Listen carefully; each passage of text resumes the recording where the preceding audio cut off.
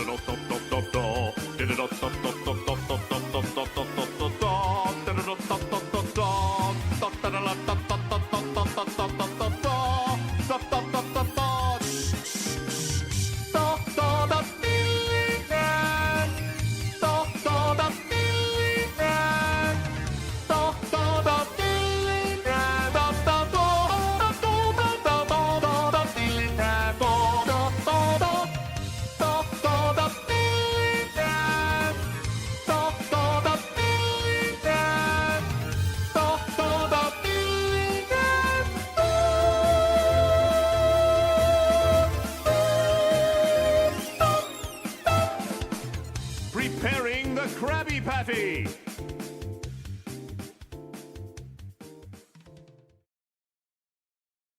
And here we are, in Microsoft Flight Simulator. But before we get too into things, congratulations MainEcho46 for being late to the stream but still first! Congratulations. So, in the Discord, over this week, I put up a poll. Where should we fly? The answer, Finland. So we are flying in Finland today. We're gonna try to do the entire Finland bush trip. For those who don't know, bush trips in Flight Simulator are a series of relatively short flights from one location to the next, usually low altitude, in a bush plane or a propeller plane. Finland, the land of the end? Yes. But basically, a bush plane is something like this you see up here.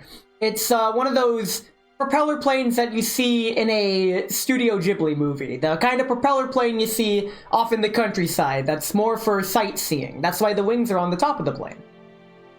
But we're gonna go and we're gonna explore Finland. Let's get right into it because I'm gonna be trying to do this entire bush trip in one stream. It is 425 nautical miles. That is that is quite the distance. It's okay, I love being on top. Well, you know, get someone who can do both. In college, I had to learn how to do both. But we now know that May is a top. You know what's also a top? Beyblade. Let her rip! Because those are literally combat tops. That's the joke. I can be funny sometimes. Now was probably not one of those times, but it's fine. Here we go. So a bush trip, I have my VFR map up here, but it doesn't show me where I am unless I click back on track, which that's what I'll do if I get lost, but I don't want to do that. I have instructions on the left of the flight plan, as well as a timer, and I will get more into this once we take off. But for now, let's just take off. Flaps down 1, give it some throttle. Can I do this, actually? Yes, I totally can. And let it go. Let's go. Okay. My initial heading's gonna be 351. Oh my god, this thing's so sensitive. Okay, so 351 is like north. And yep, let's get off the ground, raise the flaps, and here we go. And let's begin the timer. We need to begin heading 351. Take off from the Lappeenranta airport and fly north for 29 nautical miles to the town of Puumala, which lies deep in the gorgeous Finnish lakeland. Okay.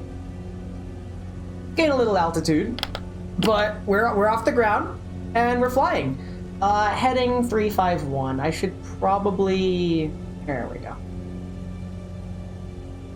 Okay, and let's drag it. So we're going to be crossing all this marshland, I believe.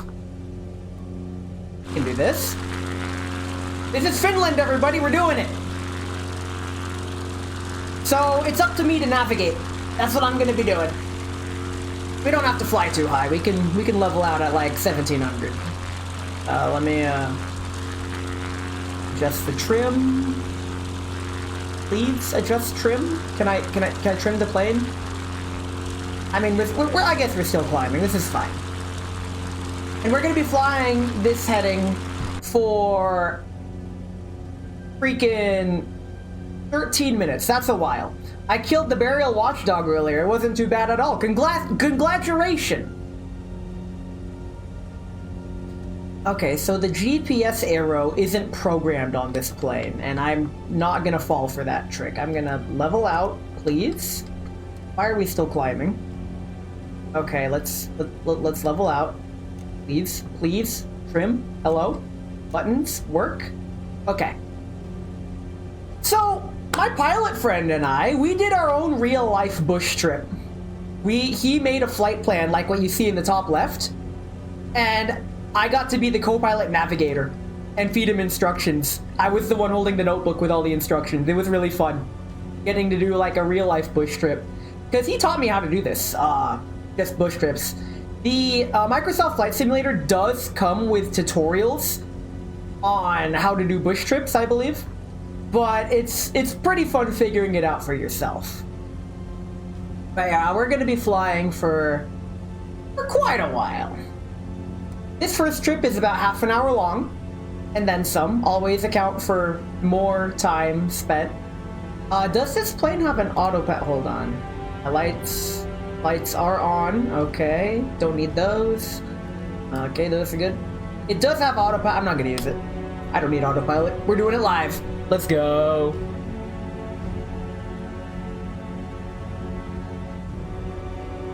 Today it's tea, as I take my hands off the controls and demonstrate why I need autopilot, blackberry citrus.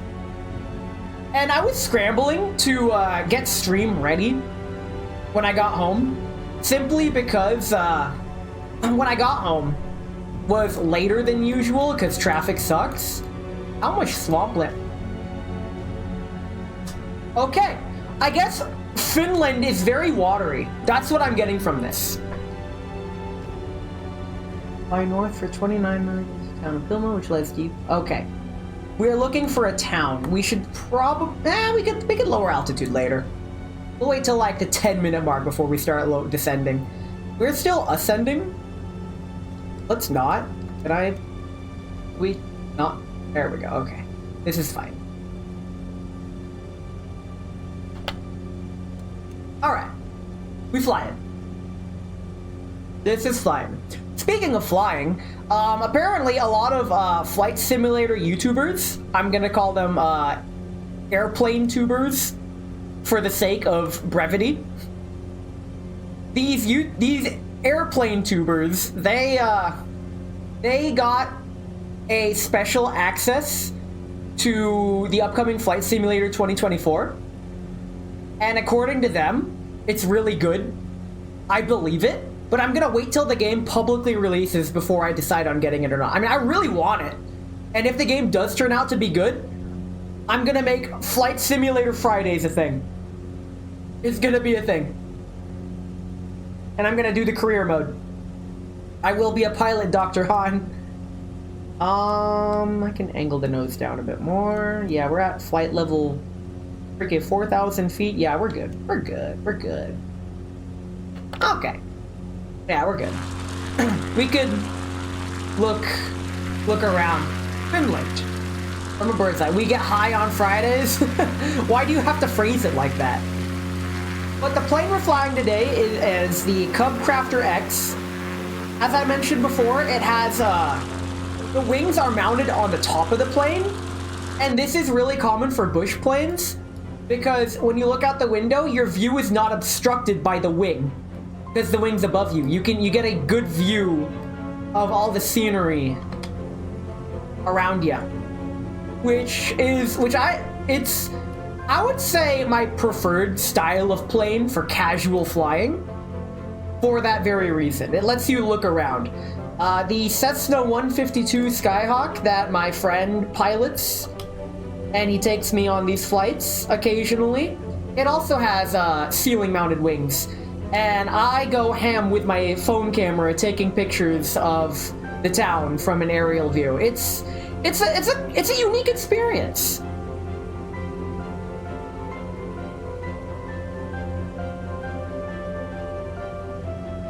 For the record, I will not be drinking for this stream. This will be a completely sober stream. I know last time I played Flight Sim, I may or may not have drank too much. That was funny, I will admit. That was I thought it was funny. I thought it was worth it.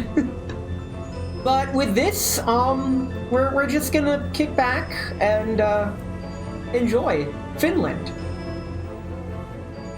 from Flight Sim. Okay, so another thing about Flight Sim 2024 is, don't harp on me for this because it's an actual thing. They've updated the graphics. And when I say that, I mean, they got, I believe it's better satellite imagery for the entire world. There's a big difference between updating the graphics in a video game and updating the graphics in literally an Earth simulation where quite literally the entire Earth is going to be rendered. Like, Finland is the inferior Scandinavian country. I wouldn't know. I don't live in Finland.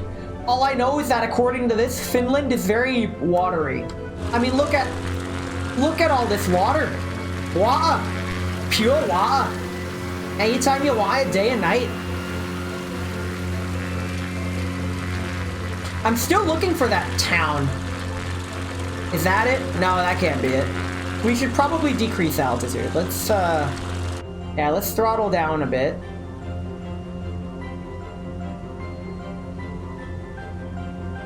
They're drowning, go help them, sheesh. No, I don't want to. Not my problem, not my job. So according to my pilot friend, you're not supposed to fly at full throttle all the time. But the reason I'm flying full throttle all the time is because one, speed racer, and two, because of the way Microsoft Flight Simulator patched in the refueling between bush trips, you no longer have the fuel load that was intended for the bush trip. So your plane is naturally slower as a result, and the estimated time of arrivals for each waypoint is accounting for your, like, max cruise speed. So it would be harder for me to navigate if I was flying with regular cruise speed.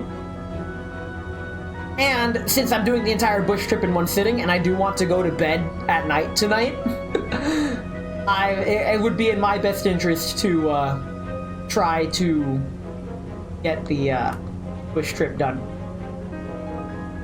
In any case, we're still on target. We're just bleeding altitude so I can better identify the town when we arrive at... We still got about 5 minutes before we're there, though. Just don't sleep. Bro, I have my race commentary tomorrow. Oh, the last race commentary we did, we have a really low budget setup because my co-commentator, or my commentary partner, he could not, he was sick and couldn't really talk. He pointed the microphone at the track to get better audio of the cars as they went by. All that did was completely fuck the audio whenever they went by and you can't understand what I'm saying. So, yeah, lesson learned, we're not doing that again. We are cursed with changing something every time we hit record. And that's just how it is. It really is. Okay, so once we find this legendary town of Puumala, we're gonna bank east, heading 3033 for another 13 minutes. This is quite the long flight. At least they're giving me long straight lines. Flight level 2,000, or rather 2,000 feet, yeah. We'll level out here. Okay, this is fine. So now let's look for that town. Is that it? We are approaching something. No, no, don't angle up, plane. No. No, trim down, there we go. I tied the trim up and trim down buttons to like previous and next on my flight stick. I know there's some pretty fancy sim rigs out there. Fancier controllers that like emulate a real aircraft. Like I know there's an Airbus specific flight stick. I contemplated getting it before remembering I tried to budget appropriately.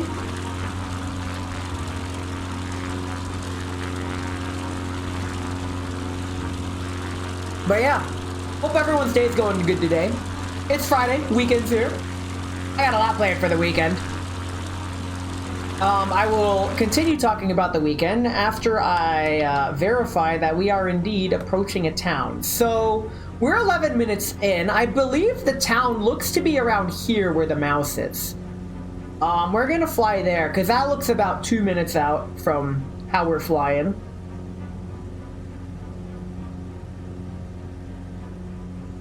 Now, you may think that we're on track because we are online with the arrow on the GPS. That's not the case. This GPS heading was just put in, and once we hit the waypoint, I think it's gonna stay there, but we're gonna have to bank right. Yeah, I don't... Unless the GPS was programmed, in which that'd be pretty cool. Anyway, I'm fairly certain that's the town. Whoops, yeah, bird's eye view. I am... yeah, I feel like we're definitely gonna... I wasn't aware of the flying mice. Neither was I. Speaking of mice that make me feel like I'm flying, my Ligma Balls body pillow came in the mail. I'll have to take a picture of it.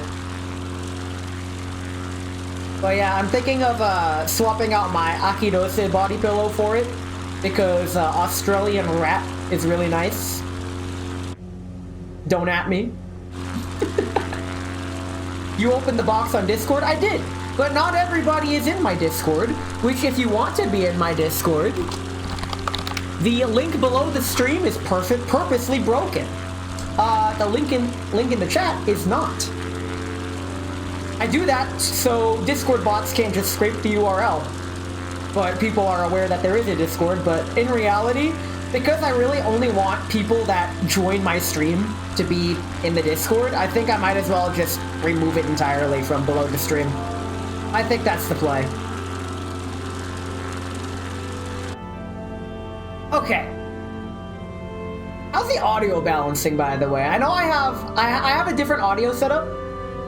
So the BGM is probably quiet or in line. Link in chat, when's Zelda getting here? That's a good question. I'm really looking forward to the new Zelda game. Anyway, this is totally the town.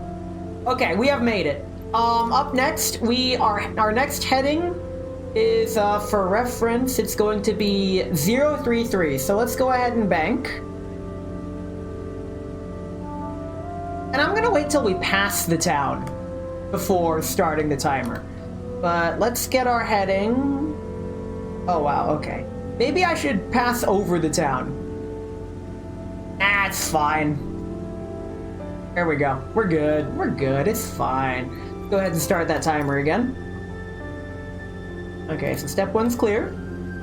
Step 2, oh wow, we're already almost done. What a flight. Okay. You could lower the music a tad? Thank you, thank you. Let me do that. How's that? Okay, so turn northeast and fly for 29 nautical miles over beautiful forests and lakes to Olavinlinna, a castle on the small island that is the northernmost stone fortress still standing in the world. That's actually pretty cool. We're going for landmarks here. Let's freaking go. Okay, so on the map, at least they plotted the line on the map as you would do in person. But once we reach a big landmass, oh, the airport's right there. Very cool. Do I know which direction the runway is facing? Will it tell me? Yes, we're going that way. Okay, very cool, but it's not gonna matter too much. Let me zoom out. Let me take care of my plane that's drifting from me. Get back on track now. Okay. Tea time. So this weekend is the Singapore Grand Prix in Formula 1. It's gonna be at 5 a.m. local time for me, and I'm gonna be waking up extra early for that.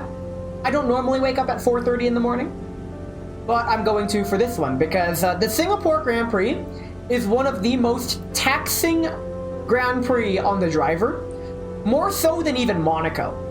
It's like Monaco but with extra steps. It is a very tight street circuit that demands 100% of the driver's focus 100% of the time in hellish conditions. The temperature gets extremely hot in the cockpit, and it's just really rough for the driver. You're crazy for that? What am I not crazy for? Many people have called me crazy, which honestly is warranted. I guess I'm crazy. But yeah, I'm not streaming tomorrow. I am streaming on Sunday. My Sunday's packed because we got the Singapore Grand Prix in the morning. Then after that, I'm hosting game night. I believe the game is Dice Throne, the game that was played with my collab with Talon a while back. And then after that is a Mother 3 endurance stream. I'm going to spend the rest of the day trying to complete Chapter 2 from start to finish. Crazy? I was crazy once. They locked me in a room with Ness. Oh. You don't want to be locked in a room with me. You might have a good time, but if you're a normal person, you most certainly will not. Okay. Oh wow, the GPS did update. Okay, that's helpful. So the GPS kindly updated to the heading. I wonder, can I be funny and,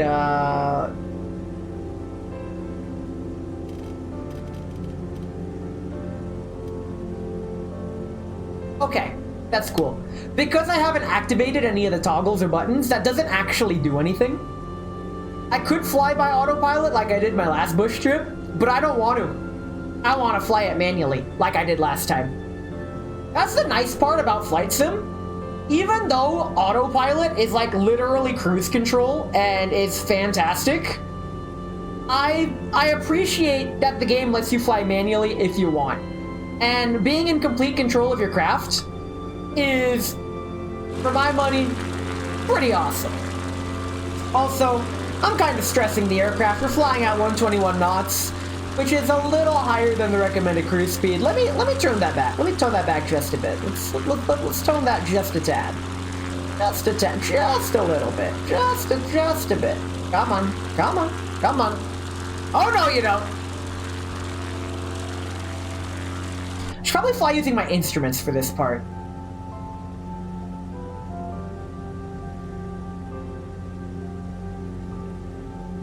And we don't need all this altitude.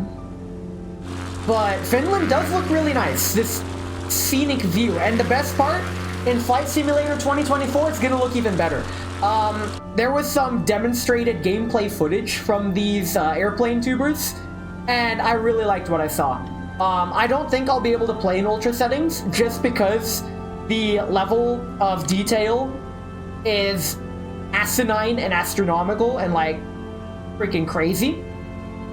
But I am looking forward to getting to play the game if the game is good, which it really should be. I mean, Microsoft Flight Simulator that I'm playing right now, it's really freaking good. Yes, it's expensive, but you're getting what you pay for. And Flight Simulator 2024 is unfortunately a $70 game at the base. There is no good argument for $70 games. However, No. There's no good argument for $70 games. I'm gonna stop myself right there.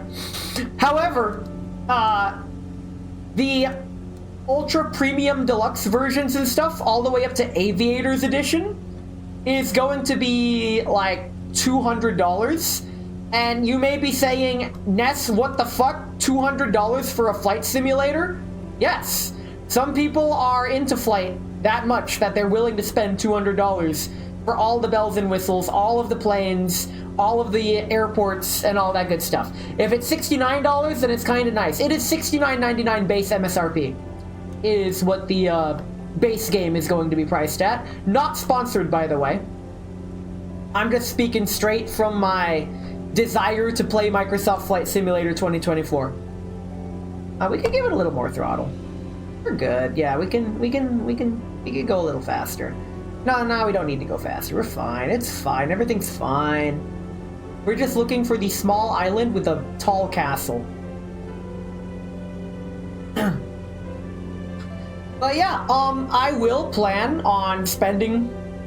I will wait for the game to come out and see if it's good. If the game isn't good at launch, then I'm not gonna get it, and I'll just continue playing this game. That's how I view things. I don't pre-order games. Don't pre-order games. Do not. That's a big problem in the gaming industry, is that people pre-order games, and this allows companies to overpromise and underdeliver. It can be argued that the game studio could use the funding to polish out the game. The reality is that by the time you're pre-ordering the game's already ready to be released, for the most part. Like, the most you're paying for is just, like, a forecast of what the studio can expect for funding. Or hype levels, I guess. If you want to fund the game still in development, that's what early access is for, and that's a risk in and of itself. But pre-ordering games, I find there is no justification for that, unless you want to be that guy that plays it the instant it becomes available, in which, if that's worth it to you, go for it. I don't think it's worth it. I like to wait until the game actually comes out, and wait till people either say, this game's really buggy, or this game's really good. The most recent example I can think of is F1 Manager 22. That game was a total shit show, and unfortunately one of my community members bought it for me as a pre-order bonus, and it was him that took the fall for that, because that game was one of the dumpster fires I've ever experienced. It was absolutely sad. I couldn't even finish a season. It was borderline unplayable, actually. And it just wasn't enjoyable when it did work. I mean, the novelty wore off extremely fast. You can only suspend your disbelief for so long. Where the heck am I going? We're not even there yet. We're still like 5 minutes out. But yeah, I've been getting promotional emails from Nintendo just because I'm signed up to their newsletter. They're like, hey, pre-order the new Zelda game. And I'm all like, no, I don't think I will. I will wait for the game to come out and check reviews to see if the game is good or bad. And if the game is good, I will buy it. If the game is bad, I will not buy it. Simple as. That's another thing I really like, is user reviews. Like, you can tell if a YouTuber is sponsored or if they're being genuine about something. I mean, okay, you can kind of tell. Okay, you can tell if a streamer is genuine about something, or if they're being sponsored. But isn't that opinions at that point? The whole point of a review is an opinion. Every review is an opinion. Like, yes, you could include facts, but most reviews boil down to opinion. For example, a game can be a completely broken and buggy mess, but if it's the most fun, broken, buggy mess you've ever experienced, you'd give the game a really high rating. However, if the game was a big, broken, buggy mess, and it is not operating as advertised, but it's fun, you could give the game a low rating because it's not what's advertised, it's not what you expected, and you didn't enjoy it. Simple as. The whole point for game reviews are subjective, and that's why I get my reviews from different sources. I actively avoid IGN. I only look at IGN if I'm having a drink and I'm in the mood for a laugh. That's literally the only time I look at IGN. Otherwise, I straight up boycott IGN. I do not look at their stuff.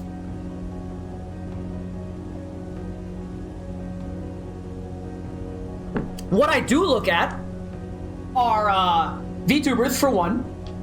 because I found VTubers, or rather indie VTubers, to be very genuine about what they talk about. Even if I don't like them, they're still genuine, and I can appreciate that.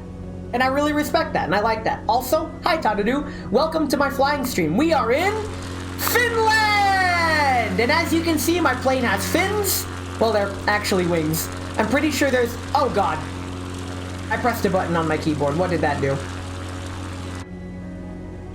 Why am I banking? Did I not unbind everything from my... Excuse me? Can I not? I'll have to check the keybinds after this flight. But, yeah, that sent me for a loop. We're in Finland. Finland? Ooh, why is my plane suddenly... What is wrong? Also, where's the castle? We're almost there. We're almost to the castle. Pretty sure... Oh, hey, look, there's something over here. Let's go see what's over here.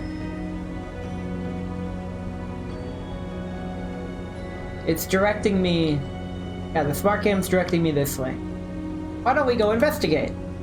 Oh, wait! Is that the castle? Right there? Like, this big thing in the distance here. It's probably hard to see on the screen, but we're gonna get closer. It looks to be a minute out. I think this might be it.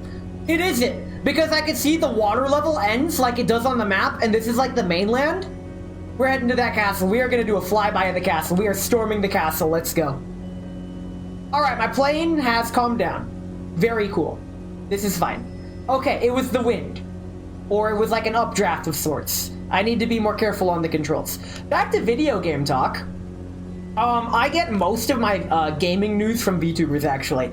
If I want to know how a game plays, I will watch a VTuber stream of it. For example, Crony playing Frostpunk 2. I am interested in that game. Seeing her play it, it looked like she was enjoying it. She was being crony about it, and I really liked that. I watched her first Frostpunk playthrough, which is why I got Frostpunk and installed it when it was given to me from Humble Monthly. But that's besides the point. I feel like streamers and VTubers especially are really good reference points for games you want to look into. Because you can get their first impressions and decide from their gameplay impressions, whether or not you want the game. You can't always trust a paid review. So if a gamer, streamer, or VTuber is playing a game because they want to, then you know their feelings for it are genuine. If it's a sponsored stream, I always take it with a grain of salt because sometimes you're not exactly allowed to say what you want to say about the game. But you can kind of glean from them if they're enjoying themselves or not. Also, we found the castle. I'm gonna stop the timer and go that. And then our next destination, we're gonna be heading like almost due north, heading 003 at the airport. Good. Okay. But before that, why don't we take a moment to appreciate this castle here? This is according to this here, this is the northernmost stone fortress still standing in the world. Some say that the French have brutally tormented King Arthur and his knights and his coconuts at this very castle. I expected a castle visit. We're gonna swoop in and we're gonna say hi. Check it out. It's castle time. I haven't moved my king. I haven't moved my rook. The spaces between them. It's castle time. I have the right to castle. Castle Crashers, let's go! That was a fun game. I spent many nights at my cousin's house on his local co-op on his Xbox 360. We just played Castle Crashers the whole time. I was the blue guy, and we got to... I grinded the shit out of him. I got him to like level 70 something, which is just asinine. And yeah, it was fun. Xbox 360, what? Why are you faunaing in my chat? For what purpose? Also, I should probably... No, we're good, we're good. Yeah, here's the castle. Let's just get nice and close. You love the 360? I love the Power Glove. Because I want to... Okay, very cool. Understandable, have a great day. So, because no one's complained about the volume levels, I'm assuming the volume levels are okay. Audio levels are very difficult to manage in stream. Anyone who's streamed can attest to this. Like, it's like the unsung quality of live streams, as Raz mentioned, like, if you have a good video quality, that's fine. But if your audio quality is garbanzo beans, it's really gonna put people away from the stream. Also, it's Hogwarts. We found Hogwarts. Alright. Here we go. We now have to head north. Whoops. Not that far. There we go. Let's get back up to altitude. Don't want to be flying too low. Start this. We will be at the airport in about 2 minutes, actually. Let's head on back up to 1,000 feet. And smack the rudder pedal because I don't know what I'm doing. 1,500. Let's see. Oh, okay. So it's going to be near those bodies of water off in the distance. Oh, okay. I think I actually see it. Why don't we come in this way and approach the airport from the angle that the airport's probably located in? I think I see the airport from here, yeah. Okay. 1,000 feet, the feet bros are gonna enjoy this. Oh, wait till we get to the... Wait, oh, there's gonna be a lot more feet, don't worry. Yeah, if you're a foot bro, just be a pilot. Everything's measured in feet. Like, that's just how it is in aviation. But yeah, I believe there's the airport.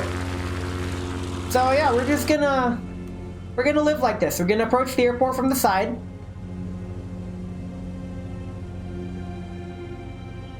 I believe it is... Yeah, there it is. There it is, okay. Okay, we're gonna establish a nice approach, and we're gonna go in for a hopefully good landing. Hopefully. One can only hope. Yep, airport is clear as day. This is going to be a good landing, hopefully. Everybody please strap in, buckle your seatbelts. Because we're about to complete our first leg of the bush trip. Keep it at 1,300 feet. This is fine. This is fine. I believe when you're on approach like this, you're supposed to drop the flaps a bit and lower airspeed. I will do that once I am aligned with the runway. Just kidding. I'm going to do that now. So let's throttle down, angle up just a bit, and when my airspeed reaches about 70, I will give it a bit of flap. There we go. That way I don't damage the plane. A little bit of throttle, and let's bank left. Gonna be coming in for landing. Make it a good one.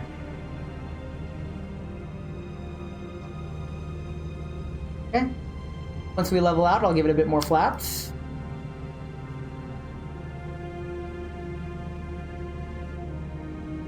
We can level out a bit here.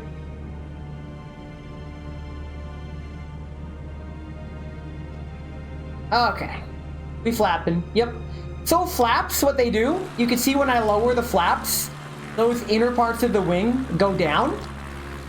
That is to help the plane gain lift at lower speeds. It also increases air resistance to help slow the plane down.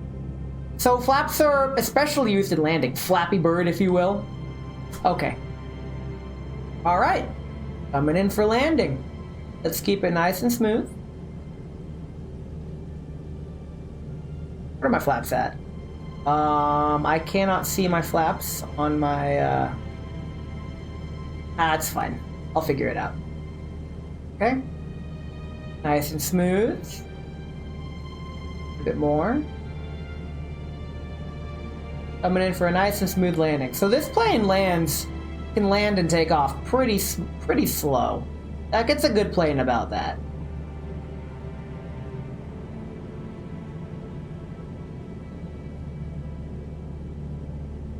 Alright, I'm a little bit too far to the left. Let's make a slight correction. According to the lights on the side of the runway, I am too high. We could afford to lower altitude just a bit. Finland is really plain. Yes. We're about to find out how plain it is when we come and land this thing. So, I was talking to Jover VT after I rated him. Well, on his stream, talking about how to land a plane, and he's like, he has like 4,000 flight hours, so he has a lot of experience with takeoffs and landings. The whole point is to just practice, like focus on getting the plane on the ground first of all. Okay, we're on the glide slope. That's good. Those lights to the left of the runway, those are your glide slope indicator lights. Okay, we're good. We're totally good. Let's land this thing. Ooh, nice and big runway too. Okay, coming in. Easy. Oh, I bounced. It's fine. It's fine. It's fine. It's fine. Okay. Lift the flaps because when you land, okay, when you land, you don't want to. Whoop. Okay, we're good. Very cool. So when you land the plane, it's good practice to raise your flaps, because as I explained earlier, the flaps help generate lift at low speeds. And when they're generating lift, it's basically making the plane lighter and making it harder for you to slow down using your brakes. So by essentially returning the flaps, it returns the plane back to its, I guess, normal weight in terms of gravitational force versus lift force. Still can't believe Ness actually lifts. I am totally generating lift. Let us continue flying. Okay, up next, where are we heading? Load, please. Thank you. Okay.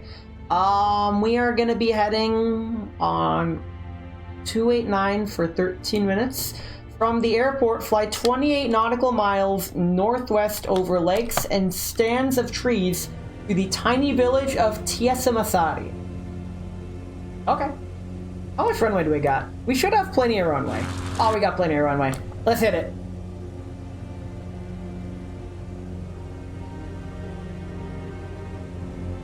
Okay. Easy. Easy.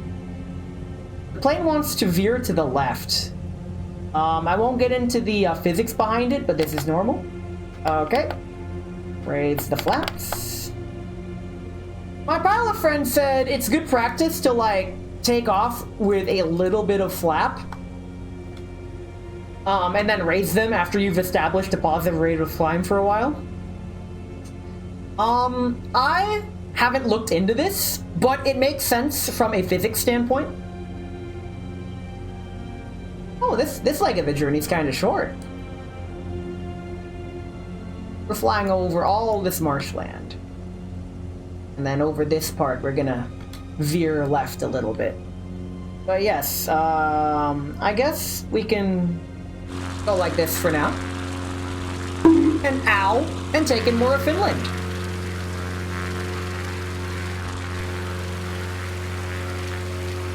So I'll admit, I haven't really seen most of the world outside of whatever my PSI Teleport Alpha lets me take me. Teleport Beta is just a little bit above my pay grade. Just a little bit, just a little bit. But we don't need to fly too high. We can enjoy the sights like this. And oh sweet, my trim is still adjusted. Fuck yeah. So your trim, you may see my trim. Oh, you can't see it, I'm covering it. But the trim is what keeps the plane level.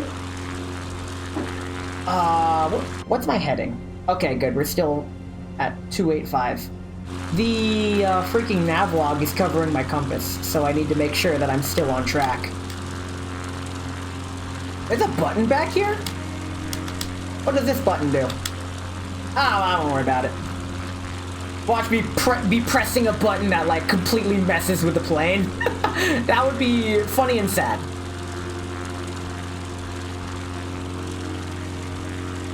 What was I talking about? It's the eject button? Oh, God! Now, I don't even think this plane has an eject feature, actually. I believe that the canopy up top, like this here, the skyline, helps you, like, view stuff. Yeah, fully rendered cockpit. Hey, it's the passenger seat. This is where you are. Oh, you can control these too? Dang, that's, actually, is the passenger seat rendered? Can I do that?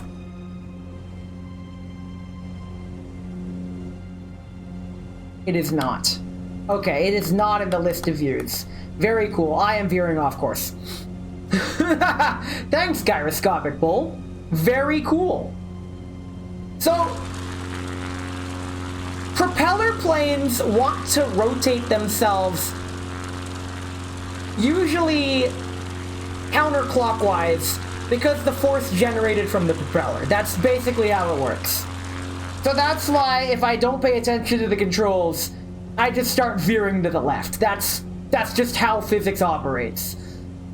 You can mitigate this by taking your yaw, your vertical stabilizer, and angle it very slightly to the right, as I am doing now. And if I let go, the plane will shake a little bit. But yeah, if I just really yank on it like this, it really messes with the plane, and I really shouldn't do that to demonstrate. My pilot friend actually did that to demonstrate, like how sensitive rudder controls are in an aircraft, and it has a huge impact on the stability of the plane. Where am I headed? I was off course. Very cool. Let's get back on course, shall we? We are heading 289. Why don't we head like 284? 283, yeah, there we go. Yep, over this, I'm gonna call it a marshland.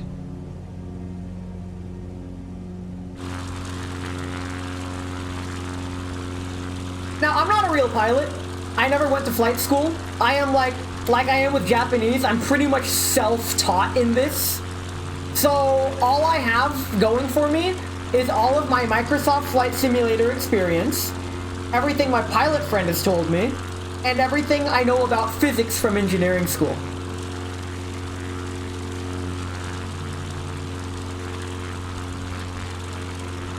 And honestly, I think it's doing me pretty good. It's also proof that you don't need... Are ya flying, son? Yes, I am. It's proof that you don't need, like, advanced physics knowledge or aviation knowledge to enjoy a game like Flight Simulator. This game actually makes it very approachable to fly. Like anything. You don't need to know all of the instruments in an aircraft. You can play this game with a freaking Xbox controller. That's what my pilot friend did before he got his flight stick. And, yeah, if you're interested in airplanes and aviation, this game is a no-brainer. Like, easy clap. But yeah, Cor, welcome in. We're flying in Finland. Ooh! There's one of those, wind generator turbines. That's nice. That's cool. You get to fly near, like... I've driven near these wind turbines in real life. They're really tall and really fascinating. I really like how wind energy works. When I was in school, back in high school, as part of the science class, we had to do like a individual project on alternative energies. And you were assigned groups, and each group had their own alternative energy that they had to do research on. I got wind energy. I got the easy one. Some people got like freaking nuclear energy. And honestly, for my money, my favorite renewable energy sources are wind energy and solar energy. I know they aren't very efficient, but they're like so passive and always there usually that it's like, why aren't we using this more? Seriously. When the drunk Karen starts acting up, when do we get to the final boss? I believe the final boss of Flight Simulator is actually doing one of the insane flight challenges. Like, they have a freaking around-the-world flight in a freaking 19th century, 20th century aircraft or whatever. I'll look it up after this whole bush trip if I remember. But you have to, like, take a plane that is, like, primitive technology by today's standards and quite literally fly it around the world. It is a 33-hour flight. I don't know how I would do it without tassing it, honestly. I might do it as a punishment. Yeah, there is like a really long flight I could try as like a So I learned what happens when a rainbow misbehaves. They go to prison. It's a light sentence, but it gives them time to reflect. God damn it, Car! That was like a freaking combo punch, damn it! Okay. Okay. I could ruin it. Hey, was that a Niji Sanji reference? Combo breaker! Very nice. I'm hungry. Can I eat core? With his consent, sure, I guess. I don't know what y'all are into. Oh yeah, I'm gonna, today's stream is gonna be a long one. I'm planning on doing the entire 3.5-hour bush trip, but 3.5 hours is like ideal conditions. It's likely gonna take me 4.5 hours, all things considered. So today's stream is gonna be a long one. I will be taking a break at certain points, like once we land the plane. If I feel like a break is warranted, I will take a break. But until then, yeah, I can do like another leg or two before we take a break. Fat post stream? Yes. Sunday stream is also going to be a fat post stream in terms of length. Get back on track. Heading 289. That's 290, close enough. We've been going for about 9 minutes. We still got 5 minutes. From, and stands of trees to the tiny village of Tiamasari. Tiny village. That's gonna be hard. Hey, thanks for the hydrate. Let me finish this cup of tea.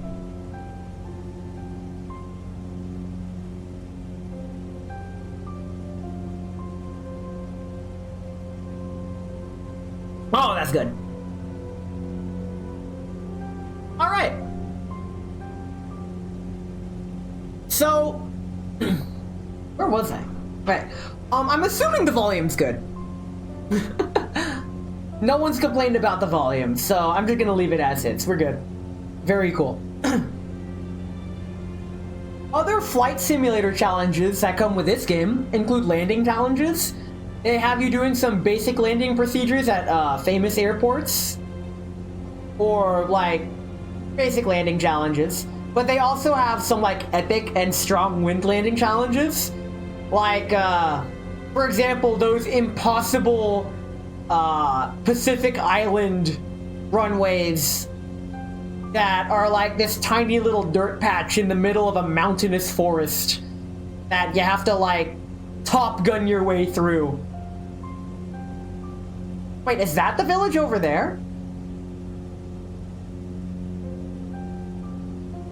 Because the smart cam's directing me to it. Thank you, smart cam. Let's head back on track for now. Yeah, we don't need to veer off course just yet. We just need to look for the village. It's this tiny village of Tiamasari. But honestly, if we're getting this close, Sunday's stream is going to be a long one as well. I plan on doing all of Mother 3 Chapter 2. Chapter 2 isn't that long, but it's, I'm starting the stream early enough in the day that I feel like I could comfortably get through the whole thing. Next week's schedule is going to be lighter. I'm probably going to only stream on Wednesday and Saturday. But I will be hosting a Discord event on Friday, which I will be posting later this weekend. So you could look forward to that. I guess to balance things out, I did, I remember Microsoft Flight Sim was used as a form of cyberbullying. Bullies would crash jets into the houses of their victims. I mean, I don't mean to brag, but I crash planes into my house all the freaking time. That's literally the equivalent of like printing out someone's face and putting it on a punching bag. Like, cool, I guess. You do you. I'm okay.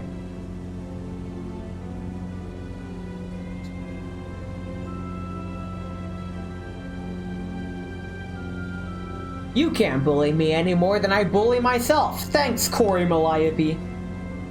Okay, we are entering that funny business area. I'm pretty sure... Why is SmartCam pointing me over here? That's what I'm curious about. What is it over here that SmartCam likes me to look at? Because I'm pretty sure the village we're looking for is right here. You can't see it. There we go. Right here. Oops. Wrong button. I'm not used to swapping cameras because I almost exclusively fly using the cockpit camera. That's just how I operate. It's a simulator. It's fun. I like it this way. I mean, there I go breaking Twitch TOS by having fun on stream. Okay, so we should be there.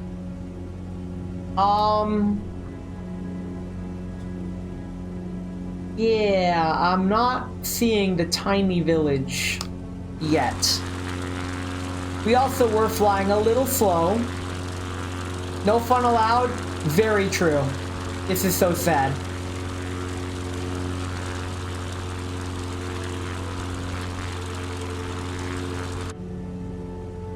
Land at the Varkaus Airport, which lies at the northern edge of the lake. Well, gee, where's the lake? Wait, is that the... It's probably smart camming to the airport. Yeah, this is the village that I'm heading to now. We're gonna go to the village. We got this. I was right all along. No fat allowed? Understandable. In America, everything's fat. It always fascinates me when non-Americans come to American and then they're like, wow, the portion sizes are huge! What people don't realize is that you're given 2 meals for the price of 2. And if you eat both of those meals, that is how you become true American-sized. I get my money's worth because I eat half the food, and then I just take the other half home with me. GG easy. Like every day, after every race weekend, my race friends and I, we all go out to eat at a restaurant. We're like regulars there every other Saturday. And I always get a to-go box, and they don't. And they always comment, wow, Ness, you're like tiny. How come you quit racing in the league? And I'm all like, because I'm a commentator now. That's one of the reasons. Ness has friends? They're more like acquaintances. They know me, they like my company, we play chess. We yap after each race. Here it is. The tiny village of Tiamasari. Okay. Up next, we now bank heading 257.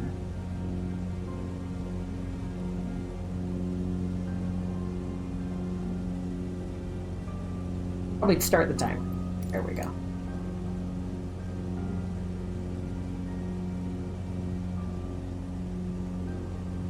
There we go. 256, 257, close enough.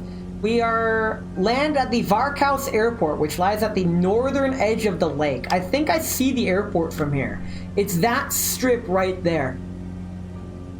It's incredible how visible airports can be from the sky, which, you know, that's a good thing. Alright, let's line up with the runway by going this way, and then banking left and lining up with the runway that way. And once I do that, I think I will be taking a quick break to pour myself some more tea. Or actually, yeah, I'm gonna take a quick break so I can stuff my face, pour more tea, etc. I don't remember the last time I had a friend over or went out with people other than family. Okay. Is it like... That's gonna be me. Honestly, that's gonna be me in a couple of years. Because I still live near my family, but all that will change. Okay, so we're going to be flying for about 3 minutes. I see the airport. So we're just going to take it nice and easy. Yep. Don't lose sight of the airport. I mean, it's kind of hard not to. Can actually minimize this. Yep. Alright. Approach it like this.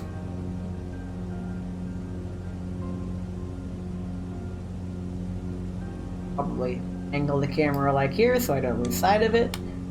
As I press the reset camera button, the airport's right here.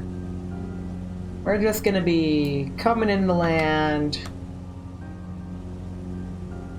soon. TM. Getting blocked by the pillar. Okay. I think now is a good time to start banking. As we start to bleed off our airspeed. Get that airspeed down to about 70 knots before I can deploy the flaps. The reason I do that is because if you look at my airspeed indicator, there's that white bar near 70. A lot of propeller planes, in fact most modern propeller planes, they have that white bar there. What that white bar signifies is your flap speed. Like, by flying at this speed, you could have the flaps down and not risk damaging the flaps from excessive air resistance. I saw the runway. Where did it go?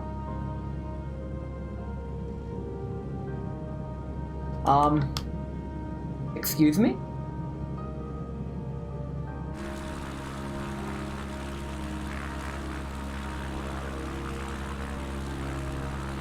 Am I not aligned? We might have to do a go around. I might have misinterpreted the runway direction. Yeah, if I misinterpreted the runway direction, we'll just do a go around.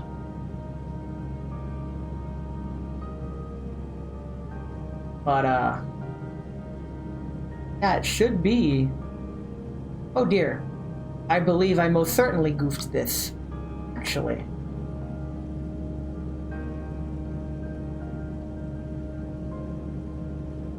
Unless... Yeah, because it's at the north end.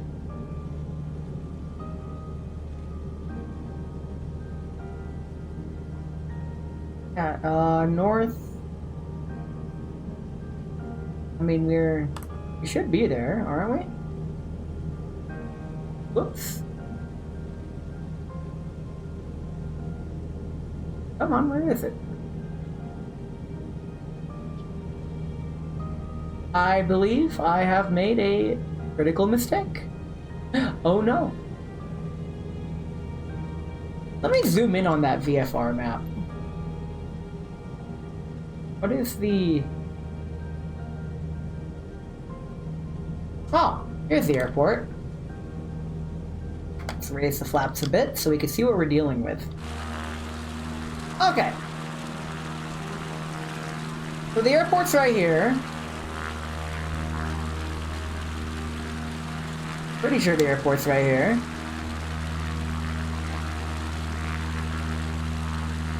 Oh, that's the strip? Really? That doesn't look like an airport strip. That looks like a road. Oh. It is a road. The airport's way over there. Very cool. Okay. Okay, that makes more sense. Okay. Let's come in for landing this way. Okay, tone down the speed just a bit. I am really low, actually. That may be a problem. Yeah, I'm coming in really low. Alright, I guess I'll just have to, like, coax it down. Understandable, have a great day. Alright, at least we found the runway, and that runway is very long. Very helpful, actually.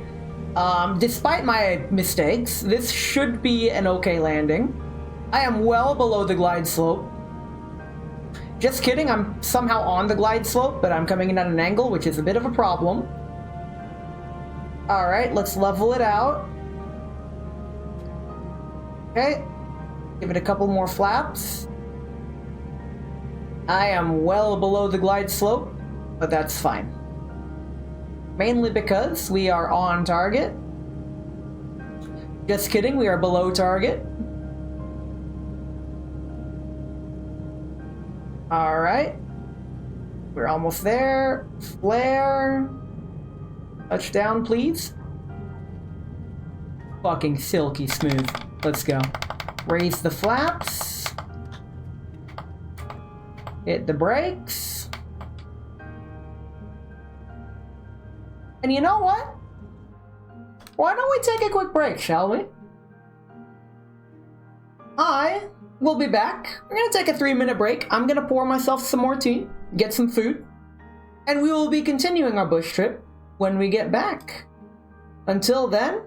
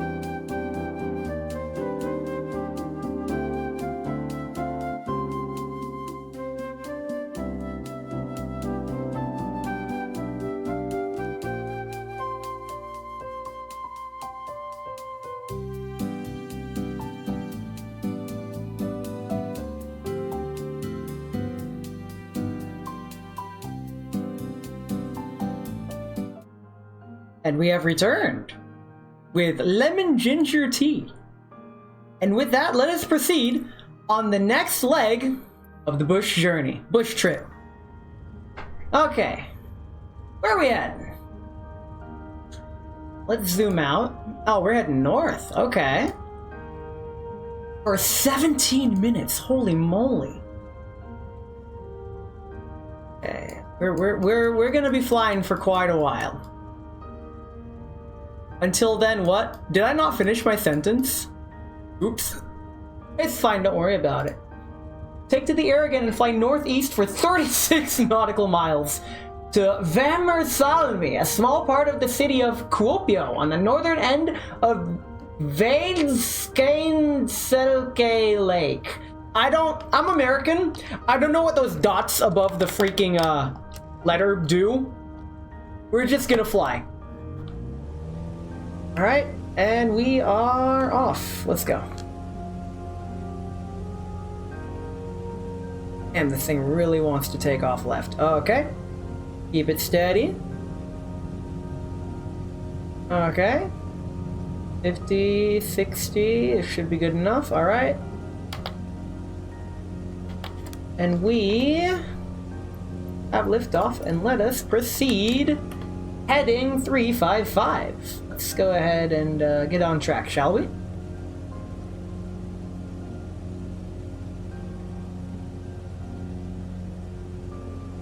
Alright, reach a nice flight level of...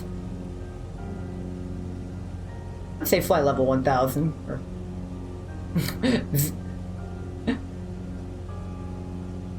1,000 feet, should I say.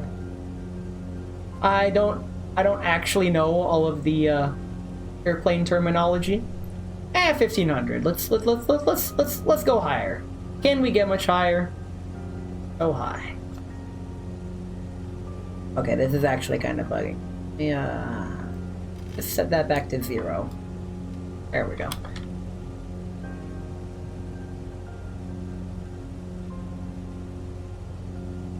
Nine, 8, 7, 6, 5. Okay, we are on course. And we are almost at our...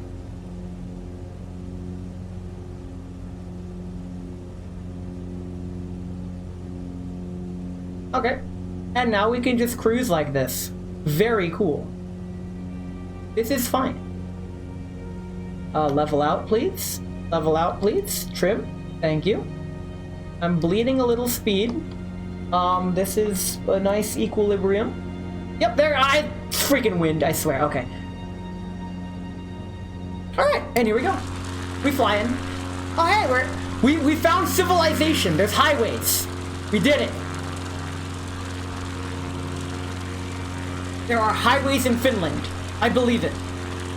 The reason is because apparently freaking Finland is the home of, like, all of the best race car drivers in the world.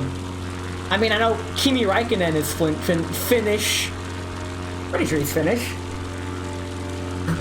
The Flying Finn is a common nickname for very fast race car drivers who are Finnish, which, you know, the pun is not lost on me.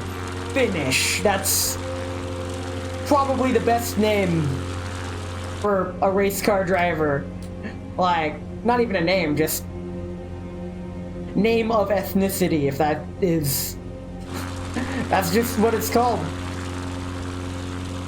So when VFR flying, or basically flying visually using landmarks and manual navigation as reference, highways are your friend. Highways are incredible. You can just follow a highway to wherever you want to go. That's actually how I navigate my own state in this game, is using its highway system. Because I know where I'm at, and I know where I'm going. Not in this game, though. I'm in Finland. I don't know where any of this bus stuff is. However...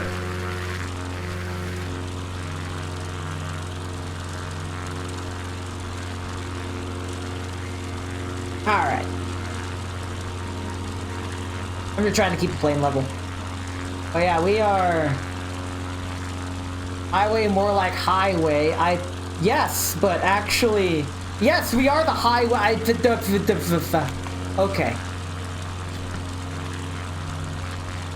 Wait, I'm pretty sure whenever I do that, it hits the rudder. Okay. I should actually check that.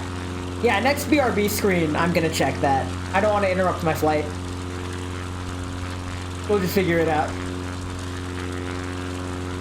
It's fine. Figure out what freaking numpad 0 does. Because you could search controls by input. I'm gonna be flying a while, so we're just gonna keep it on the header screen like this. We're good. Let's look at the towns, shall we?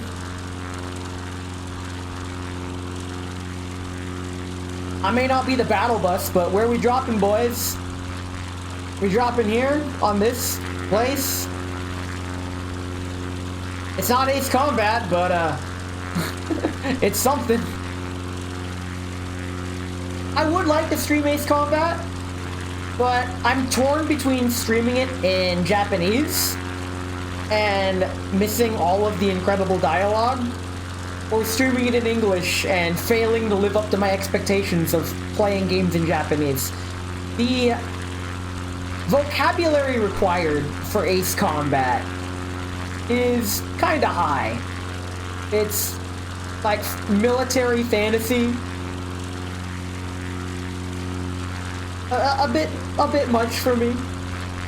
I would like to do a hard mode playthrough, and streaming it would definitely give me an excuse to do it. Ace Combat 7 with a flight stick and in first-person view is incredible. I loved it.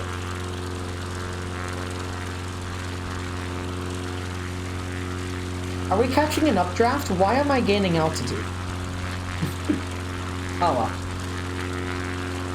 But yes, we are exploring Finland. I will admit, I know like nothing about the world when it comes to other countries and their nature and what they look like. But this is actually pretty green and pretty cool. Is it just me or is the forest flickering? Thanks, Microsoft. I think I'm at like that transition altitude where it can't decide if it wants to use like a certain low quality render of the trees. Ah, well. What if I do this? Whoop. Yeah, what if I do this? Okay, that solves the flickering issue.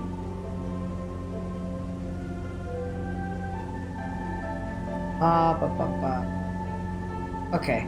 Steady flight level, we did it. So the trim on the airplane is, it's usually a tiny little flap on the back of the plane. Let's see if we can find it. I think it's this thing right here. You could barely see it.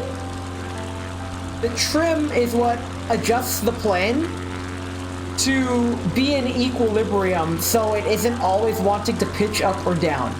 If you try to fly without any trim setting, you will you'll quickly notice that based on your airspeed and a whole bunch of other factors, the plane is going to want to either pitch up or pitch down against your will. And it's really annoying to have to constantly hold the joystick or yoke in whatever direction to counteract this. So the trim, you set it, and you generally have to always like manually adjust it as you're flying. Modern airliners have auto trim, which is a lifesaver, and it keeps the plane level, and so you don't have to keep messing with the controls. For example, this whole time I've been talking, I haven't touched any of the controls. This is why the plane is starting to veer ever so slightly to the left. I swear to God. I haven't touched anything. Alright, now I'm touching it. So your yoke actually is rendered. Because you can see the trim right here. If I like, you could see the game takes my inputs. That's how sensitive the rudder pedals are. Oh my God, I shouldn't have done that. But that was a demonstration. If for whatever reason the flight controls are in the way visually of what you need to see, I'm not sure if you can do it in this plane, but if you click near the base of wherever the controls are, you could toggle the visibility of the yoke to make it so that you could access the instrument panels behind it. I'm pretty sure the Boeing planes definitely have that feature. Man's playing one of those auto battle gotcha games. Listen, this is a flight simulator. Fun fact, commercial airline pilots, they generally have to only master the takeoff and landing and the use of the onboard computer. They almost never have to manually fly the plane like I did last stream. Because the onboard flight computer takes care of almost everything. You're on autopilot for 99% of the trip. The pilot takes care of the taxiing, the takeoff, and the final part of the landing. The part I haven't learned how to program is the ILS glide slope. The plane literally captures the ILS glide slope, and the plane quite literally lands itself. The pilot just has to disable autopilot at the last second to handle touchdown. But the pilot also has to be prepared to take control of the aircraft at any moment. This is not to discredit what pilots do. iOS is this Apple. I said ILS, damn it. But yes, Instrument Landing System. That's what ILS stands for. The plane lands using its instruments. Meaning you could literally black out the windows and land using that instrument landing system. It's used with commercial airlines, as well as pilots with ILS capabilities in their craft for low visibility conditions. By the way, I'm eating. Hope you don't mind. I didn't really get a chance to eat today. Well, I mean, I did. But how long have we been flying? Okay, good. We are not quite there yet. I know that the time says 17 minutes. I'll have to check where we are at this, like, river bend here. Oh, yeah. Let me check my heading. Okay, heading 355, routing 354. This is okay. We could bank a little bit more to the right.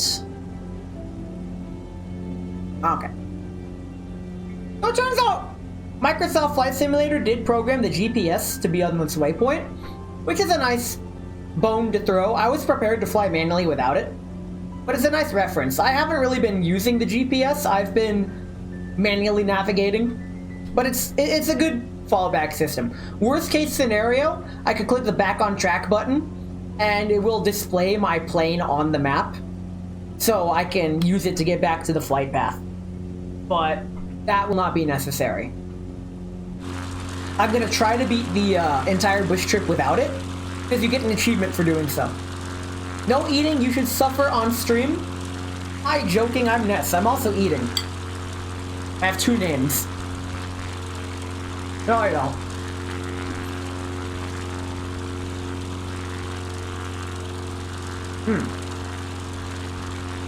Oh yeah, this is Finland. Hope you like it. I like it. It's very green. I don't know what I was expecting, but it wasn't this. But this isn't bad. I actually quite like this. You have names, therefore you exist? No. There are names of things that don't exist. I could continue that joke, but I won't. I would on Discord, but not on Twitch.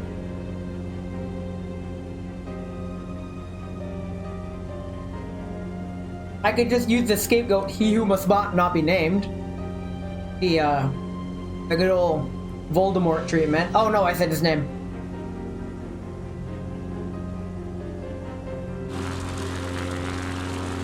Why? Why do you insist on banking to the left? Right. I believe I am slightly dyslexic with left and rights. For some reason, I instinctively never get it right or left. Which is kind of a problem when I'm rallying and my co-driver is giving me a bunch of calls, and if I get the wrong direction, I'm just headed off a cliff into a tree or worse. But you know, kind of bad.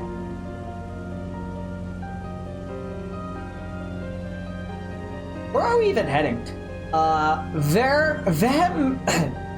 Vemersalmi, a small part of the city of Kuopio on the northern end of Velskänselkä Lake. Well, It's kind of hard to tell what a lake is when there's like nothing but bodies of water. Oh, hey, look, a lake. We found one.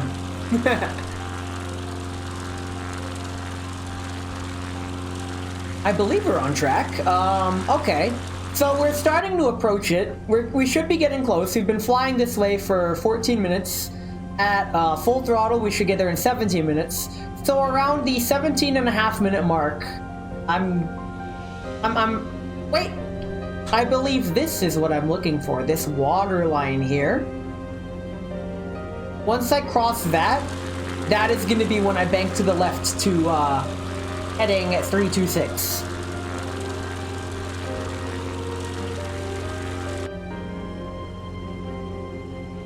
Speaking of banking, no, this is fine. Aim the next step. Aim the X-Cub's nose to the northwest and land at the Kuopio airport. I guess we're aiming these planes. Speaking of aiming, the Olympic air guns, the air guns they used at the Olympics, I'm actually curious about those now. Like, I actually looked it up, and it turns out, apparently, it is a very affordable way to get into, like, accuracy shooting, and it's far cheaper than a real gun. Like a firearm gun. It's still a lethal weapon, don't by any means, but it's, I guess, a lot more, it's very accurate.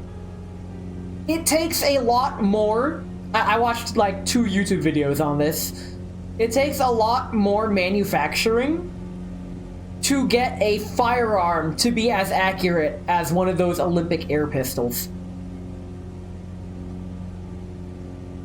And I'm fascinated by them. I don't necessarily want one, per se, but I would like to try one someday. I've never really shot any firearms. I know that my cousin and uncle, they had this old air pistol thing, like a little air gun. It was smoothbore and not very powerful.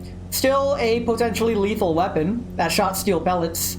And I shot that at empty cans in the backyard. That was very fun. Can't really do that here. I don't want to hit any stray pets. I will not be responsible for that. But I've never I'm one of the Americans that has never fired a gun before. Alright, where's that? Okay, so this here is most definitely the, that crossing that I need to cross before I bank to, 326. Then it bounced to the neighbor's house. Oops. Oh dear. Yeah, no.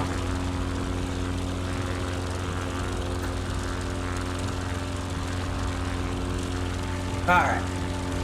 There's the plane wanting to bank itself again. I blame the wind.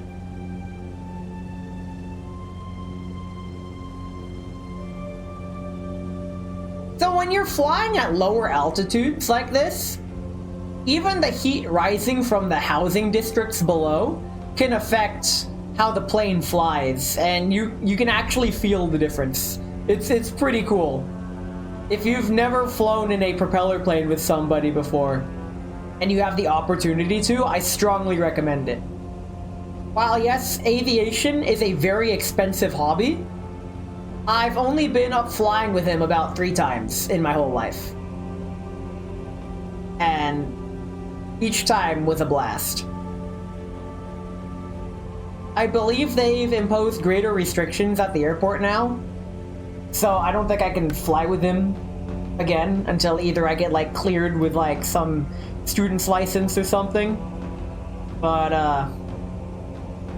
if the opportunity arose again, I'd definitely take it.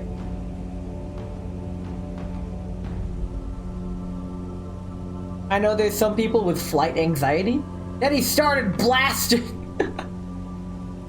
There's some people with flight anxiety, and while I can't relate to it, I can understand where they're coming from. Like, some people are deathly afraid of flying, which is understandable because from an evolutionary standpoint, humans are not meant to fly. That's just how it is. Like, we don't have wings, but we can make wings, and we can fly. There are always risks involved with flight. It's not Perfect. Humans can fly? Yes, I'm doing it right now. We're flying.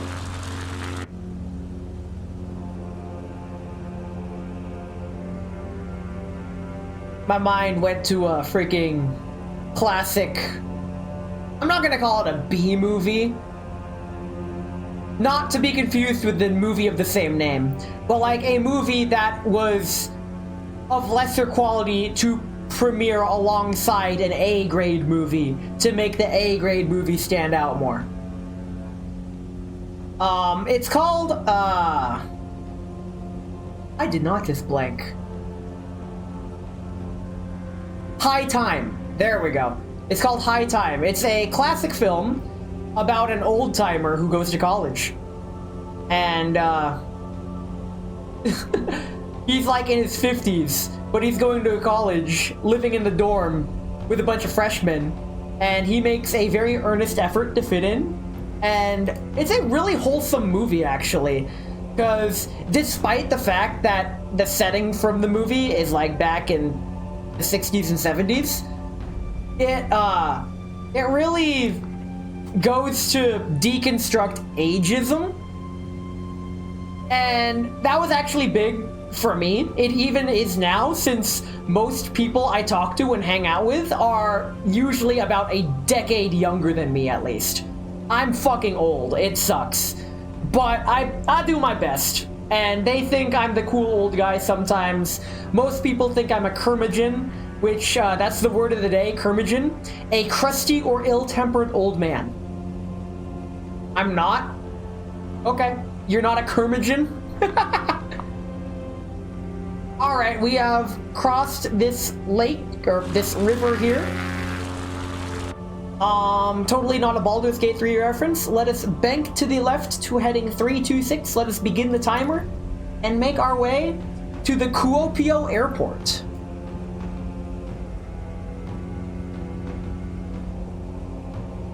Oh my god, this airport code is literally a fuck you. Okay. Very cool. A decade age difference. You don't know that. It has been speculated my age is between 1 and 99. I can neither confirm nor deny that. Oh. Perfect. The runway is literally in line with the freaking flight path. Very cool. This is fine. Yep. We are in line. Let's do this, and let's just fly. We're flying. We got this. We're good. I can fly airplane. I know what I'm doing. I think I know what I'm doing. I might know what I'm doing. I'm gonna pretend to know what I'm doing. I'm at least 3. Is that in cat years? I never understood the whole cat years and dog years thing. I don't know if it's because I'm too autistic to believe in a system like that. It was never properly explained to me growing up. But, how I view it, it is a way to gauge how old an animal is by relating them to human years. And it never made sense to me, because human lifespans and dog lifespans aren't linearly related. Like, a cat does not age the same way as a human. Like, a human takes, like, the first 7th of its life, or more, to become, like, a full functioning adult. Whereas a cat takes, like, a year of its life and bam, it's already hunting mice. Like, even before then. Which is like, I guess, 1/10 to 1/15 of its life. So, the ratios don't match. To convert cat age to an equivalent human age, an accepted method is to add 15 years to the first year of life, then add 10 years for the second year of life. After that, add 4 years for every cat year. What? I think it's easier to judge the cat's age based on its own lifespan using time. Like, a cat's expected lifespan is about 12 to 15 years, I believe. So, if a cat is 10 years old, that's a kind of old cat. If the cat's 12 years old, That is a very old cat. If it's 15 years old, that is an ancient cat, and you should be taking really good care of it, making sure it's very comfortable, because holy moly. If the cat's 2 years old, that is a very young cat. It never made sense to me, the cat years and dog years thing. I've never been on board with it. Where am I going? Oh, right. This whole time I actually haven't needed to adjust my trim at all. I have my trim set. This is wonderful. I got my cruise speed set, and my trim is set. And we're just gonna enjoy Finland. I almost forgot what country we're playing before I realized it's literally in the title of the stream. We're approaching bodies of water. How long have we been going? 4 minutes? Yeah, we're halfway there. Can we see the airport from here? I don't think we can. Is it that thing right there at the tip of my mouse? It might be. Not sure.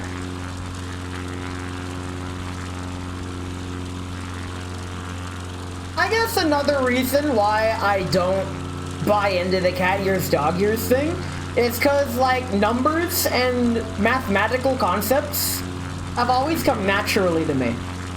And it took me many years of my life to realize it does not come naturally to most people. So it's just something I'll never be able to relate to, because I've never had that mental block, I guess.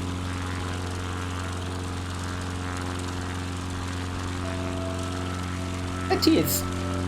Yeah, my teeth definitely done steeping. Holy crap. Whoops. Tea time. Oh, that's some good stuff. Alright. I should probably be gearing up. Well, gear down. This plane's landing gear's already down. Wait, what do you mean is that the airport? Are we near the airport already? It hasn't even been. Yeah, it hasn't even been 7 minutes. What the heck?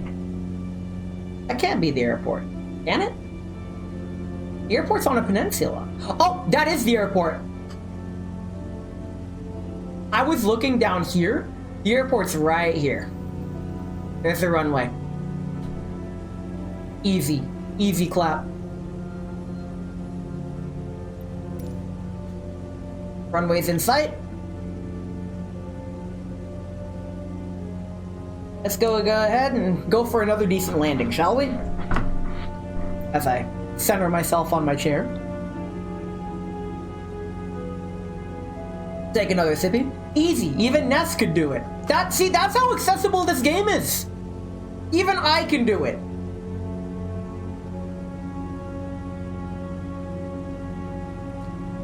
It's as easy as landing a plane. Like Kerbal Space Program, it's as easy as rocket science. Because Kerbal Space Program literally is rocket science. Some people have wanted me to play Kerbal Space Program on stream, and the issue I have is I don't know how to make it entertaining. Unless you guys like watching rocketry and my attempted explanations as to what's going on using freaking realistic physics. Alright, let's start to slow it down a bit. People come here to watch? Understandable. I mean, hey, if you're here to just listen, sweet. I guess I will be radio.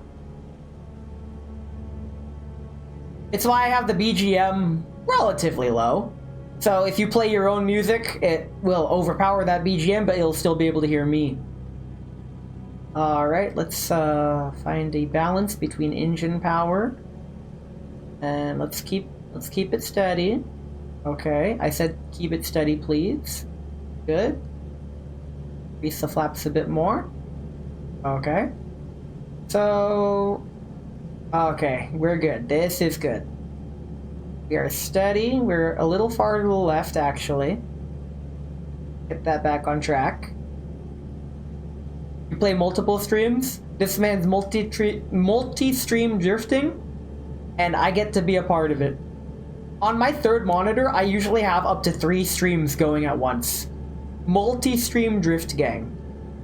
That is the way. That is how you keep up with all of the tubers all at once. Alright, I'm still off target.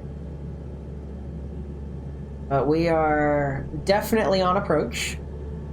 This should be an okay approach.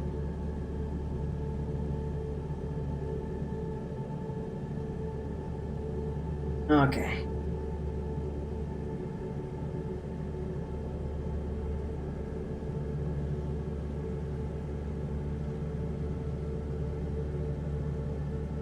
Still a little high, I think. We're low? Okay. If we're low, then that's kind of a problem. I can see why it says we're low. The reason I can tell we're low is because all 4 lights to the left of the runway are red. You want 2 of those lights to be white. I forgot the order that they are in. Oh, it goes left to right. 2 white on the left, 2 red on the right. That means you are on the glide slope. Okay, so we're getting back on the glide slope because the leftmost light turned white. And the way these side runway lights work, it's actually like mirrors and stuff. You're not actually looking at the light. I mean, they are lit, but it's not an actual light bulb. It's like a color reflecting off a mirror that is based on your angle of looking at it, based on the glide slope of approach, which is pretty fascinating. Yep, we are now on the glide slope, but we're not even aligned with the runway. That's a problem. Okay. Give it some more flaps.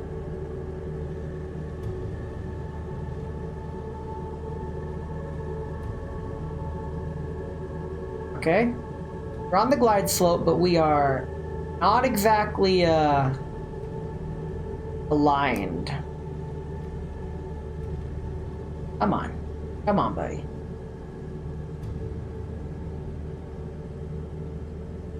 Okay, now we're too high. Bring it down. Yeah, so I don't know how well you guys can see it on stream, but my eyes are looking at those 4 lights to the left of the runway.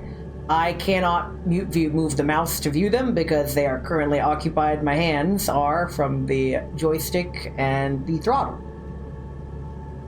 Okay, we are losing altitude a little bit too fast for my taste.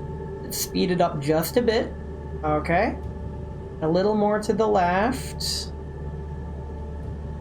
Okay, we're a little low, but it's fine. The runway's really long. Okay. Could be good. Alright. Let's touch down safely. Don't angle it, dang it. Flare and let the plane gently touch down. Come on. Come on. Oh, we did it. Okay. Okay. Come on. Alright, raise the flaps. And let's hit the brakes. Surround sound with your new headset? Very nice. And that's another completed leg of the trip. Let's go. Let me take a sippy.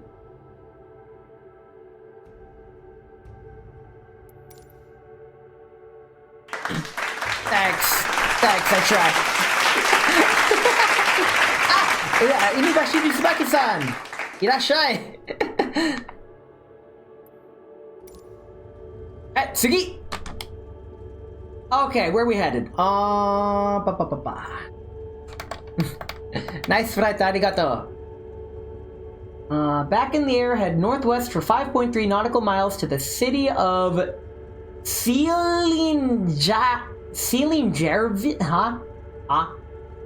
Huh? Yomenai. Okay. Oil pressure is good. Check. Flaps up. Flaps 1 down. Trim is good. Skill issue. And let's depart. Oh, not like that. Yup, let it go. Oh, okay, fine. I thought I was gonna be funny with that. These, short takeoff and landing planes, or STOL for short, you could, like, take off on a really tiny runway. Okay, take off. Positive rate of climb. Woo, oh, we're climbing. Oh, we are climbing, let's go. Okay, flaps up. Timer start, heading 306. Whoop! No. Okay. And we're oh, this is gonna be a more involved trip. There's a lot more going on here. I'm gonna have to navigate on this one. Okay, let's get up to 1,000 feet. And what they want me to do is head up to, there's a city on a lake. Very cool. Let's actually keep it at 1,000 feet. We'll fly at 1,000 feet for this one. The reason is so that we're low enough to, like, really view the landmarks as they come. I feel like that's gonna really help us out. Because, there's, as you can see, there's more steps that I gotta do. But, this is a short flight, actually. 13 minutes. I dig it. Okay. Alright.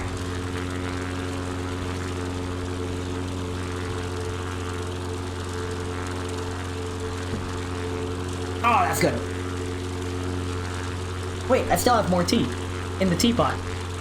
First, let me make sure I don't lose my heading. I am losing my heading. Whoops. Wrong way.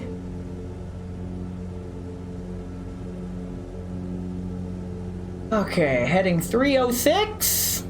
Let's put it at like 308 so I can get myself back on course properly. And I'm gonna have to be a little quick about this actually. Here we go. Tea pouring RTA. Beautiful. Take this, put it in the trash, and we're good. Aha! I got more tea. Let's go. So this is actually the most tea that I've made in any stream. Because I've made a teapot of tea and a mug of tea, and during the break I heated up more water so it will be ready to heat faster during my next break. Where am I? The city of Sealing. I should probably pay attention to where I'm at. Where's the city? Oh! Is this it? This looks like the city of no, it's not. It should be, though. Unless this is that body of water. All of these bodies of water look the same. Continue on your heading to Hokosenjärvi, a small lake with two distinct islands that is surrounded by farms and stands of trees. Oh, okay. This is the city. This is that city. This looks more like a city. Okay. Okay, very cool, very cool. So up next, we had 313. Okay. And we're gonna be heading this way for another 2.5 minutes. That makes much more sense. Okay. And then we're gonna bank right here. And that's where the airport's at. Very cool. Okay. Hey, football! Yeah, they rendered the football fields. You can even see the goalposts. That's pretty cool.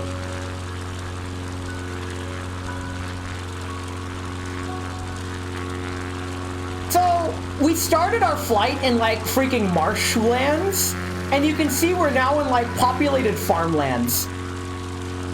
I really like that about bush trips because they really show off quite a lot of the area you're exploring. I remember I did the Alaskan bush trip, which was part of the base game. And it was really long. It was difficult. It didn't give me the achievement, but I still beat it. It was fun. I don't think I'll do it again, just because it's really long. You see, Flight Simulator initially only had 3 bush trips in it. Alaska, Nevada, and one other one that I forgot. The Nevada one is like the final boss of bush trips because it's you're flying the a similar plane to this, but it has no onboard map or anything, so you are purely VFR. You get no autopilot assistance, nothing.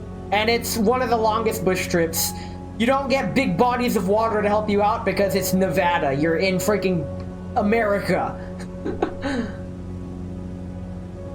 Where am I? I should be along here. Actually, no, I shouldn't. I should be heading to this little lake here, probably. A small lake with 2 distinct islands. Yes, so oh, hey, look, it's the lake. It's right here. Does it have 2 distinct islands? We're about to find out. That is surrounded by farms and strands of trees. Wait, this lake has 1 island and 2 we did it. We made it. Okay. We are actually there. Very cool. Tsugi, next heading is 330. Okay, so we head direction 330. Start the timer. And we'll be heading here for about 6 minutes. Where's that lake? There it is. Okay, very cool. 328. That should be good. Okay, so now this here. Oh, hey, it's actually that lake. This lake right here is this little lake right here. Very perfect. Perfect. We are right on schedule. Let's go. So we follow this heading up until the next major body of water.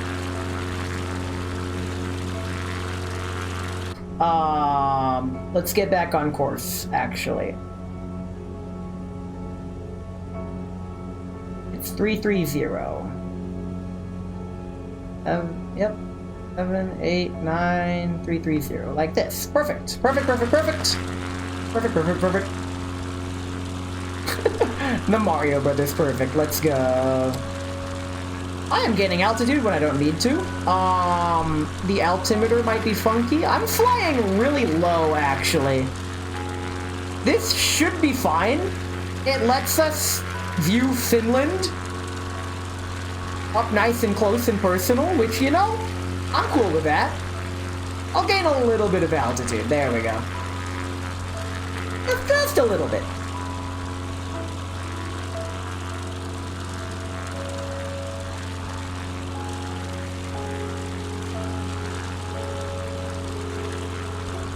Okay. What else can I yap about? Alright, so at work today was like the company golf trip. That's a thing, I guess. And half the office went out golfing, and I didn't. I don't know if the management I needed to talk to was out today or not, but I couldn't really get much done today. But it's okay. A skill issue for them. Because my boss wants to impose, like, he called it a sprint plan, where he wanted me and my coworker to really start pushing out TPS reports to free us up to do other things in October. But I couldn't really get my TPS reports out today because the management that I needed verification to was out playing golf. Scrum and Agile, I mean, hey, it is what it is. In any case, I'm both ahead and behind schedule simultaneously. 2 of my reports are late. Why am I veering left? The plane's possessed. And it's totally not aerodynamics. Absolutely not. We obey the law of aerodynamics in this household. Ah! Okay.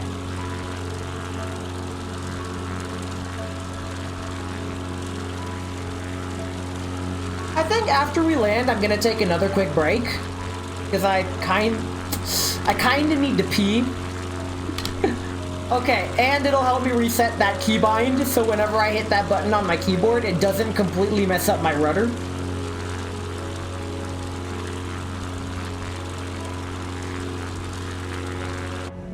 This plane is controlled by my emotions. If I'm feeling good, the plane will fly nicely. But if I'm feeling bad, the plane does not fly well. I thought I cleared the keybinds, but I guess I missed a couple. I did make sure to go through with like the basic controls, but I didn't actually check my search via input, so I'll have to do that during the break.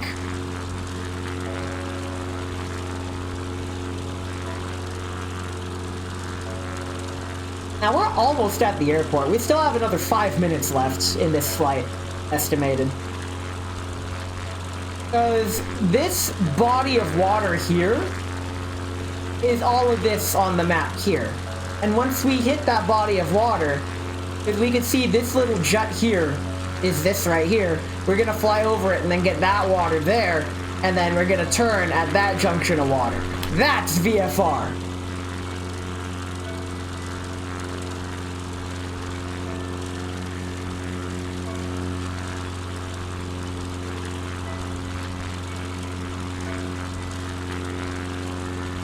Okay.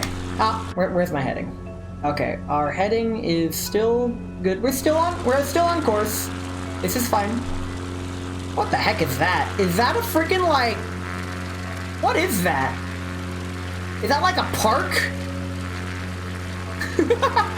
What are all those markings? Is that like a gravel parking lot? Ah, well. Let's get back on course. I got distracted.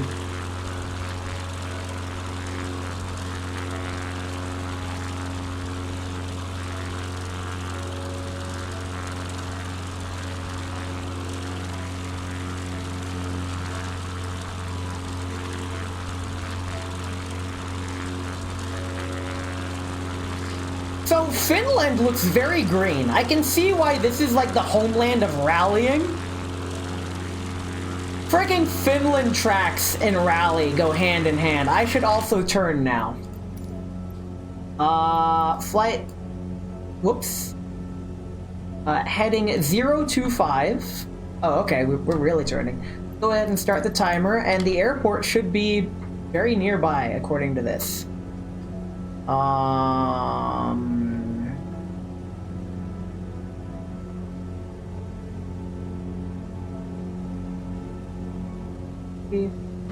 Almost.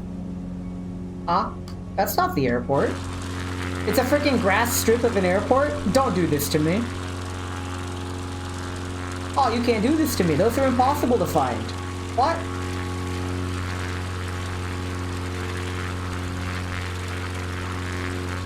Alright, we're gonna have to do a go-around for this. I do not have any visual indicator of the airport. Once we locate the airport, I will most certainly do a go-around.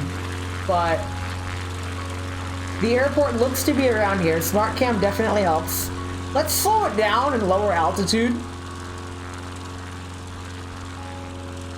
Let's see here. Is it around here somewhere? Because the picture in the airstrip, a short grass roadway and a patchwork of field and trees. Yes, it says we should be around there.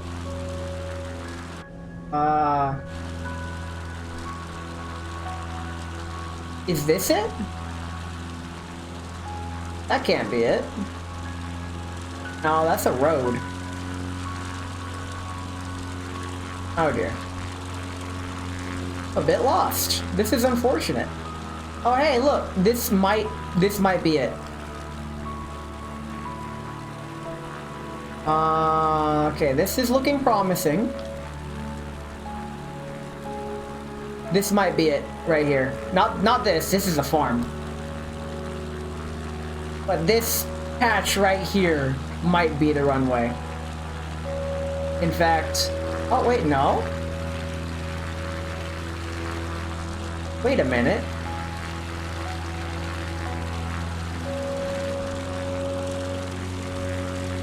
This is it? Huh? I'm lost. This is unfortunate. Let's turn it around. Or is that it? Over there. That... Nah, we're way too far away. Yeah, the smart cam keeps pointing me that way. But... the reference photo... Now that we got some altitude, let's see what we're dealing with.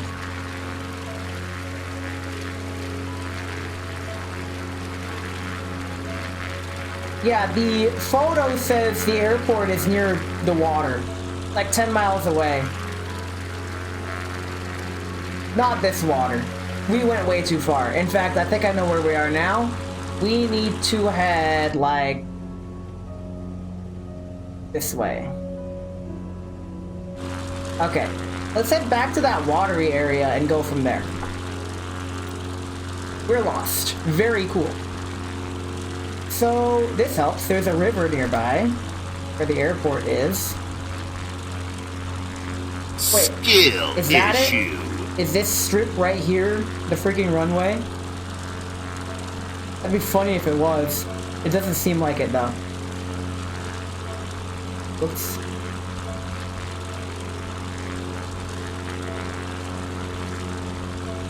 I hate grass runways with a passion. I mean, not with a passion. But I think if we find that river... Wait, is this the river? Hey, Reynard, welcome in! I'm lost! We're trying to VFR our way to the airport. So... we're at the bodies of water again. If I zoom out here... Okay, so... that isn't helping me much. Okay. So here's the water. And if we just go here, the northern parts of the water are behind us, because we're flying south now. Whoops. What did that? Okay. So we are about here-ish, I would say.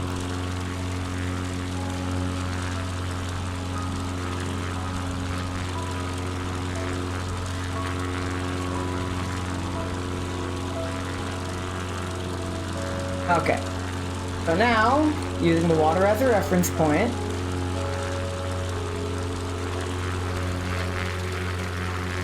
it's all the marshland. That's this right here. I know there's a road that is, like, angled to it. I think that might be the runway-ish. Wait, I know it's around here. It's gotta be around here. It has to be.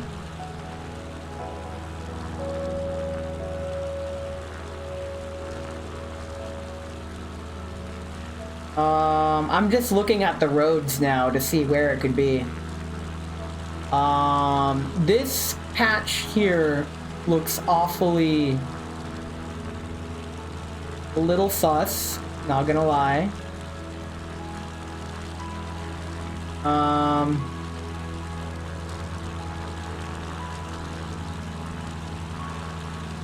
Not quite here. It can't be there.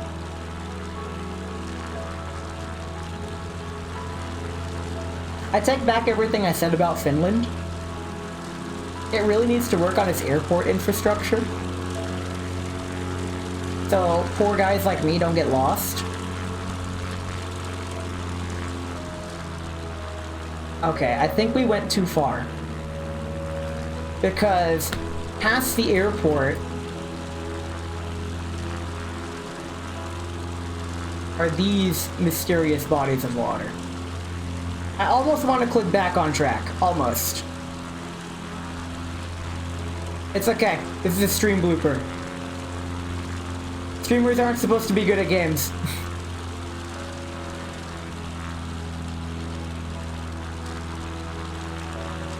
It'd be cool if I could, like, radio ATC, but ATC is actually disabled in bush flight mode.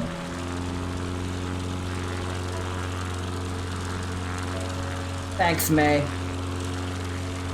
Really encouraging. Let's see here. So, Smart Cam does not help me at all. It just points me away. Unless... wait...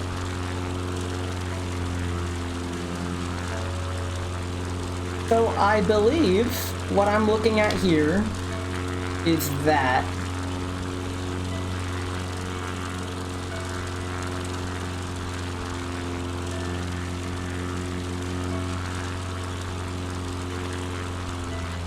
okay, so this here, this body of water here, actually wait, does this thing come with a map? Menu, oh god, I can actually do this? Oh, that's totally cheating. Hold on. Nearest... I believe EFFL? Oh, okay. Hold on. Desperate times call for desperate measures.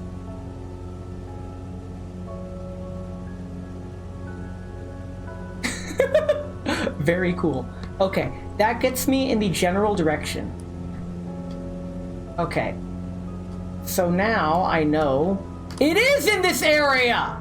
I knew it! Where the hell is it? This is the most invisible runway ever. Literally where?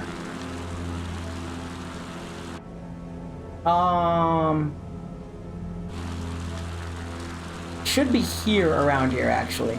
Wait, I think I might see it. Let's do a flyover to make sure.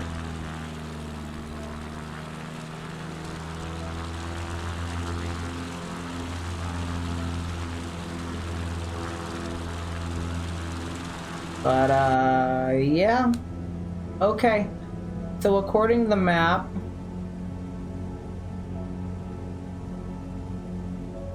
runway... Okay, so that does help me. I think I just flew over it. Info? Okay.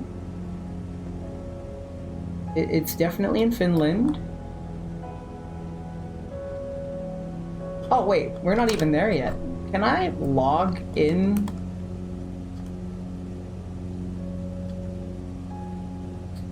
We're not... It was out here. It was out here. Okay. Very cool. Thank you, game. Very cool. Very cool. Do you still stream Mahjong? Very rarely. I will get into what... You know what? I'll talk about that right now, actually. I don't really stream Mahjong much anymore because it stopped being fun once you hit Jade Room. I really started to stop enjoying it once the game started punishing me for not playing at, like, a professional level. Like, Gold Room felt good, but now that I'm Master Rank, Jade Room is awful, right? That is a very visible runway. Holy crap. That is like GG easy.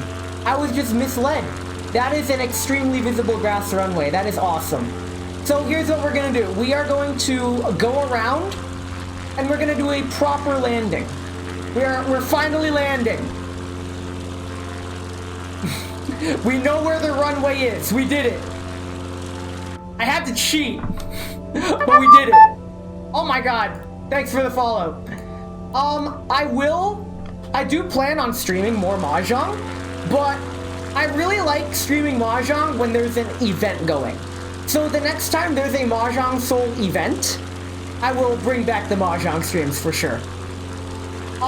There was a Mahjong stream in the works as a collab, but that kind of fell through. Actually, I need to bank left. Alright, let's, bank left, slow down, and, yeah. In the meantime, have you seen any of the new Sanrio outfits? I have. And they don't really interest me. What the hell? We barely moved. Alright, fuck it. I'm doing a nest landing. Stall the plane, dump the flaps. Let's go. Okay. This is the worst landing ever. I just want to get on the ground. We are coming in way too hot. This landing may actually crash the plane. My hubris will be the end of me. It's okay, I got this. Gonna do a programmer move. I'm gonna dive, and then I'm gonna bleed speed by, again, stalling the plane. And then, hey, look, we're on the glide slope, and we're coming in at cruising speed. Life hacks, let's go. All right, let's touch down. Oh, God. Ah! Flare. Oh, nice. We bounced, but it's fine. We live, bitch. Hit the brakes. Oh, God. Oh! I almost dumped the plane. Okay, so let me explain what just almost happened there. So, you see how the plane, the wheels are up front. That's where the brakes are. And if you brake too hard, the plane actually will nosedive in on itself because the momentum from the brakes, it like makes the plane lurch forward. Oh man. Well, we're finally on the ground. I need to pee. I'll be back. Give me 3 minutes. I will talk a lot more about Mahjong. Just stick around. I need to take care of a few things.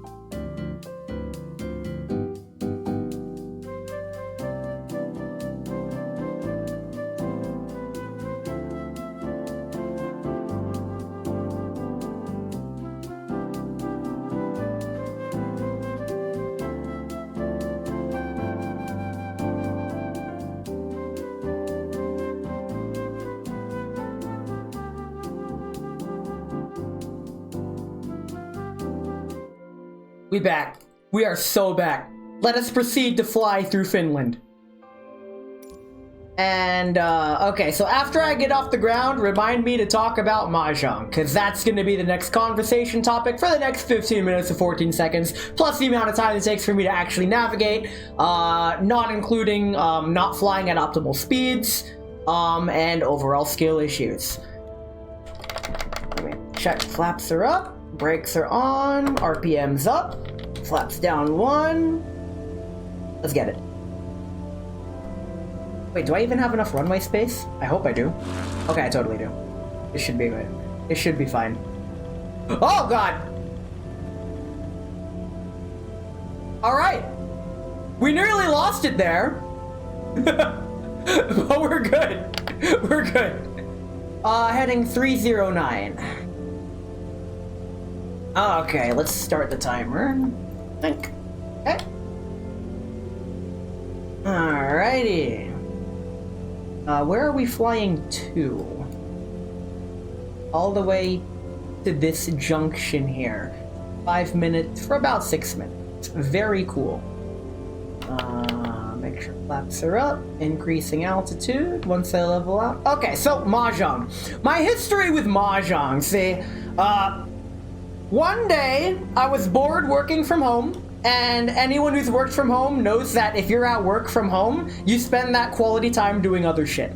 That other shit for me was teaching myself how to play various games. And I had the arbitrary thought, I think I'll play Mahjong. I'll learn how to play Mahjong. I tried teaching myself how to play Mahjong, and it didn't go very well. I strongly recommend, finding someone to teach you Mahjong instead of having to learn it yourself, because holy moly, learning Mahjong yourself is a struggle and a half. Oh. Anyway, when I first started playing Mahjong and I got into it, I hated it. I hated it almost immediately, because there were so many things, so many little intricacies with the rules and stuff that weren't properly explained to me. I didn't know what a yaku was. It was never explained to me what a yaku was. And whenever I looked it up, it's oh, you can't do this because you need a yaku. And I'm all like, okay, what's a yaku? A yaku is a hand. Okay, what's a hand? A hand is any combination of 4 melds in a pair. Okay, so how come my open hand of 4 melds in a pair isn't a yaku? Oh, because you need one of these listed yakus. And I'm all like, okay, but I have this combination. Oh, that's because that combination isn't allowed to be open. That rabbit hole was never properly explained to me. It's like that meme of the blonde woman doing math. Almost literally, yes. Let's get back on track. Heading 309. Get a good view of Finland while we're at it. Finland! So, the worst part about it all was the fact that I learned Mahjong using the Clubhouse 51 Worldwide Classics for Nintendo Switch, which has Mahjong in it and a tutorial-ish in it. The in-game explanation tutorial for Mahjong in the Nintendo Switch version is not very helpful. It's really only helpful if you already know how to play and just need a refresher. It is not helpful in the slightest if you're trying to learn the game from the ground up. The worst part was if you open your hand without a yaku, it just counts you as Furiten, which is technically correct. If you have an open hand and you're in Tenpai but no yaku, you are technically in Furiten. However, if you look up Furiten when you're learning how to play, the definition is, oh, it's because you discarded one of your winning tiles. I was 100% sure I did not discard a winning tile when I was in that state of Furiten, which is correct. So I was ripping my hair out wondering what the hell was going wrong, and I really fucking hated Mahjong. It felt too complicated, and the reason it was complicated is a combination of a bunch of bad luck factors, which I'm really good at discovering. One of them being, Clubhouse 51 Worldwide Classics is not a good way to learn Mahjong. I strongly recommend against using it to learn Mahjong. You can use it to practice once you learn how to play.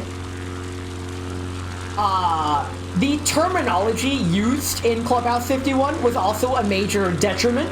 Like that Kuriten example. Not helpful at all, because it was not using a proper case. Like, at least in Mahjong Soul, if you open your hand and you're in Tenpai but you don't have a Yaku, it'll say no Yaku. And you can't win because you're not in Furiten, you just don't have a Yaku. That's it. So yeah, I had to like, I put the game down for a week, then gave it another go on Mahjong Soul with its tutorial, and I'm all like, oh, based on what I picked up from a week of trying to learn this, it makes more sense. And then I played Mahjong off and on for a year. I hit the Adept 3 wall. Then I learned what defense was. And once I learned that, what defense and Suji was, I fucking blasted through Gold Room. I had less than 100 Gold Room games on record. Fuck it, I am doing that now. That is really bothering me. I forgot to do it in the, I forgot to do it during the break. Give me a second. I need to do this. Rudder yaw left. Let us clear that input. Because I already have rudder yaw left on my, There! Now I can make this face all I freaking want. Okay. But yeah, Mahjong Soul, I played it and made it to Adept 3. I got involved with some other Adept tubers. You could do what my friend did and Smurf Gold the same.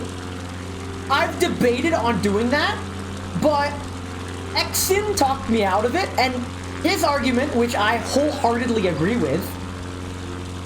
Where am I? Hold on. Before I get lost in this conversation, I need to figure out where I am. Because we're at the 5-minute and 47 mark. I believe these are the bodies of water where I need to bank left to heading 277. Yes, we are. Yep, this is that big body of water that's on the map. We are here. We're gonna go ahead and bank to heading 277. And 280. Close enough. This is fine. So the reason I'm not gonna do that is because by the time I hit Saint, I'm not gonna have the Jade Room skill required to sustain it. Because the difference between Gold Room and Jade Room is night and day. The player difference is you're gonna be jumping from a medium-sized pond straight into the depths of the ocean. The transition will be too much. It will be, I guess, a hollow victory. I will be Saint in name only and only temporary. I will not have the actual skills to back up the Saint. That same friend D-ranked from Saint 1 to Master 2 in like a week. QED.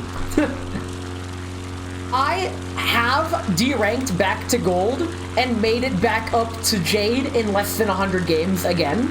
So I have a consistent record of lasting less than 100 games in Gold.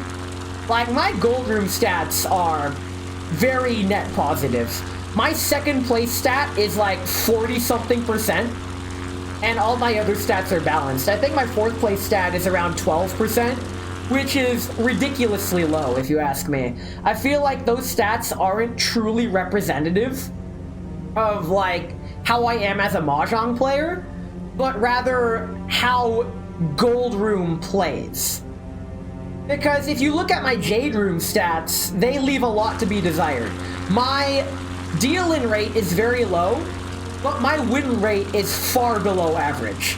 And I identified that the reason I don't last in Jade Room is because I've developed too defensive of a playstyle. I don't take the risks that I should.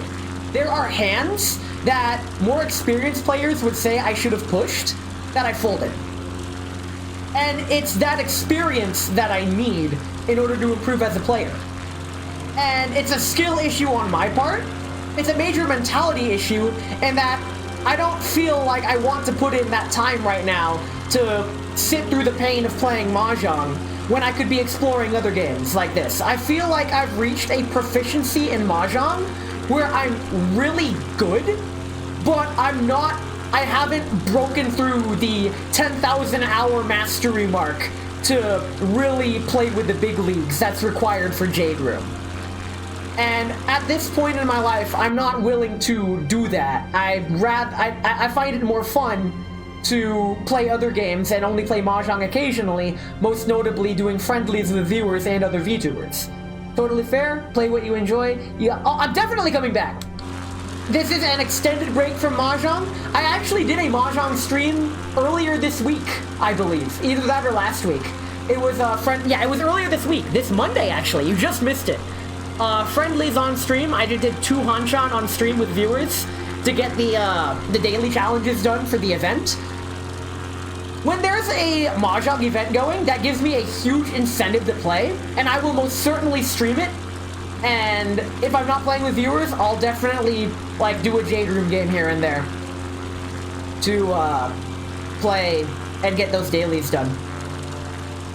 But until then, I don't really have much of an incentive other than playing to bond characters and get better at the game. But right now, my focus is on other things. Said other things being this Sunday, Mother 3 Japanese playthrough. I'm gonna be playing all of Mother 3 Chapter 2 on Sunday. 次の月曜日の朝、早朝の朝で、マザ3の第2章にクリア目指そう配信でしょう。にするでしょう。Wow, I can't speak. But yeah, I'm playing through Mother 3 in Japanese. I've played through several games in Japanese, actually. I've listed them under the stream. I feel good. My Japanese level, I mean, you just heard me try to speak it. It leaves a lot to be desired. But like with Mahjong, I am entirely self-taught with Japanese. I taught myself. And I feel like I'm doing a good job for myself, and that's one of the reasons I'm streaming. Am I Japanese? Yeah, 僕はアメリカ出身です。I'm American. I'm actually part Asian, but because I'm more Asian than I am anything else, I like to joke that I'm Asian, but legally speaking, I'm American. But yeah, learning Japanese has been a journey. And I've kind of pumped the brakes on said journey, but I have resumed the journey with streaming. It's a really hard language. English is a hard language. While I agree Japanese fundamentally is a hard language, a language becomes more difficult or more simple to learn based on how different it is to your native language. And this is something I've noticed firsthand, learning both Spanish and Japanese. I took 4 years of Spanish in high school. If you're a native English speaker, Spanish will come naturally. The sentence structure is almost identical. The conjugations are very intuitive. Where is the body of water I'm heading to? Let's recorrect our heading. 277. I believe this is the body of water that is reflected here. Perfect, and we can angle to heading 348 afterwards. Or do we? Where are we headed? No, wait. That is after this. We go after the body of water, because 348 is almost north. We're almost here now. I was looking at the map wrong. Oh no. But yeah, learning Spanish? If you have any desire to learn Spanish, just jump right in if you're an English speaker. Japanese is a whole different ballgame altogether. You have to learn their writing systems, as well as their grammatical structures, which are fundamentally different from English. And then on top of that, you have to learn vocab and how it's used. You have to learn the nuances of their conjugations and when to use them. And that's not even to get into the topic and subject of politeness. Polite dialogue versus casual dialogue, the level of politeness, Pitch accent, I'm not even gonna bother with pitch accent. I'm not gonna get there. But I feel like I've gotten my Japanese to a level where I'm not necessarily comfortable with it, but I feel like I am in a position to challenge myself to play games in Japanese as a good form of exposure. Nemi Mineko, she plays Japanese games on stream. She, I believe, is, she either passed the N2 or was gonna take the N1. Her Japanese is borderline fluent, and she mainly streams on YouTube now. But she is one of the post-stream inspirations. I found her after I started streaming. Once we cross this body of water, I'm going to reset the timer and realign ourselves. We're actually really close to the airport. Very cool. Okay. I was actually going to do a tipsy talk on what I just talked about, my Japanese language learning, and like my history with language learning. Yeah, I think that'll be a future tipsy talk stream, so you get a preview of that. Speaking of tipsy talk, all tipsy talk is me doing a just chatting stream with a bottle of sake on a freaking weekday. Which I really shouldn't. I sound like an alcoholic when I say that, but it's okay. I'm responsible with tipsy talk. Really cool that you taught yourself. Do you want to learn any other languages? Not at this time. The reason I don't feel like learning more languages is because it's a commitment. To learn a language to a level that you want to be at is a commitment. And having a personal goal for yourself, I feel, is very important, especially as someone who didn't really put much stock into like goals. Because when I was going through school, every teacher said always set a goal for yourself, and I'm all like, I succeed without setting goals. I've never taken that advice to heart until now. Like, learning Japanese has opened my eyes to a lot of things that I missed in school, because like those YouTube shorts that poke fun of it, I was, for better or worse, the fucking gifted kid. And that's also the reason why, one of the main reasons why Mahjong has, like, breaking through that jade room ceiling in Mahjong has been a struggle for me, is because as the gifted kid, I was never challenged and learned, like, developed the mindset to overcome hardship. The instant the going got rough, I just find something I was good at. But with Japanese, I forced myself to go through. And I will do that same journey with Mahjong, but just not yet. In Jade, you're also playing against largely Japanese players who've been playing their entire lives. Yeah, the skill difference I've noticed between Gold and Jade is insane. I feel like Talon went through the same thing, and it's why he's not playing ranked anymore in Street Fighter once he hit Master Rank. Because once you hit Master Rank in Street Fighter, that's like the giant, you are good at this game, and just freaking do whatever. And now he's playing with people that actually fucking know what they're doing. Where's the airport? That can't be the airport. That's the airport. I just passed by the airport. We're turning around. Okay, it's fine. We got this. We know where the airport is. I got this. We got this. I'm just gonna fly for like a minute this way, and then we're gonna turn around and we're gonna do it again. I was not paying attention to the time. The airport was only like 2 minutes away from that, and I already started the timer late. This is fine. Okay, we got this. We're gonna come in for landing, and it's gonna be good. Because we know where the airport is now. It's right there. Thank you, Smart Cam. So because of that, I can get more visibility here. I can actually kill the timer now. Actually, I'm gonna leave the timer up just to see how long we've squandered. Okay, so now, let's go ahead, lower airspeed, turn the plane around.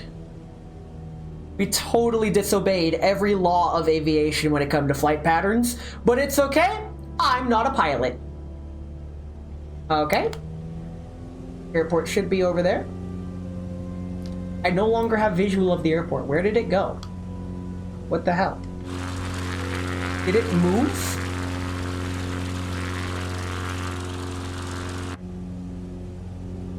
Oh, is it over there? Oh, it's over there. Okay. Alright, let's slow it down.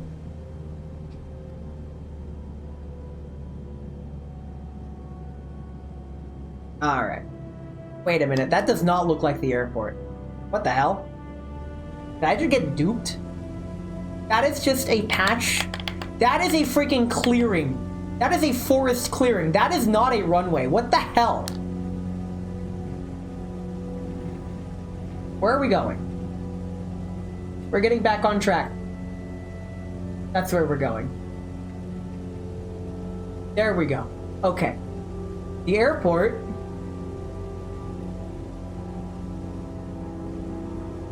I lost the airport. Where is it?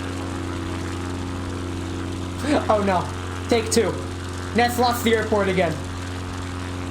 This is so sad. Why does this keep happening to me? Well, we're at the body of water. Oh wait, no. We are at a different body of water, because we're near the airport. I think we passed the airport. Let's, go ahead and... It's fine.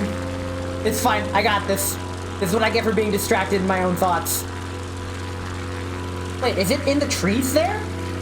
Oh, it totally is. It's kind of hidden. Okay, okay. Oh, there it is. Yeah, that looks like an airport. Or is that a road? Don't you dare juke me. That is a freaking road. Oh my god. Alright. We're lost again. Very cool. Okay. The smart cam is pointing here. I don't think this is it. Alright, this is not it. Very cool. Okay, we're gonna turn this plane around again. And in the meantime, we're gonna cheat. We're gonna open this up again. Airport, we're looking for, what is this? EFRV? Where are we at? Oh, we're not even there yet. Very cool. That's the I hate this game. I hate this game. Let's just come in for landing. We're already there. We were there the whole time. Calculated. Just as planned. Keikakudori.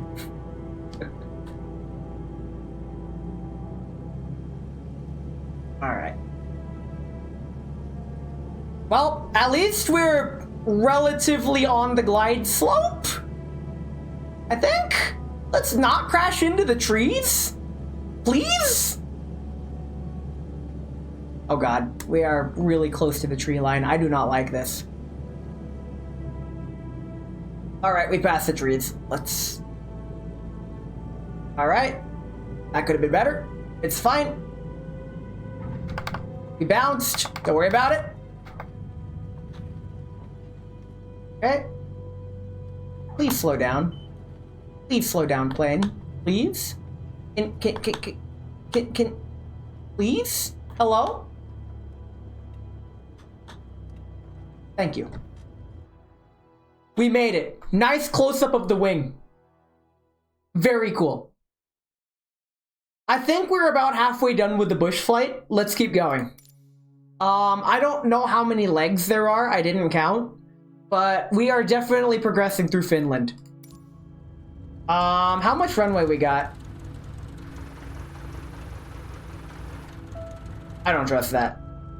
Let's go ahead and, let's just... We're gonna do a pro gamer move. And we're just gonna taxi to the end of the runway. We don't need the map. Get that out of there. Get that out of there. Thank you. We don't need the map. We can I angle this? Oh, I totally can. Okay. So we can just taxi to the end of the runway. Oh, stop. Wait, I don't need to stop just yet. Okay, raise the view once more. Okay. And now, once I'm at the end of the runway, I get to do a quick Yui. Because bush planes are cool like that. Easy. Not the best, but it works. We are taking off the wrong way, but we could do a U-turn once we're in the air. Let's go ahead. One flap down. Let's take off. The wrong way. Let's fucking go. I mean, technically you're supposed to do a go-around when you take off from any bush plane airport, so you can more accurately judge your distance from that airport. So if anything, I'm just following protocol. Okay, let's get up. So, yep, we're going the wrong way. Don't worry about it. We're in the air. Flaps up.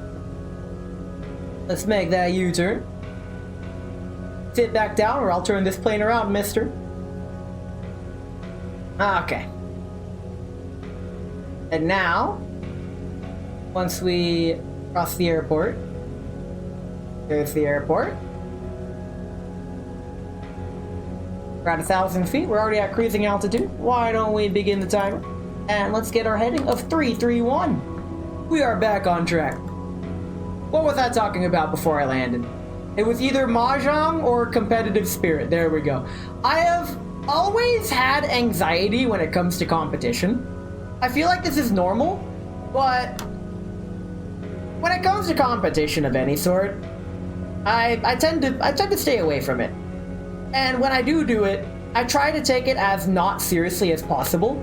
You guys know I was part of a pro racing league in the state, and I did pretty well in it. There were some people that took it extremely like personally even. I did it for fun, and I had plenty of fun with it. I think my issue with Mahjong Soul is that the difference between expert and master is like so significant that it's hard not to let it get to you. And any master knows that the yo-yo between master and expert is just a natural occurrence. Goldroom has a lot of very young Chinese players. At least that's what you've been told. That makes sense. Chinese Mahjong, I never learned how to play it, but from what I've gathered, it's mostly offense and not much defense, which would line up with that theory. And I feel like Mahjong as a social and casual game, that is perfect. Like, that's literally what Mahjong is, make a hand and win. But when played Riichi competitively, the whole defense thing, Suji counting, Tadashi tracking versus freaking... I forgot the other term. There's a lot of terminology. Like discard from your draw versus your hand. Like that actually to like determine if someone's Damaten or not. Mahjong's fun when you don't take it seriously. If you take it too seriously, it isn't fun. Wise man once said, if it isn't fun, why bother? And good man Reggie Fils-Aimé, I'm so glad he said that, because I've taken those words to heart, actually. I have applied those to nearly everything I do outside of work. But, okay, listen, that's not even my quote. That's Reggie Fils-Aimé. Because, like, former president of Nintendo of America, like, he knew what he was doing. And I'm glad that he died a hero rather than live long enough to see himself become a villain. Because he's a great man. At least I would assume he's a great man based on what I've seen and what little I know of him. I don't know him personally, so I can't speak for that. But there's a lot of things that he's said, like my body is ready. That is something I've also taken into account. Basically what I'm trying to say is that Nintendo has become my favorite language learning software company. I say that because Nintendo games are fantastic for learning Japanese. I'm serious. Once you are at a decent basic level of Japanese, like you're starting to really understand sentence structure, you have a good understanding of the kana, and you're still learning kanji, play a modern Mario game. I'm serious. The Mario games are some of the most approachable and enjoyable language learning experiences out there. Case in point, my first major Japanese game that I played off stream before I started streaming was Paper Mario and the Origami Salami for Nintendo Switch. I don't even know what that game plays like in English. All I can say is that in Japanese, it was a blast from start to finish. I learned so many new words, so much new how to interpret sentence structure. Like it was magical. It's a magical experience, and here's why I say it's magical. It let me. This is gonna sound silly, but hear me out. Let me cook. It let me re-experience what playing video games was like when I was a kid, through the eyes of a child still discovering the world. When you're playing a game in Japanese, and you're not fluent in Japanese, every text box is significant. Every piece of dialogue, every signboard you come across is significant. Because you read it, and you need to decipher what it says. And it sticks with you that much more. Mundane things that you would gloss over in a regular casual English playthrough, they stick with you in the Japanese playthrough. And honestly, Paper Mario and the Origami Salami, like, I can recall the entire adventure in my head. If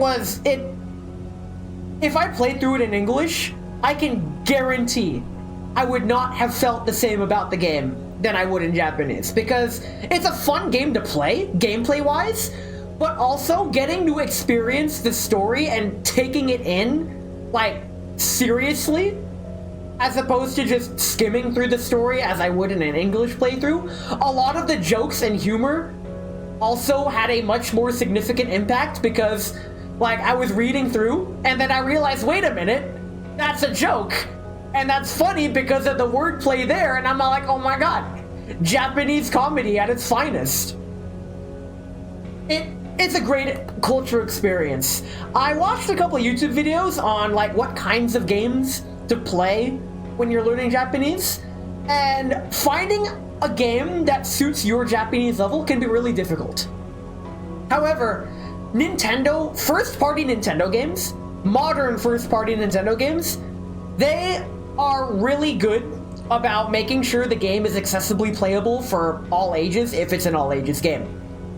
Freaking Metroid Prime, I'm slowly playing through in my own time in Japanese. The text in Metroid Prime is ridiculous. There are so many more kanji than, like, there's so many kanji I've, like, only seen once in my life, and that's when I was learning all the kanji. But everything has furigana with it, and it's accessible because I can still play through the game, and just because I don't understand every word does not mean I cannot grasp what the game's trying to convey. I feel like Final Fantasy probably wouldn't be good. Final Fantasy and fantasy games in general are tricky because of the word choices used. I mean, it goes without saying, fantasy dialogue doesn't exactly translate to the real world because a lot of the words are referring to things that don't really exist. So you may get bombarded with katakana of words that don't actually exist, and that might actually help you decipher what words are just made-up katakana fantasy words and what words are really real. Case in point, when I was first learning Japanese, my pilot friend actually helped me take off on my journey, puns intended for days. All he did, he gave me a kana chart and some daily exercises. All those exercises consisted of was him sending me a raw, untranslated screenshot from one of his visual novels, and I would have to identify and Romanize all of the kana in it. This was a pretty good exercise because, one, it helped me get familiarized with the kana in an immersive environment, and two, it helped me identify what is a kanji and what is a kana before even learning what a kanji was. So I would come across, like, a kanji, and it looked super complicated, and it wasn't on the kana chart. And I'm like, oh, that's a kanji. That's not a kana. I will learn that later. There were some simple kanji, however, that get really tricky. Like the kanji for small, skoshi, and like the kanji for child, ko. Those simple looking kanji, I will admit, they tripped me up at the start, but then I learned to recognize them. And I'm all like, I recognize you. You're a kanji. You're not on the kana chart. You're not gonna get me this time. Yeah. So I feel like that was a pretty good introduction to learning Japanese. Where the hell am I? Where's the water? No, that's a big shadow. Was that the lake? That can't be the lake. That cannot be the lake because it's only been 9 minutes. There is no way we're still 11 minutes out. Was there a body of water that we passed? No, there wasn't. I'm actually getting a little scared. Am I on target? I should be on target. I really should be. Yeah, I am definitely. I should be flying over another body of water, but I do not see a body of water in the distance. I am going to trust the navigation. I'm trusting the process.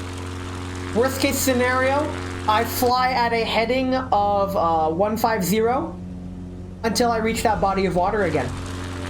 Simple as. My first streamed game was Karto, which admittedly is not a Japanese game, but it was a game that looked simple enough that I would struggle through it.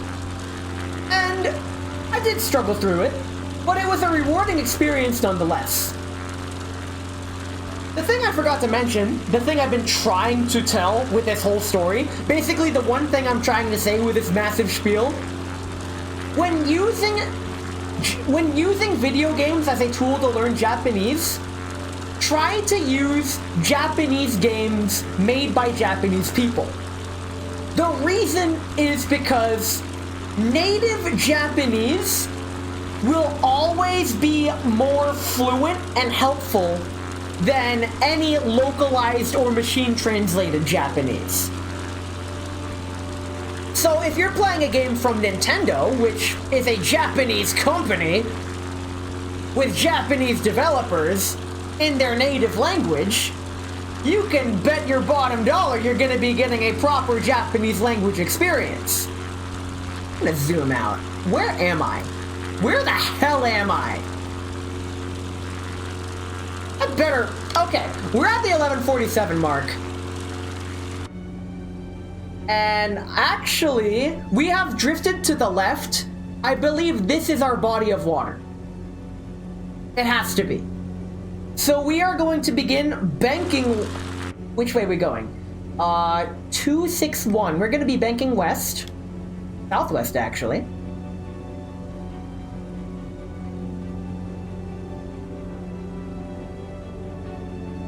Yep, I am very confident that that is the body of water we should be at. So let's head on up. What the hell? Is this big lake here? What is this water? What are you? Oh, you're here. Okay, we are here. We're like right here. Have you ever been to Japan? No. Funny story about that, actually. I want to go to Japan, but I'm actually too scared to go to Japan. The reason I'm scared to go to Japan is because I don't think my Japanese is good enough. The thing is though, I have had literally everybody tell me my Japanese far exceeds the requirement to visit Japan for vacation. I've had Japanese people tell me that, well, they told me in Japanese that, hey, you should come to Japan anyway. Like, your Japanese is perfectly fine. You will enjoy your time here. And I know I would love a Japan trip. But honestly, I'm just too nervous. My pilot friend feels the same way. He's, like, studying for the N2. For those who don't know, there are 5 levels of Japanese language proficiency according to the Nihongo no Ryoku Shiken, or the Japanese Language Proficiency Test, JLPT. Level N5 is the easiest level. If you pass the N5, you have a very basic fundamental understanding of the Japanese language. If you pass the level N1, you have a very in-depth and practically fluent level of understanding of the Japanese language in terms of intake proficiency. When I say intake proficiency, I mean in terms of comprehension of the material. it does not reflect your ability to speak the language or output the language. Yes, it's still streaming it up in here. Yo, we are flying all through Finland. I told you guys today was going to be a rare long stream, and Sunday is also going to be another rare long stream from me. So buckle up, folks. We're in it for all of Finland. Let's go. Welcome in, ma'am. No, this is a VOD live! Yeah, I normally don't stream for this long, but I wanted to challenge myself to complete this entire bush trip in one sitting, which I estimated is going to take me about 4 hours or more. So yeah, it's kind of an endurance stream for me. Bear in mind, I did have work today, so I may be almost encroaching on my bedtime, which is a risk I'm willing to take, simply because I don't have to wake up early tomorrow. Let me drink some tea. My throat's starting to bleh.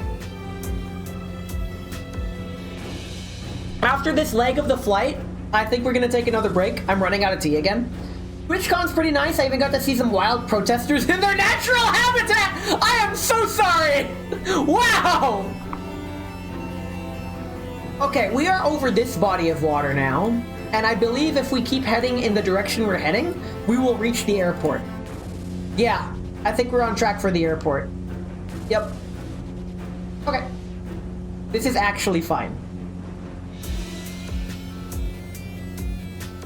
No race tomorrow? Oh, there is a race tomorrow. The race, however, begins at 9, and I try to be there at like 8:30, which means I'm out the door at like 8, which means I wake up at like 7 or 6:30, which is like an hour and a half of sleep-in time, because I normally wake up at 5. But this Sunday, I'm waking up at like 4:30 to catch the Singapore race in Formula 1. And yeah, watch along in the Discord, by the way. Feel free to join the Discord. I do events almost every weekend. This weekend is the Formula 1 watch along, as well as Tabletop Simulator game night. Well, game morning, actually. Mayhem, it looks like you're gonna miss it. Don't worry about it. You've been awake since 4:30 Eastern? Bruh, that is 1 a.m. here. How? I am so sorry, dude. But hey, you're gonna have an easier time staying up late when you fly back. Welcome to the best coast. Haha.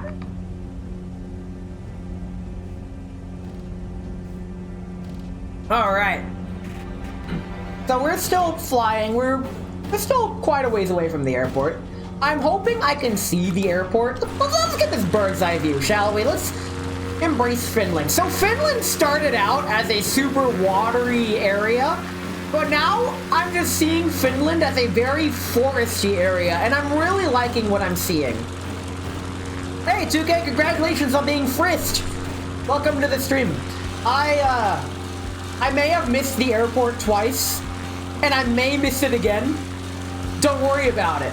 Are we still flying heading 280? Yes, we should be. Okay, this is fine. We should intercept the airport this way. All I know about Finland is they have a lot of lakes and like metal music. I can verify the lakes. We, like the amount of water in Finland, like we just flew over a lake. Like dang.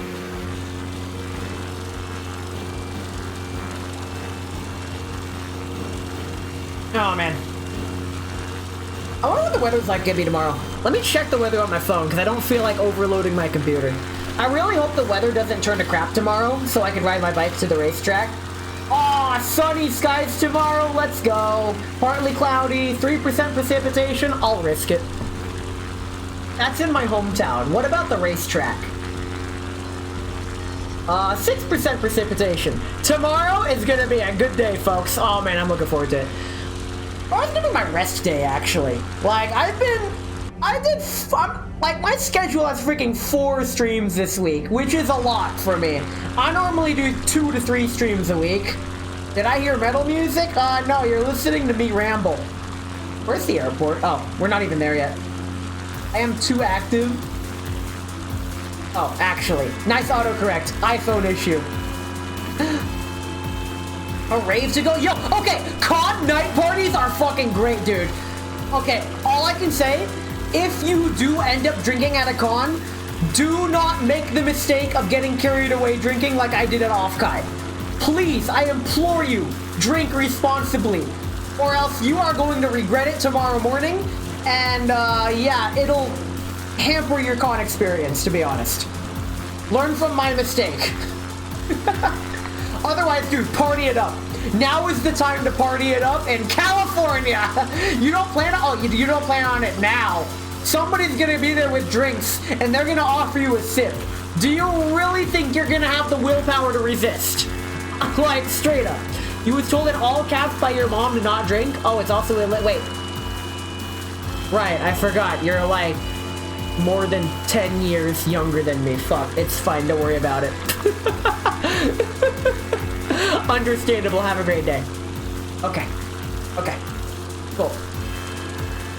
Still not 21. I keep forgetting, okay? Listen, most people I talk to are like within that 10 years younger than me range, okay? I keep forgetting you're one of the few people that exceeds it while still passing the vibe check, which honestly is really impressive. Keep it up, dude. I am almost in line, so let's get back on track. Heading 261. Let's set it to 265. 265 should be okay. We are looking for this airstrip. We're not quite there yet.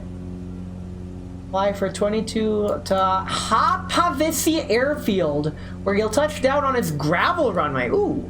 So one thing about Microsoft Flight Simulator 2024 that's coming out later this year is that the ground textures have had an overhaul. In Flight Simulator 2020, you could land pretty much anywhere you wanted as long as it was a solid surface, and it just treated as the same. Are you a pilot? My friend is a pilot. I am not an actual pilot. My friend does have his commercial pilot's license. I've been playing Microsoft Flight Simulator since I was a little kid. Way back in like, I think my first flight sim game was like Flight Simulator 98 or some shit. I don't know. But yeah, I've always been interested and fascinated by aviation. So even though I don't know enough to be an actual pilot, I do feel like I'm comfortable enough to present Flight Simulator, which is why I'm here now doing Flight Sim Fridays. We're just a bunch of aviation enthusiasts. Okay, whatever you do, do not look at my last stream, Tipsy Tales from an Aviation Admirer. Do not watch that VOD. Don't do it. I may or may not have dead stick piloted the freaking Airbus A320neo from San Francisco to Seattle because I forgot that I bound the disable autopilot key to my brakes. And I may or may not have drank too much during that. Don't worry about it. Don't worry about it. It's fine. It's fine. That is, it may or may not be a canon event in the NES 1228 cinematic universe. We are approaching the airfield, actually. We're approaching that 10-minute timer mark. I need to keep my eyes open. The airstrip should be in this general vicinity, probably around here. If I smart cam it, we should be approaching it. The GPS tells me we're in line with it. The thing is, though, I'm pretty sure the runway is not parallel with us. We may have to do a go-around because I don't see the runway immediately.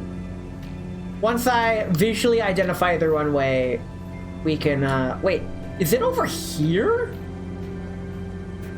Possibly? Let's VFR this shit. Where are we at? Get take an educated guess and say the runway is on the ground. Actually, it's a skyway. Real Ace Combat hours. We're gonna land a plane on another plane. I don't know if that's an Ace Combat event. Don't at me. I've only played Ace Combat 7. That was fun.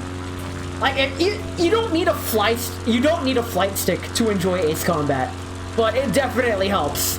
Freaking headphones on, flight stick up, first-person view. Just Ace Combat 7. It's a trip. Is there any water I can reference? Yes. If I make it to water, I went too far. Understandable. Have a great day.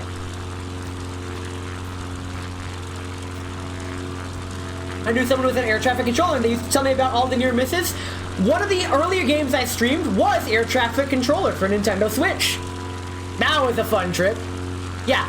The I Am an Air Traffic Controller game series are always fun. Now I have to get drunk and get on a plane. Oh, man. Oh, let me tell you about my free beer story. So Alaska Airlines, when I was in college, right? Because I went to college on the other side of the state I live in, I would fly for vacation. I would fly back home and back via Alaska Airlines. And every flight, I would get a free beer, complimentary of Alaska Airlines. And I'm like, oh my god, I love Alaska Airlines now. This is great. I'm a college student getting free beer. This is almost as good as sex, but I won't get into that convo. What I will say is that on my last flight, where's the airport? Is this the airport? This better not be the airport. I don't think this is the airport. Yeah, we are definitely really close to the airport. I'm gonna slow down and take a gander around. Is that the airport?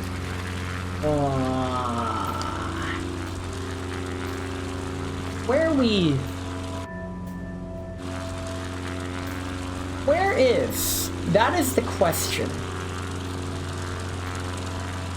I'm struggling here. We're gonna miss the airport again, and it's gonna be funny, but it's fine. I see the water in the distance. If we hit this water, I know we went too far, which means the airport's probably around here.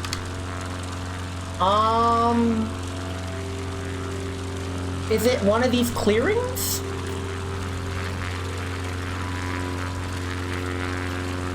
Century Club. Accumulate 100 hours of flight time in a single pilot profile.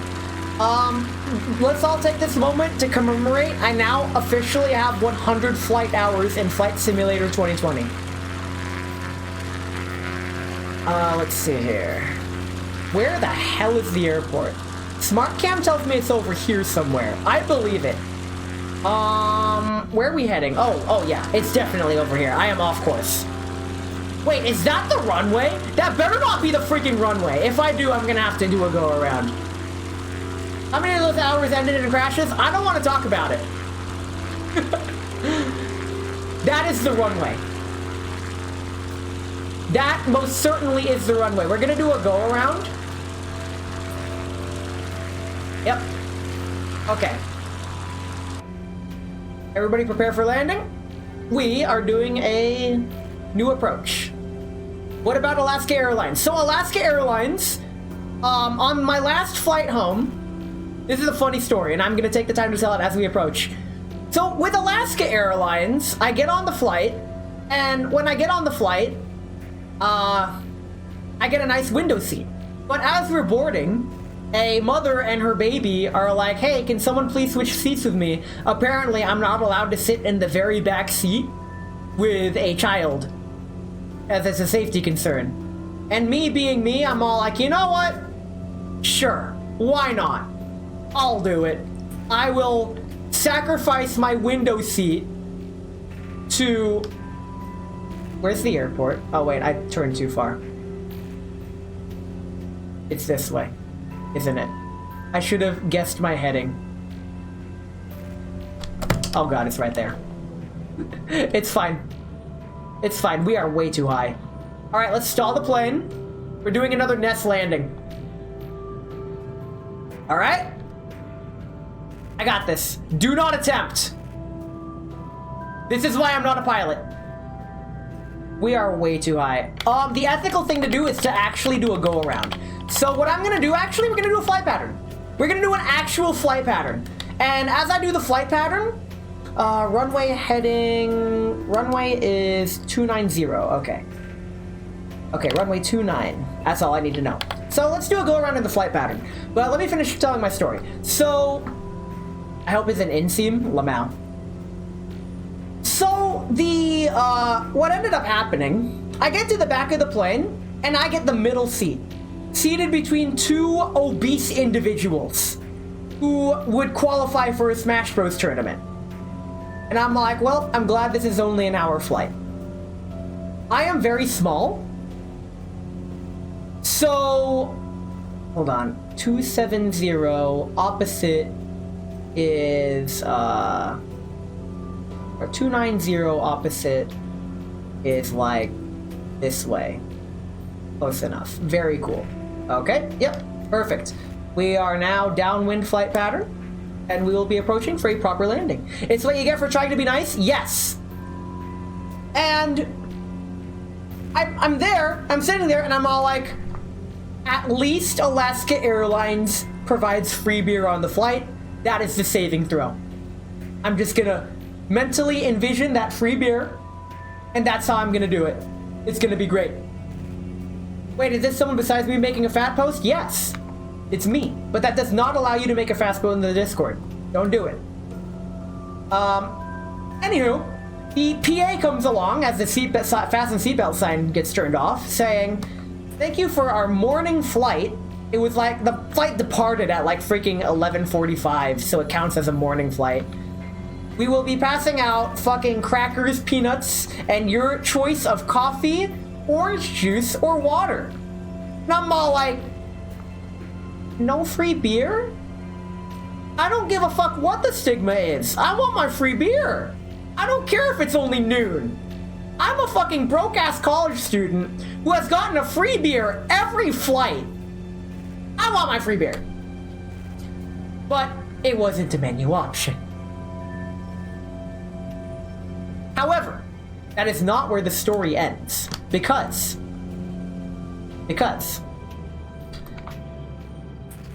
after the flight attendant gave me my water, the other flight attendant, who was a total bro, he was probably the broest of bros, who recognized what Alaska Air policies are at the time. He said, hey man, thank you for giving up your window seat to that mother over there. Do you think I could interest you in anything? Like a complimentary beer? And I'm all like, oh my god, we are so back. I was the only one on that flight that got to enjoy an Alaskan Amber Ale on the house. I will never forget how that beer tasted. Objectively speaking, Alaskan Amber Ale is a very subpar beer. I do not recommend it. However, given the circumstances, that Alaskan Amber Ale was probably the best beer I've had in my freaking life. Well earned. So to this day, I still relish in the fact that on that flight, I was the only motherfucker that got to enjoy a free beer. And I still have a 100% Alaska Airlines, 100% Alaska Airlines flight of free beer. And I feel like if I flew Alaska today, that would not be the case anymore. We're coming in for landing. How we looking? We're looking a little low, I think. We're also not even aligned with the runway. It's okay, we'll fix it in post. I flew Southwest to, well, not physically Southwest, I flew south. But I flew Southwest Airlines to Offkai. I just fucking bounced. Oh my god. That was the worst fucking landing all stream. Turn the stream off. Oh my god. I just lost my pilot's license. I never even had a pilot's license. That was the worst landing. Turn the stream off. Turn it off. I don't want to stream anymore. Yeah, Southwest Airlines does not give free beer. Clipped. Oh my god, I can't believe you've done this. It is getting dark out. I am going to take care of things around the house. I'm going to get myself some more tea because I'm actually all out of tea. We're going to take another 3-minute break or longer depending on how long this happens.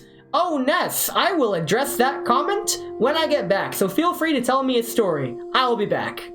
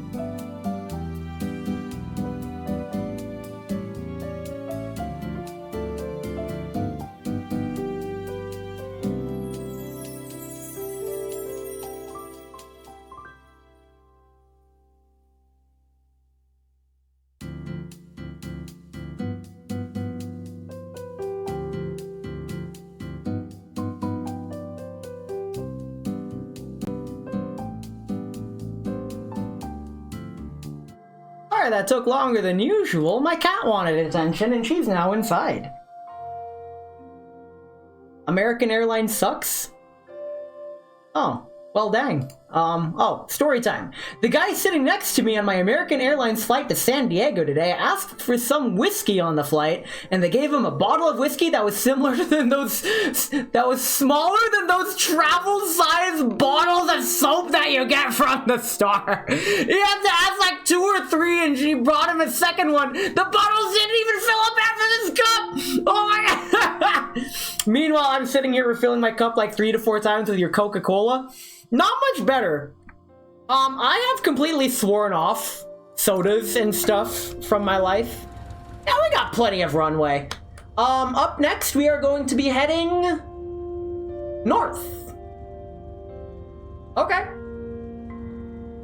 Lift off, instead of heading north-northeast in 24 nautical miles, you'll pass over the town of Rantsila, located on the shore of the Sikajoki River and site of a pivotal battle in the Finnish War. Finnish War? I haven't even started yet! I hope I don't crash during takeoff for that. Okay, let's, right. There we go. That was a much smoother takeoff. Very cool. Okay. Establish positive rate of climb. Very good. Let's go ahead and bank. So we're setting 357. Go ahead and start the timer. Flaps up. You're right, but I like the taste of soda more than I like the taste of airport water. Okay, I can understand where you're coming from with that airport water sentiment. Especially California airport water. Okay. Why don't we just head due north? Why not? Heading 360, or 0 if you're old school. Wait, we do not need to be flying so high. There is no need to fly super high. Level the plane out, please. Please? Trim? Hello? Should balance itself out, please? I didn't adjust trim settings properly. It was adjusted last time. Hello? Please? Okay, we're good. LAX is the worst. I mean, I was at a KSFO, San Francisco Airport, for Offkai. All 7 people call me by your Discord and Twitch username is wacky. I unironically have no problem being called Ness in person. I'm so used to it, actually. You wanna fly? Do you wanna fly a plane? Come on. My cat's looking at me. You haven't seen me all day. I know you want me. Come here. There you go. Come on. I'm looking away from the screen. I better not be crashing. Oh god, I'm off course. Come on. Don't just sit. Fuck you. My cat's being tsundere. It's fine. Don't worry about it. She hasn't seen me all day. Well, she has. Can't wait to taste it though. So yeah, for those who don't know, TwitchCon is going on right now. I made the executive decision to not go. For many reasons. 1, I forgot about it. 2, I'm more interested in VTubers than I am about Twitch culture in general. I don't feel like TwitchCon aligns with enough of my interests to warrant the multi-state, multi-day trip out. Like, most of the big-name streamers there, I don't know. I've never even heard of them before. Like, I went to the website, and I'm like, who are these people? My cat's grooming herself, it's fine. He's doing a Discord's job for her. I've seen, there's so many VTubers, more VTubers than you do normal streamers. Really, that's... How do you know they're VTubers? Are they like just people at the con, or are they panelists?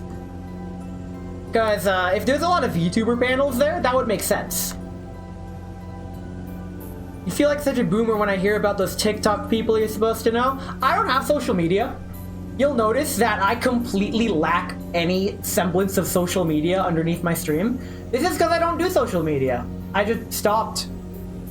The last nail in the coffin was Facebook automatically banning my own Facebook account for inactivity, and then when I tried to log in, it said it was suspicious activity and wanted me to submit my government ID, and I'm all like, sweet, I never have to touch Facebook ever again.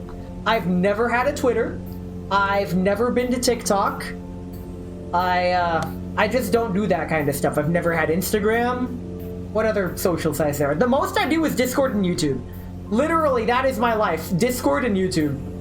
And even with YouTube, I still am away from what I would consider normie content. So, I've got that going for me at least. Look at the outside view. What am I doing? We need to be appreciating Finland. Where are we flying? That's a lot of airspace changes. We're gonna be crossing a river. Okay, I dig it. Alright. So once we hit this river, located on the shore of the Siikajoki River and site of a pivotal battle in the Finnish War. I'm sure that's a bit of history that I would have appreciated if I gave a shit about history. Unfortunately, for better or for worse, I care as much about history as I would assume the average person cares about math. Which balances itself out quite nicely, actually. For those who don't know, I was a math tutor for 7 years. I liked helping people with math. And if I could make a living as a math tutor, that would be my career of choice. Unfortunately, it doesn't pay the bills. And it was a part-time gig that I did in college. You love history? Well, my stream is gonna be history because graduation stream, let's go. No. Too soon. You like certain history. I like the wrong side of history, the part that doesn't get told, because I can just make shit up and nobody can fact check me because, oh, it's just a part of history that you just don't know because it was never documented. It was revealed to me in a dream. I actually need to study up on math for when I take the ASVAB. Depending on the math, one thing that does not make sense to a lot of people when I say this is that, let me cook when I say that math is the easy part. I'm not saying math is easy. What I'm saying is that for real world applications of math, the math itself is the easy part of the application. The hard part is applying the math to the application. And that was something that one of my engineering instructors went over. He took a good 5 minutes to explain what he meant.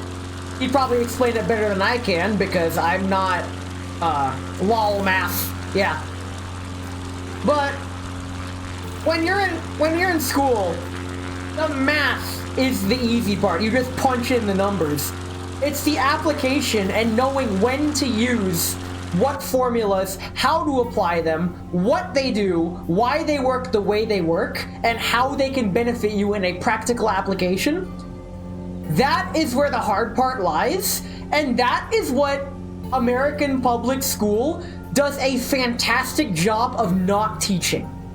And I'm gonna stop myself there. This is gonna be a happy Finland stream. I'm not gonna get on a freaking rant about education while I'm flying through the country in the world that has the #1 rated education system in the world. Nice segue there. Finland's #1 in education. Let's fucking go! Yeah.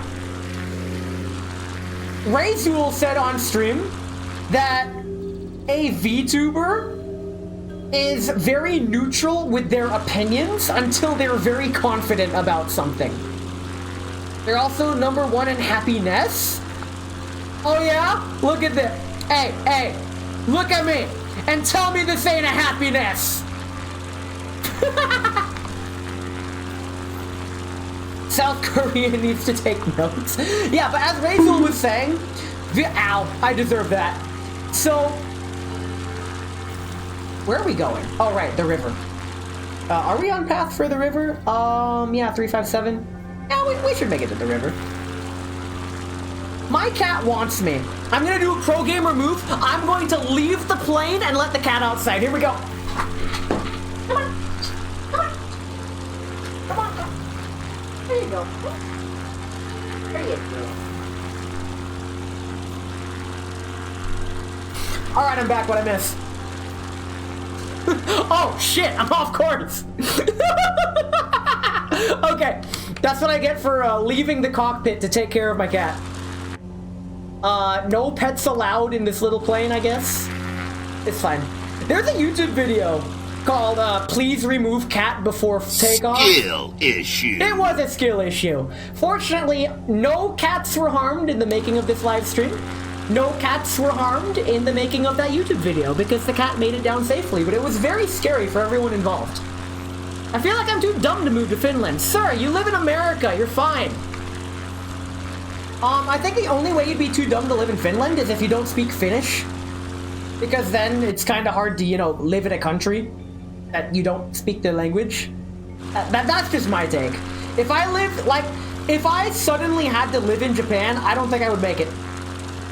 Because I feel like I don't understand enough of the Japanese language and Japanese culture to make a living in Japan. Most of the Finns I know speak better skill issues than the average American. Wow. I mean, I've been told that English is like the global language, or close to becoming the globalized language.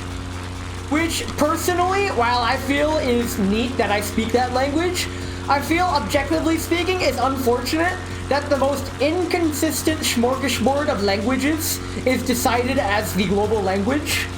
Like, can we get a more consistent language, please? I don't know which language to nominate. Speaking from experience, Spanish is pretty consistent. I think that would be a decent alternative. You need to be able to finish your sentences.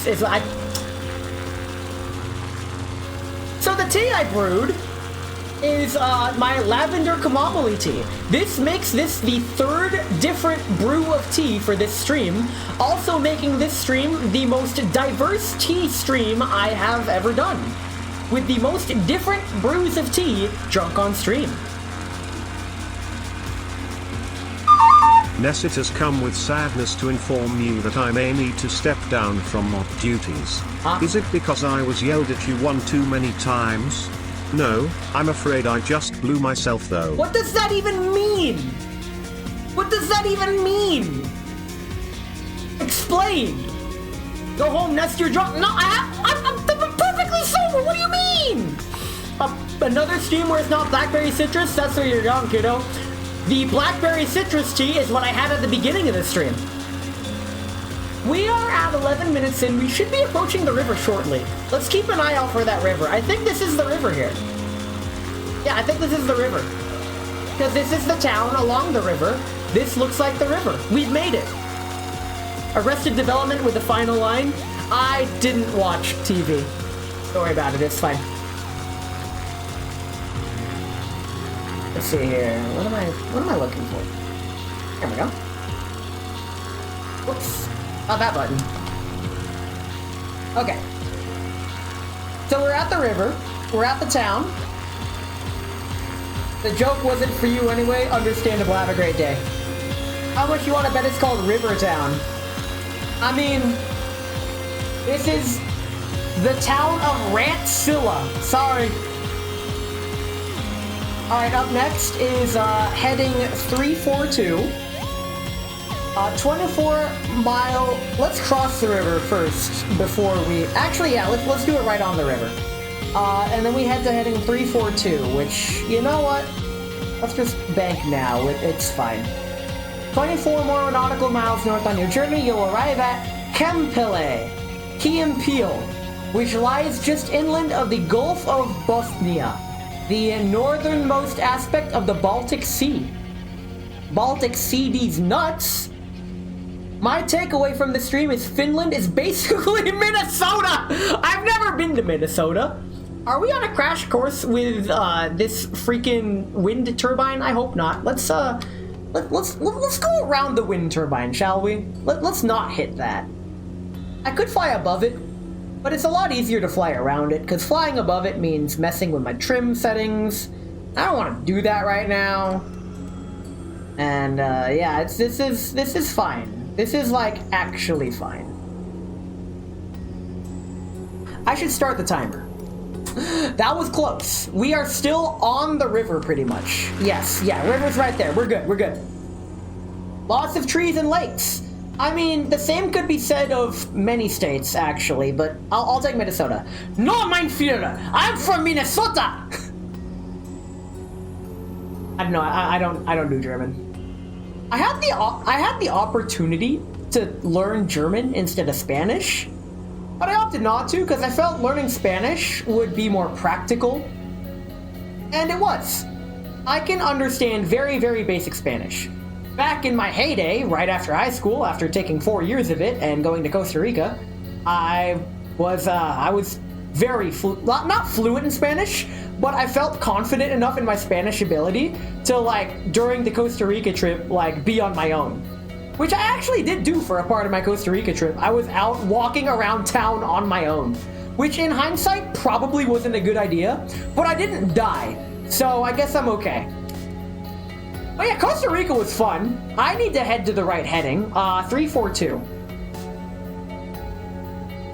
Let's head, like 387, that should be okay. Great, 336, yeah, it's fine. Let's get back on track. We veered off a little bit. A little turbulence here.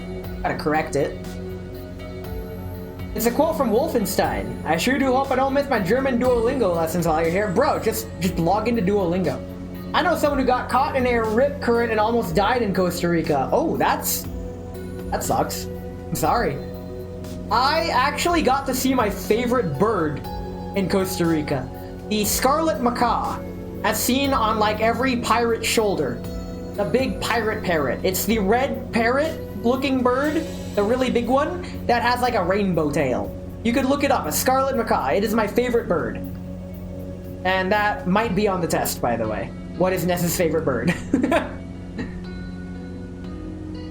But speaking of Duolingo, several people have asked me, like, do I recommend Duolingo for Japanese? I recommend Duolingo for learning the kana.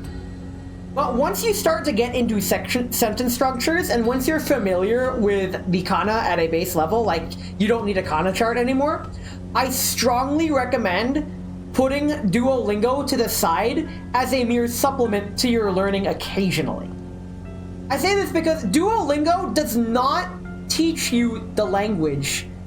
It helps you memorize stock phrase templates and select vocab words, which will do you a disservice when trying to learn Japanese as a whole. And if you want to just learn those stock phrases, then Duolingo is perfect for you.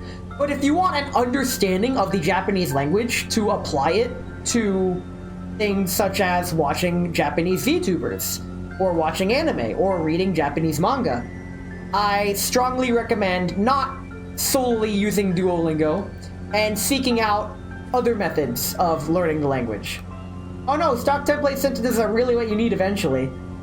I mean, template sentences are greater than memorizing individual words.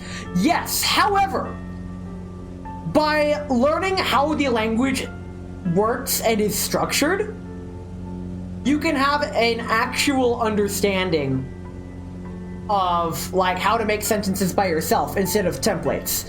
Like, yes, using stock templates to learn like individual sentence structures, for example, kore wa noun desu.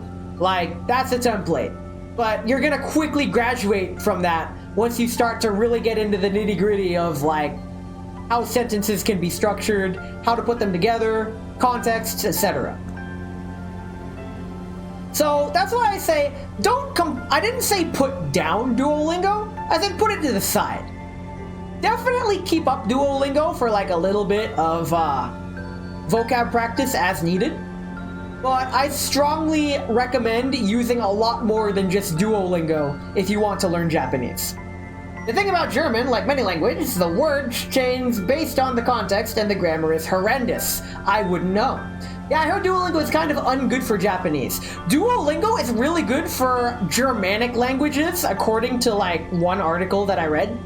Because if the language relates to your own, like with English, if the language you're trying to learn is structured similarly to English, then Duolingo would be good because most of the heavy lifting is already done by your understanding of the English language. Because Japanese is fundamentally different from English in like every way, except for like the existence of nouns and the existence of verbs and stuff, then it requires a different approach. Haha, he said heavy lifted. You stop that. There was one app I loved more than Duolingo, and they changed the app structure so it was worse, then eventually got a rebrand. I wonder, like, if any application ever will ever be able to not go through an N-shitification process. I feel like every app is eventually doomed to the N-shitification process.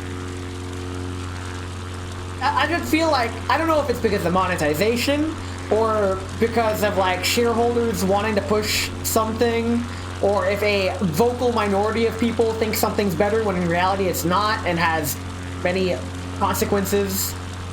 Elden Ring?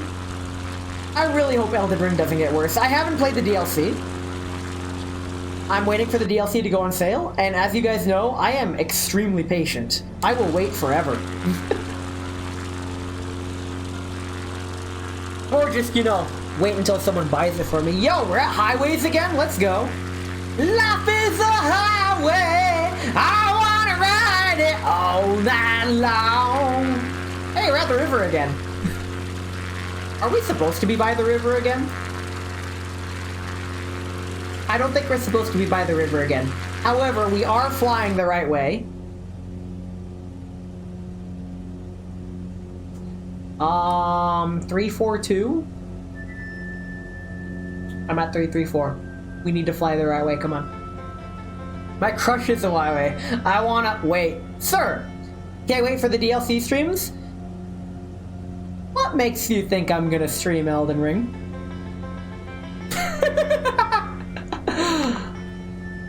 Me and Elden Ring and games like that, I like to enjoy on my own time. There are many games that I play to enjoy on my own time. And what a lot of people, or I might be in the minority of this train of thought, but who knows? But I feel like what a lot of people don't realize when it comes to streaming, when you stream a game, you're not necessarily playing it for yourself. You're presenting to it and sharing it. You're not doing it for self-fulfillment just because you enjoy the game.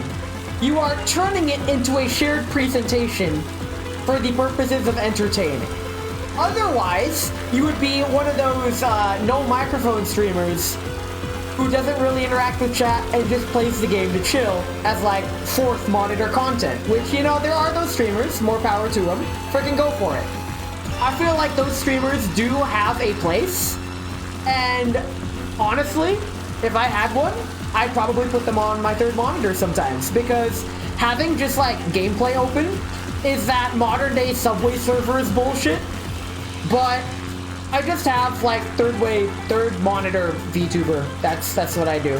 Why am I at 1,500 feet? This is fine. This is an okay flight level. I mean, Uranium before has asked me why I don't stream every game you do, and you just replied, I like having gaming on my own time and with friends. Exactly.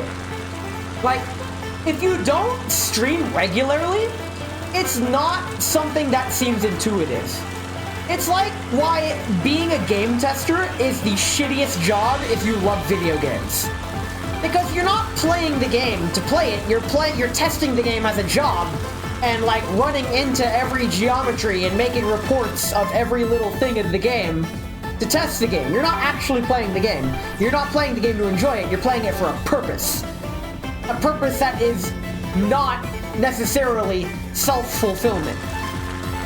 That said, if you are the kind of person that enjoys playing games like that, then first of all, how? And second of all, good. That's a good job for you. Then there's you trying to speedrun it. Yo, they should hire speedrunners as beta testers. Like if anything, hiring speedrunners would be the best beta testers for any games. Like, straight up. Where's the airport? There's the water. I think I see the airport from here. Awesome. I'm gonna bank left at 12 minutes. Like I said, just make the game testing a speedrun contest. You'll find bugs and exploits in record time. The consequence of that would be the finished product being not very speedrun friendly. I feel like discovering unintended bugs and exploits is part of the speedrunning culture. And I really like it when game devs leave those bugs in intentionally after patching it to throw the speedrunners a bone. It's all like, hey, this wasn't intended, but it's funny as hell. Frickin' do it. Some even go as far to make the glitches even easier to exploit. That's a rare case. I don't necessarily agree with that. Mainly because, like, it leans into it losing a little bit of its authenticity. So yeah, found if you take these 2 lemons and throw it in the cart in this way and then quickly swap to your secondary, you'll find that I banged your wife and skipped to the 5th level. So true. Now, I've been trying to do that step. I've tried doing that skip, but unfortunately, it wrong warps me to a place I'd rather not say. And I have to reload a save to get back. So, I'll have to practice that skip another time. But just know that the lemon skip that you just explained, it doesn't come without its risks. So please skip responsibly, lemon responsibly, and do not try it at home. Where's the airport? Airport's over there, actually. Are we on course? Oh, we're hella off course. What the hell? Let's fly for another minute in this direction.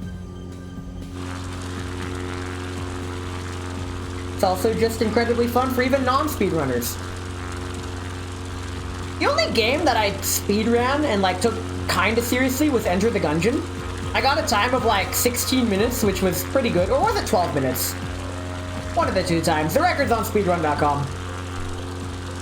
I did dabble a little bit into speedrunning, and while I love watching speedruns, actually doing speedruns is completely different. And by the way, 2K's a speedrunner. Go ahead and follow him. He does speedruns, like, regularly.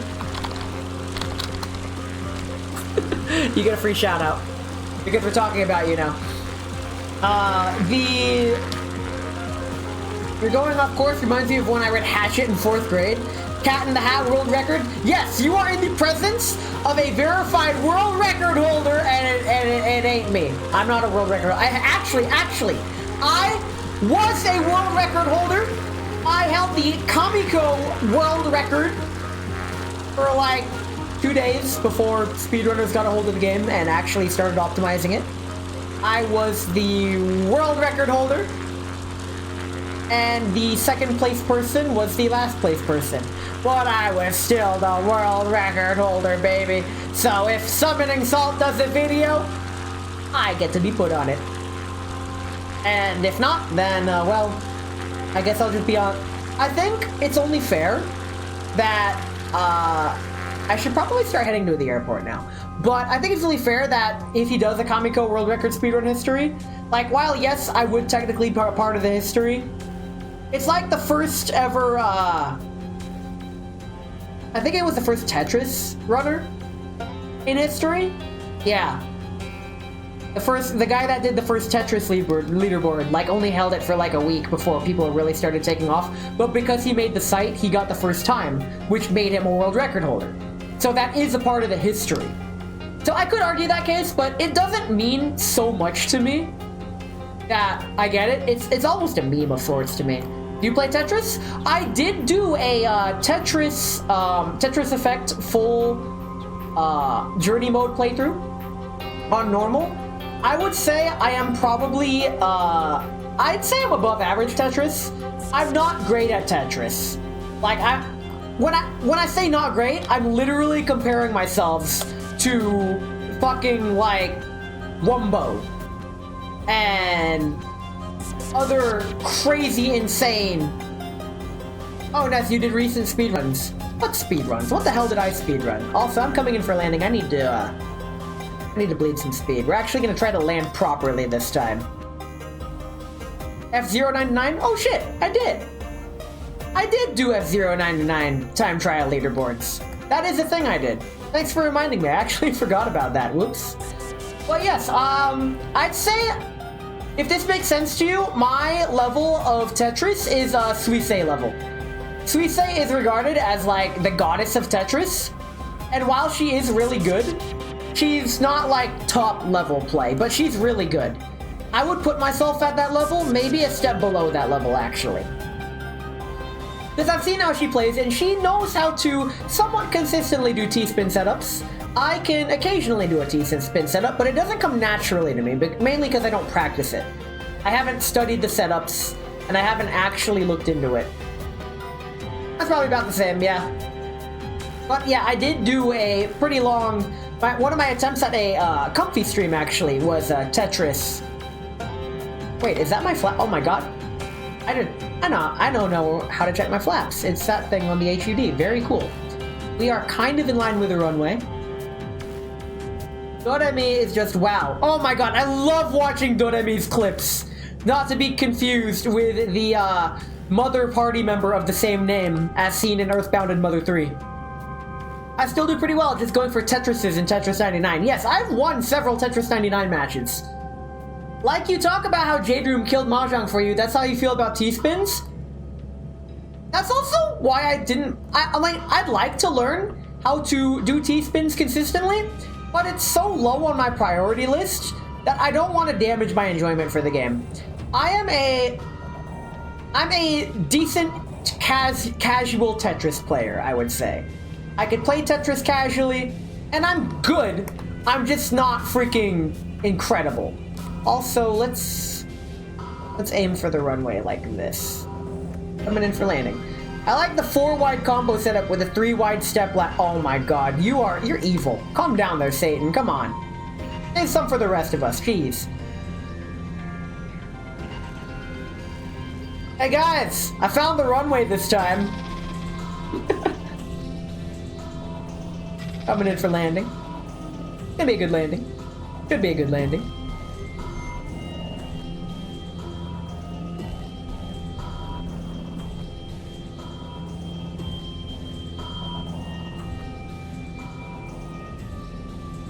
Alright.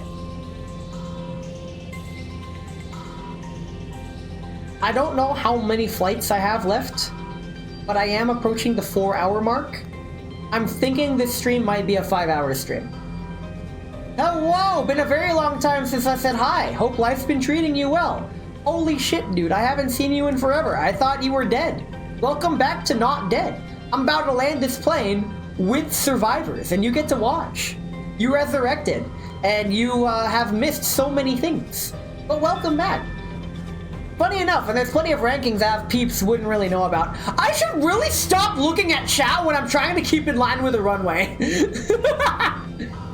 Dude, it's Oblivion, yeah. And Mayhem. Yo, Mayhem's at freaking TwitchCon right now. Mayhem is watching me instead of partying at TwitchCon. Not recommended, but you do you, buddy. I am below the glide slope? Bullshit. Come on. There we go. We're on the glide slope. Let's go. Coming at a steady 60 knots. I am not even aligned with the runway. Don't worry about it. We'll fix it in post. Trombone champ. I got back into the top 100. Beautiful. Love to see it. Now, I now know that game mode does not work on my new firewall because it just gave me a freaking notification pop-up. I'm now above the glide slope. How many distractions am I gonna have trying to land this plane? That's the question. Ah, jeez. But yes, Oblivious, welcome back to the world of the living. I'm a streamer now. I'm a freaking VTuber now. I've been doing this for a year now. Mans cannot just look at the runway and do nothing else. Listen, I'm doing my best, okay? I'm above the glide slope. The runway is very wide. I am sinking maybe too much. Okay, we're back on the glide slope. We are below the glide slope. It's fine. We're above the runway. Let's give it a little more throttle. Can't just... Alright. Alright, coming in for touchdown, please. Please. Flare, and... While Ness ponders how many times he is going to be distracted, just remember that they call it oven when you are in the cold food of out hot heat the food. I swear to God. Fortunately, we landed this plane. We're good. Got him. Let's fucking go. Let me pour some more tea. Actually, wait, I already have tea. Let me finish my tea here and then pour some more. All right. Very cool. Ziggy, that was a decent landing. That was better than usual. Let's just keep going. What's next? Depart Oulu Airport and head northeast, crossing Kempele Bay, and then passing over Oulu, the most populous city in northern Finland. Oh, we're going through the capital. Let's go. All right. Set a little bit of flap.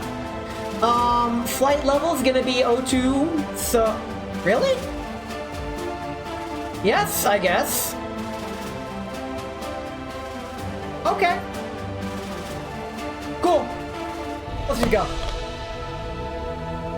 Alright. Getting ready for takeoff. Everybody please fasten your seatbelts. We are once again taking off on this generously long runway in Finland. I'm glad they let me land here. We have achieved liftoff. Positive rate of climb. Keep it at 60 knots. A little higher than that. Alright, raise the flaps. We need to head now to heading 020. That is pretty much due north. Let's go ahead and do that. I overshot it because I was looking at chat. It's fine. We'll just get back. And we will hit the timer. Go ahead and start. Why is there a fucking plane on the map? Is there like a real world aircraft there? That's funny. Where are we heading? For not very far actually. At this river bend, we are going to cross it. Okay, so let's keep our eye out for a river bend. Let me level the plane out at 1,000 feet. Please. Wow, we're hauling it. Let me tone the engine back. Reach cruise speed. We're at 1,000 feet. And all right, plane is level, and we're actually need to trim it some more. Dang. There must be like a Gulf wind going through. Okay. Anywho, Finland! We're back! And we're crossing this, so what we're crossing here is this here on the map. And then I believe this river over here we're gonna be jutting through. So we can VFR this. Oh yeah, time to go get pizza. What flavor? Pizza flavor! Alright. Push the flight stick forward. Oh, like this? Oh, shit!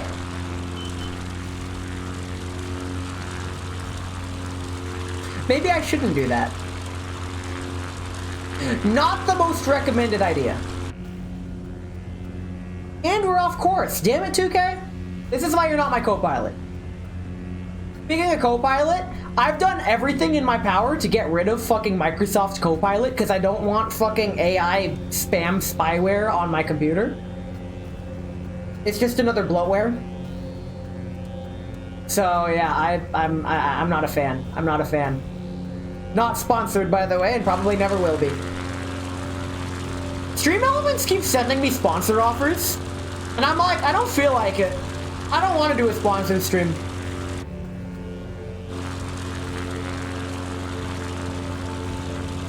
Mainly because they don't pay, unless like people actually do the thing you're doing or selling. I'm pretty sure those are the terms. I only skimmed the terms and conditions of sponsors. So what I'm about to say might disqualify me from all sponsors ever. I don't give a shit. I looked at the sponsors, terms and conditions and stuff because I actually got curious.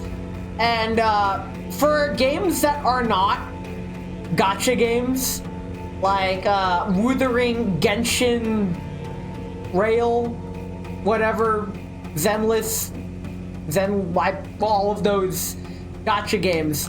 For every game that isn't that sponsor, if you are sponsored, you get paid on commission based on how many people download whatever you're playing.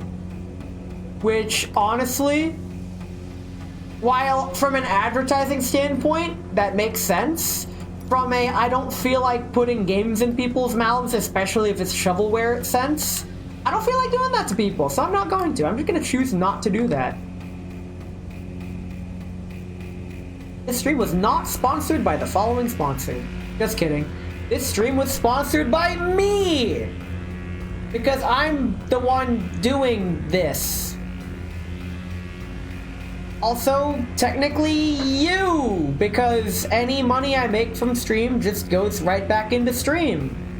That's how I was able to get Link's Awakening.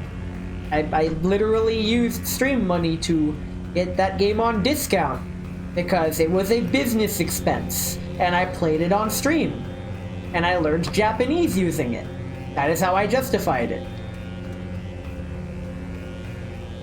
Also worth noting, I didn't play the game at all by myself. I entirely did it on stream. But yeah, it was a stream experience. Flying this way for 16 minutes, let's just chill.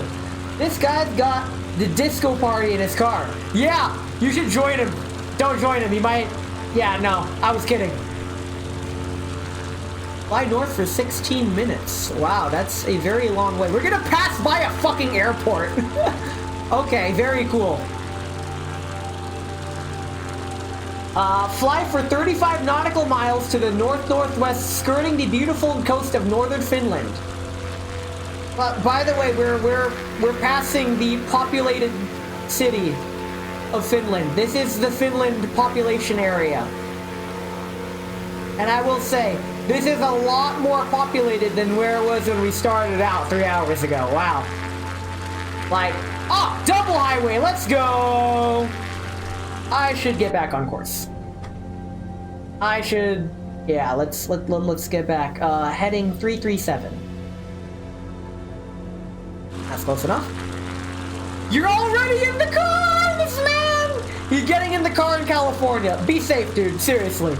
I was very scared when I was in California, because one, I'm scared of California, and two, I'm just scared of people in general. So yeah, off-guy was fun. I'm trying to eat here. Stop veering, plane. I hate this plane. Can you fly in a straight line, please? Thank you. We trim down a bit. We don't need to be flying this high.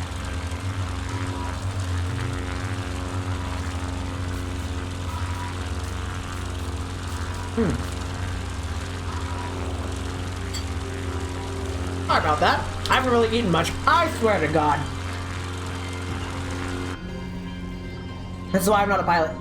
Unless I want to go anywhere, I have to Uber it. Oh, in that case, go ahead. Give those Ubers, make their day. By, like, either discoing in the car with them or just not talking to them. Apparently, Uber, like, you just don't talk to them. They'll give you, like, the best ride of your life. You tell them where you want to go, and that's it. Don't initiate small talk, and it's all like, all right. I talk as little as possible. Listen, as a streamer, I have to talk as much as possible. I've watched several videos and even gained some advice at Off-Guy. Part of streaming is being able to have a conversation with yourself or chat. Lol, what's the point of small talk? There is no point of small talk, however, I do not make small talk. I make medium talk. Small talk is bullshit and needs to fucking be eradicated from the face of the goddamn planet. Medium talk is when you actually give a shit about the subject in question. You talk about, like, something you did over the weekend, or one of your interests or whatever. That's medium talk. That's not small talk. Small talk is, good morning. Good morning. How are you? Friday. Weather is cloudy. Dinner. That's small talk. I hate it. But yeah, medium talk is like actually, I guess, disguising an autistic spurging as a conversation. It generally keeps people at bay, and in best cases, keeps people away. Hey Ness, how you doing down there? What the fuck do you mean? Well, it's nice hearing you again, but you shall get back to work.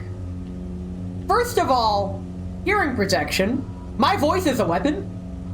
For most of my life, I have hated the way I've sounded. I have always hated my voice, and part of me still does. However, apparently everyone hates their voice. but mine so especially. When I was younger, I'd answer the phone. Hell, even in high school, I'd answer the phone, and my relatives thought I was my sister. And now that I know that my voice is like high, I can use that to my advantage because my vocal range is, while it doesn't sound good, it is a little extensive. Fucking weapon. A friend in my background says your voice sounds sexy. Tell him to call me. L plus ratio. Oh god. I missed a fucking comment. Let me scroll up. I have to figure out the conversation for myself now because if I stream on PC, I can't be in a VC with some of my buddies. One of them will genuinely get me banned on Twitch. Okay. Pick it. You gotta know who to take on Twitch. He's asking if you can get your Discord. It's right there. He can follow me. He can follow me on Twitch. I host events. Bro, like if you want to talk to me, just fucking talk to me, dude. I'm one of those guys. I try to be easy to talk to because I'm like hella anxious around people. I know, I am fully aware that there is a stigma that if you are not a streamer or VTuber, you should not DM streamers or VTubers unless you really feel like you are on a good enough social level with them that they view you as a friend. I agree with that. So if you just start messaging me like you're my friend, I will be skeptical. However, if you just ping me in the Discord with stuff, I'll be all like, oh sweet, this guy's pinging me with stuff. Because like my phone is always on silent, so I only check my notifications like when I'm on my phone, but I do check every single notification that I get. The events usually involve Ness being drunk, including the F1 watch-alongs at 7 a.m. Actually, the F1 watch-alongs are at 5 and 6 a.m. May or may not be drunk for those. Not the stream lag. I am so sorry. The stream did drop some lag. I'll go ping your DMs. Fucking do it. I know you fell off the face of the internet. You're not gonna do it. You're gonna do it like twice, and then you're gonna stop. Like how most VTubers, they have like their character quirk that goes away after 2 streams because they can't stay in character. My character quirk is being fucking annoying, and I'm still going strong after a whole year. Let's fucking go. Tea time.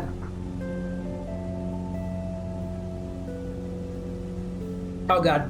My table's too cluttered. Where can I put this? Put that controller here, and bam. There we go. Alright. I always get confused why people ping me in DMs. Like, I'm gonna see it anyways. You pinging me isn't gonna raise my awareness of your message. Understandable, yeah. I don't ping within DMs. I'm also really conscious about pinging during replies. A lot of people don't realize that when you go to use the Discord reply feature, you can, on the right side of the bar that appears above your message, there is an @ notification that says on. If you click that, you can reply to the message without pinging the person that messaged you. And I do that all the damn time. Me and 2K have made it into a habit that we just like habitually disable those pings when we reply. That way you can keep a reply chain going without obnoxiously pinging the people involved. Or you can just @ silent before the text. That's more effort than a mouse click. A single mouse click versus typing @ silent. Not everyone has the fucking 135 words per minute typing speed with gerbil fingers. How long have we... Oh, we're halfway there. We're approaching the water. I'm a keyboard warrior. I'm a weekend warrior. I'm on my motorcycle tomorrow. I'm riding my bike to the track. I don't care what anyone says. I checked the tire pressures. My bike is good to go for tomorrow. I am super looking forward to riding it because tomorrow I get to use my special glasses that I don't have on this scene, damn it. It's fine. I was gonna pull out some glasses, but it's fine. My Flying Eyes prescription glasses came in, and I'm gonna be using them tomorrow. Okay, heading out. Take care, dude. Good seeing you again. Now I'm basically in downtown San Diego. That's why service is so bad now. People want to right-click reply and then not click the little @ on to off. He's got a point. Like, that's the first thing I do after clicking reply. Hell, I don't even right-click reply. I just hover over the message and left-click the reply arrow. You think they'll type @ silent? Or you can also shift-click the reply. Oh my god, yo! Shift-click the reply? That's genius! Oh my god. Oh, that's game-changing. I'm using that now. We need to spread awareness. Let's fucking go. That's some good stuff. That is some good shit, as they say. They do say that. At least I think they'd say that. Oh, man. Why is this music so intense? Oh, right. This is just the soundtrack that I got going. Bonus points if you know what the soundtrack is from, that I've been playing this whole time. The entire soundtrack is almost 7 hours long. Snap-on Impact joined? Nice. Oh yeah, now I rarely won't disable the ping, especially in Bao's server. Pinging her is a no-no. Yeah, high-profile streamers, you generally want to avoid pinging. I did it once, mod had to twist your balls. That's the main reason I avoid high-profile Discord servers for large streamers, is because they are heavily moderated, and a lot of, like, user freedom is restrained. And I'm not gonna argue that, because with that many people, you actually do need that level of enforcement. But for really small, cozy streamers with like less than 200 or like even less than 500 followers, that level of enforcement is completely unnecessary, and it completely stifles the community growth. And I am always, hell, you've seen the way I treat 2K. You've seen the way 2K fucking treats me. I believe in like community freedom. Fucking ping me, do whatever the hell you want. Don't violate TOS. If I tell you to stop doing something, please stop doing it. That's all there is to it. Simple as. You don't ping the main person or everyone, like your pet dog. What dog? Your up dog? Where am I going? Where are we? Am I crossing this bay? Yes, I am. Yeah, we get past this piece, which is here, and then we fly straight over to there. Okay, we're still on course. We're still on course. We're good. We're good. There, you gotta go. Catch y'all later. Have fun, Ness. Thanks, I will. I'm actually enjoying this Finland flight. This is a really long stream for me. I didn't realize I could stream this long. The main reason I don't stream very long is just simply because I get up at 5 a.m. every morning for work. But on Fridays, I can let loose like this. It's why my Zelda streams are on Fridays, is so I wouldn't have to worry about ending the stream at a certain time. But with this, I'm like, yeah, we're good. This is fine.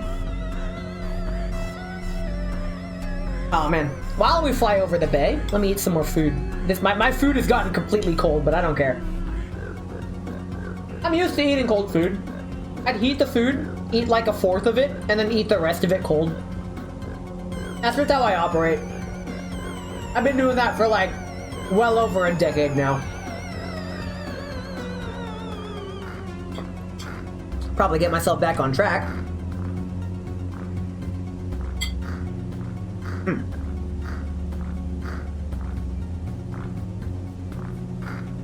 Oh, I'm gonna get fat. I say that because my giant Boxu from Boxu came in. For those who don't know, Boxu, B-O-K-K-S-U, is a food delivery service that imports Japanese snacks directly to you. Monthly. It's a subscription service. And it's how I get to experience lots of authentic Japanese snacks made in Japan, from Japan, here in America. And I did a big custom order of a bunch of discounted stuff, and the box came in. It's absolutely freaking massive. And yeah, I'm looking forward to it, but I gotta limit myself. I am conscious of what I eat. I do make a very conscious effort to eat healthy.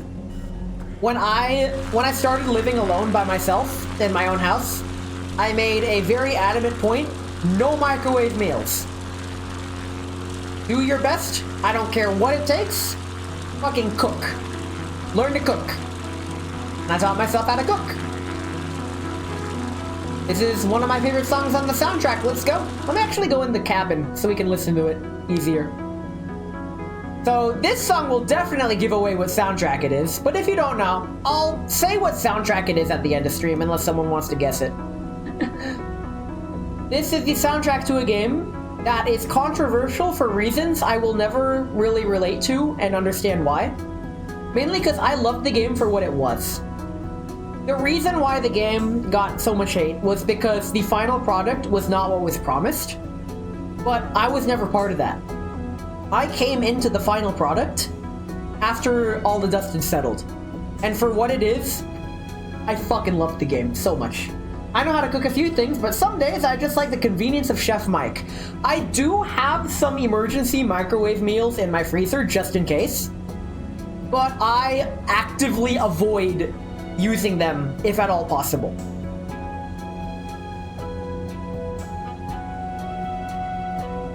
But yeah, I like making spaghetti because it's really simple and really tasty and really easy to make spicy.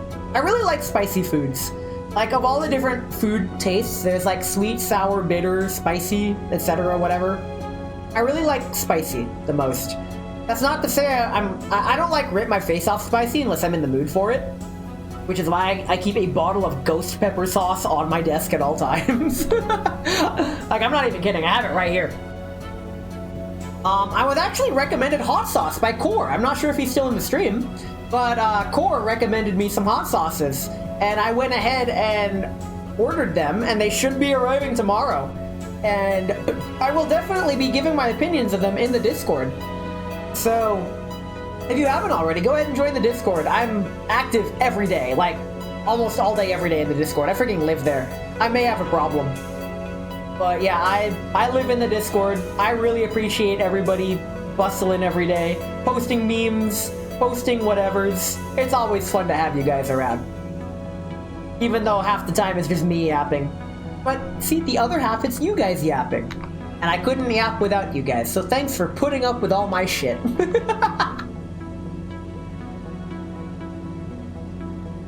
One thing I don't understand about this track, which I really need to get around doing, is, like, the last minute of the track is just silence. I'm just gonna go ahead and, like, skip to the next song once that silence happens. I'm not a fan of bonus tracks in albums where there's, like, 5 to 10 minutes of silence before it begins playing. I always hated that, because it really kills my listening experience, because I always have something playing. And it's...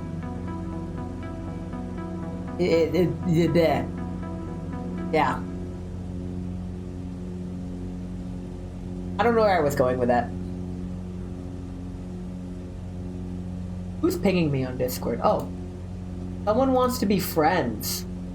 Oh, it's that friend from earlier. He should join the Discord. Oh, hey, he's actually in. Very cool. Okay. I'm all like, if you want to friend request me, but not join the Discord, I'm gonna be like, I'm pretty shy, I don't really know you. We're almost at the shoreline. Once we get past the shoreline, up until this river here. Alright, let me actually take care of that music track. There we go. Yeah, here's the river here. Once we cross this river and head to step 3, I'll reset the timer. But this is a good demonstration of how not flying at full throttle at all times adds to the estimated flight time, as well as being at full fuel, because this does slow the plane down. Realistically, I should be at far less than full fuel. Very rarely do you ever top up an airplane, because it really affects the performance of the aircraft. This was told to me by my pilot friend, who explained to me this as he let me check the fuel levels for the pre-flight inspection checklists. Like, I was really into it. I loved going through that checklist. Like, for those who know me, if I'm gonna do something, if I'm gonna do it, I'm either not interested or I'm doing it 100%. There's no in-between for me. I am a 0 or 100 kind of person. I go full beans at whatever I do.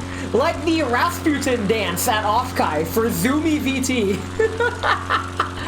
I do have plans to do that dance again. And I do have plans to never practice that dance. So the trying my best and falling on the ground impression will be just as authentic as it was at Offkai. We are at that river bend. Let's go ahead and reset the clock. We will be heading in direction 289, so that's like west-northwest once we hit this riverbank. Yeah, so let's go ahead and start itching, there are very few activities that I can do casually. One of them is bowling, a rare activity where I can enjoy casually and not care about getting really good. I feel like a lot of any activity can fit that description based on your passion for the activity and who you surround yourself with that activity. For example, like with bowling, I'll use bowling as an example. I feel the same way about bowling. I am a very casual bowling player. Most of my life, I could not do bowling because my physical strength was not strong enough to wield the bowling ball for a full set of 10 rounds. Like, my arm would give out and I would be in great pain. I literally could not bowl because I was too weak. That is no longer the case. So when I do go bowling, it's really casual and I just have lots of fun. While yes, my friends and I compete for high scores, my friends are only marginally better than me because we are all casual, and that's what makes it fun. I'm surrounded by other casual players that play it casually. That's the important part. If I was at like the fucking National Bowling Championships and I just had a lane to myself there bowling casually, it would be a lot harder for me to enjoy bowling casually because I'd be in an environment that was competitive. Oh, I love this song. This is actually the main theme of the soundtrack. Let's go. Even though there's usually a pro in my group, I can still enjoy it casually. That I have weird feelings about because usually I am the pro in that group. Whenever I'm doing a group activity, usually I'm the person that does it at like a level that is well beyond casual. This is the case with most of the things I do. And it actually bugs me because I feel like I will never be in a spot where I am comfortable with being in a competitive environment, but not so competitive that I'm not comfortable, not so competitive that I'm getting curb stomped, but competitive enough that I can keep up and enjoy it. And this is why my time at the racetrack meant so much to me, because that is one of the only activities I have ever done that I felt that way about. I am by no means the fastest racer there, not even fucking close. However, I am by no means a slouch. I will fucking run circles around you. I was good enough to compete, and it was revealed many times, and I'll reveal it again. My final championship standing, and my last season there, was 9th out of 24. Which, given how I started in the back and worked my way up, that is one of my life accomplishments, and I'm gonna take that with me for the rest of my life. It's literally changed my outlook on life, how I approach doing things. It has, in a sense, given me a proper healthy mindset to overcome many personal struggles, including but not limited to learning Japanese. And I'm like semi-tempted by the World Richie Championship being in Japan next year. You absolutely should. I've noticed with you've been invested in Mahjong for so long that I feel you would be doing yourself a disservice to at least not try it, like go to it. I feel it would be really good for you. Also, we're past this point on the map. We are heading this way, across all this water, and the airport is by this big runoff area. Okay. Get the outside view. Let's get a nice view of Finland. We're back in the water now. I believe this was the Gulf of Bothnia, it says. Yeah, we're at the Gulf. Speaking of golf, actually no, speaking of nothing, let me pour my tea. I'm still getting thirsty. Alright, lavender chamomile tea. The good stuff. It tasted weird at first, but it didn't taste bad, and the flavor grew on me. Like, lavender chamomile tea is actually really good. I recommend it.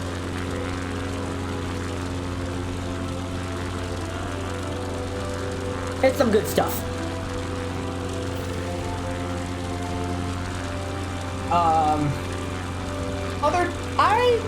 I should actually look for different tea flavors. I have exhausted the tea catalog at the grocery store.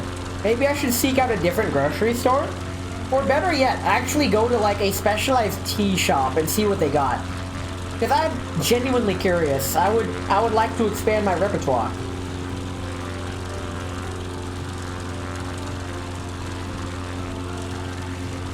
If you guys have any tea flavors that you like, please tell me. That'd be great. I'd love to hear them.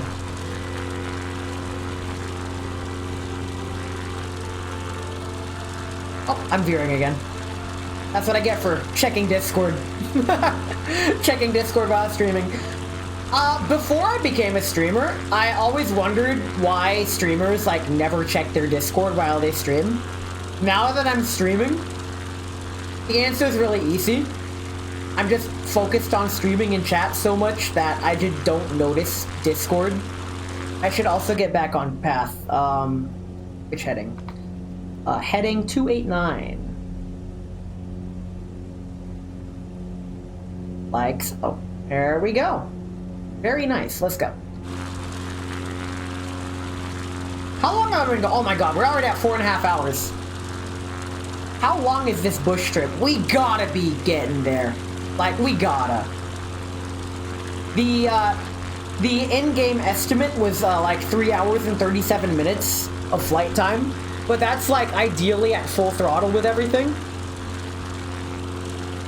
I've been chugging along. And I'm dropping frames. That's not good. I hope the stream's back. Hopefully the stream didn't die completely.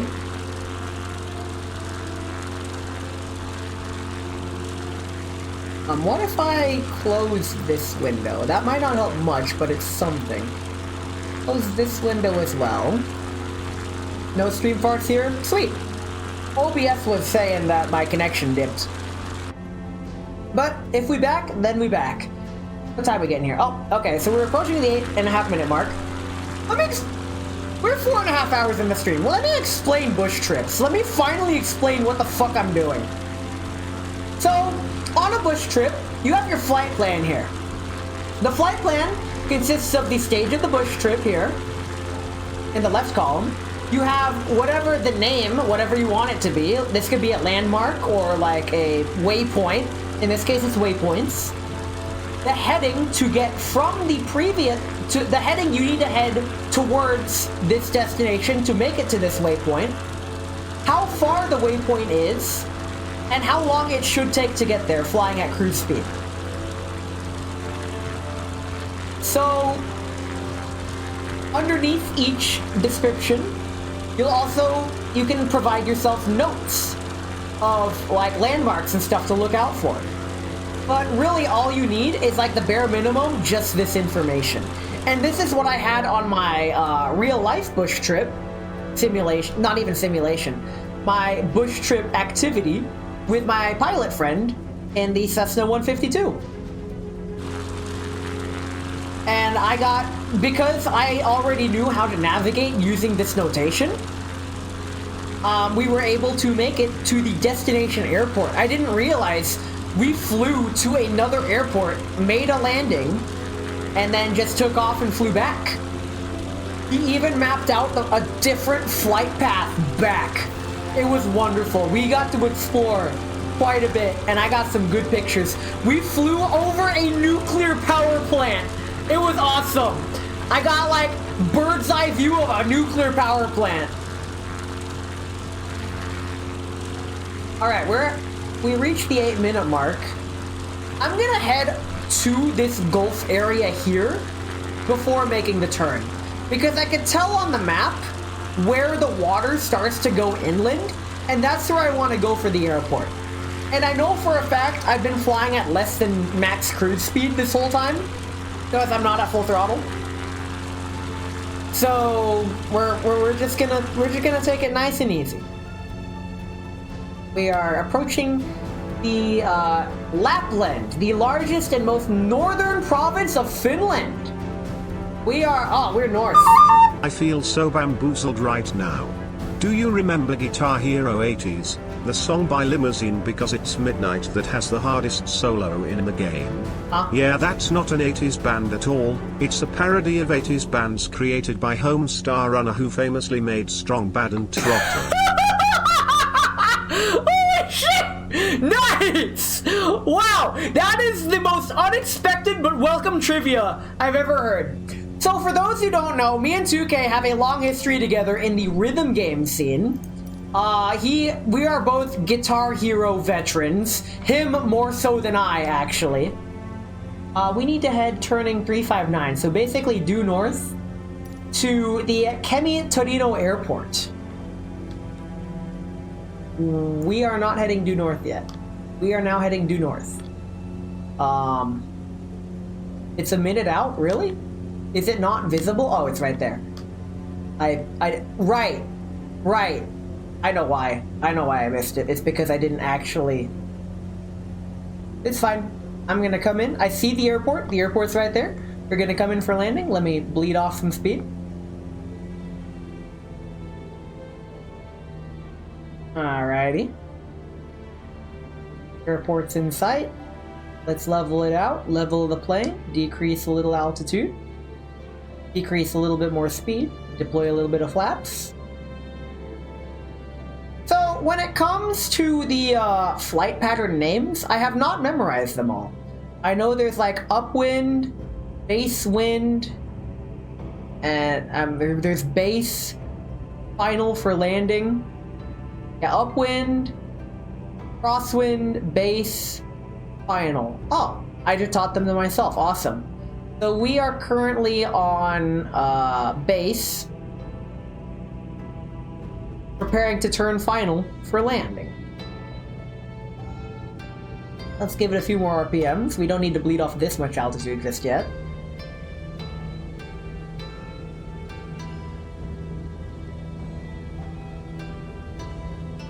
Okay. Give it a bit more flaps.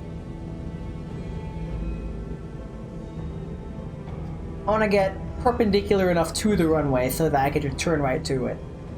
So, yes. Once I see it out my right window, yeah, that's what I'll do. Because once I do that, I can just turn right to the runway. Using the GPS as an ILS of sorts. Totally not cheating. Oh, it's right there? Shit. Okay, go full flaps. Now let's just come in for landing like this. We are very high. Well, we're not even aligned with the glide slope yet. But we are kind of high, I think. Okay. Nice and easy. As you can see, landing propeller planes manually is a lot easier than landing a freaking Airbus A320neo manually. That doesn't mean it can't be done. I see, freaking airplane tubers do it all the time. Like Air Force Proud 95, he's a YouTuber. He does Microsoft Flight Sim videos. He is also an actual pilot. And he dead stick lands aircraft all the freaking time. It is an experience. It's something I would like to learn, but I would like to learn how to do it just in case I ever find myself in an airplane 1980 situation where I'm the only one capable of landing a plane. I want to be able to land that fucking plane. Like, I've literally fantasized about that. That is the male fantasy. Don't believe what they tell you. Oh, I am hella high. Yeah. Alright, we're just gonna touch down like this. This is fine. Alright, flare before hitting the ground. Ooh, that was a steep flare. Nice. Didn't quite bounce. We bounced a little bit. Well, we didn't fully bounce. Raise the flaps. Hit the brakes! Hit the brakes. Not bad. Alright. That's the next leg of the journey. I think there's more. I'm gonna take another break. I will be back. Give me another 3 minutes. I'll be back.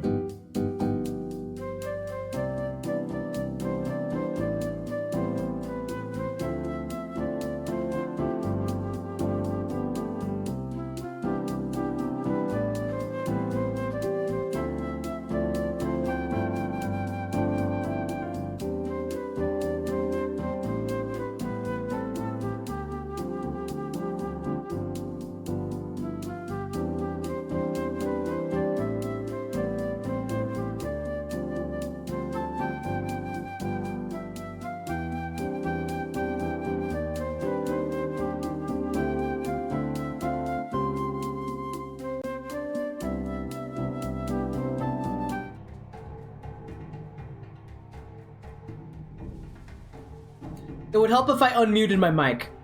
We've gotta be approaching the final stages. We've gotta. There's gotta be like 1, 2, or maybe 3 more flights after this. I've been streaming for a while. Okay, here we go. Lift to the far northern sky and fly just under 19 nautical miles north-northeast to the town of Tervola. All right. Okay, flaps down a little bit. And let's, RPM's up. Let's rock and roll. Let's get this plane off the ground. Let's get the show on the road. We got this.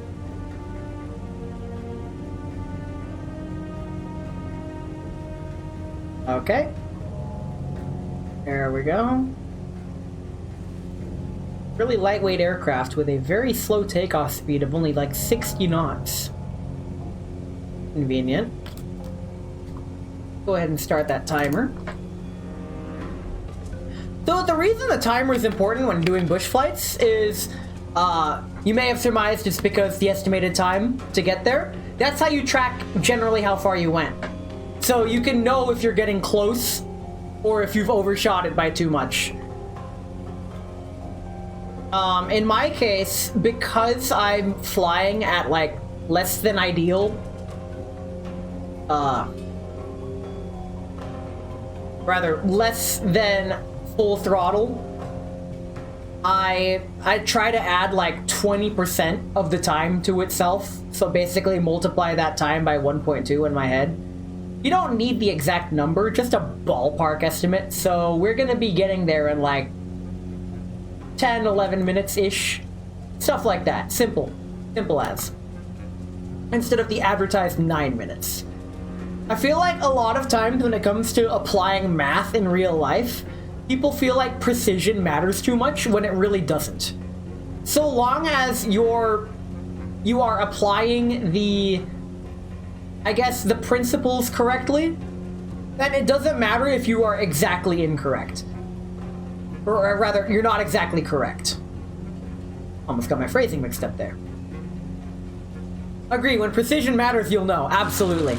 For example, my streams, for me personally, my precision matters. I start stream 4 minutes before the hour, and I transition from the loading screen 4 minutes after the stream starts. So basically my loading screens will almost always be exactly 4 minutes down to the second. I time it like that on purpose. That is a level of precision that is not needed for daily living. However, if you're all like, hey, meet me at the town square at 10:15, and you arrive at 10:16, if your friend says you're late and he's serious about it, find a better friend. One issue I had growing up was that my parents always rounded the time to like the nearest half hour. And whenever someone said, hey, what's the time? The clock said like 10:17, I'd say, oh, it's 10:30. Because it's near 10:30, closer to 10:30 than it is 10:17. And everyone would snap back and it'd be all like, no, actually, it's 10:17 and 13.47 seconds. And I'd be all like, shut the fuck up.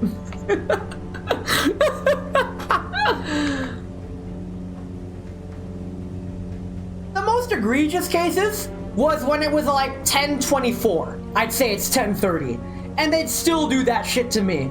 And I'd be like, Can I, like, please never see you again? Oh, wait, it's school. I'm legally obligated to put up with your shit. Oh, my God. Okay, all the boomers who say school was the best years, high school was the best years of your life, they're fucking lying. College is the best years of my life. Hands down. High school was shit. Like, I have a fucking mental block. I can't even remember high school. That's how bad it was. Literally traumatized. You could drop out when you're 16. Understandable. Apparently, high schools don't even have lockers anymore. Like, apparently, one of the racers at the racetrack, he goes to my school. Or my old school. So I like graduated 10 years. I'm like a class 10 years before him. They completely remodeled the school. And I'm like, yo, do they have lockers? And he's like, no. I'm like, damn. Funny story. It's funny because I look back on it and laugh. I was small enough to be shoved into a locker. Bullies literally shoved me into a locker and closed it on me. Like, that's real. That literally happened.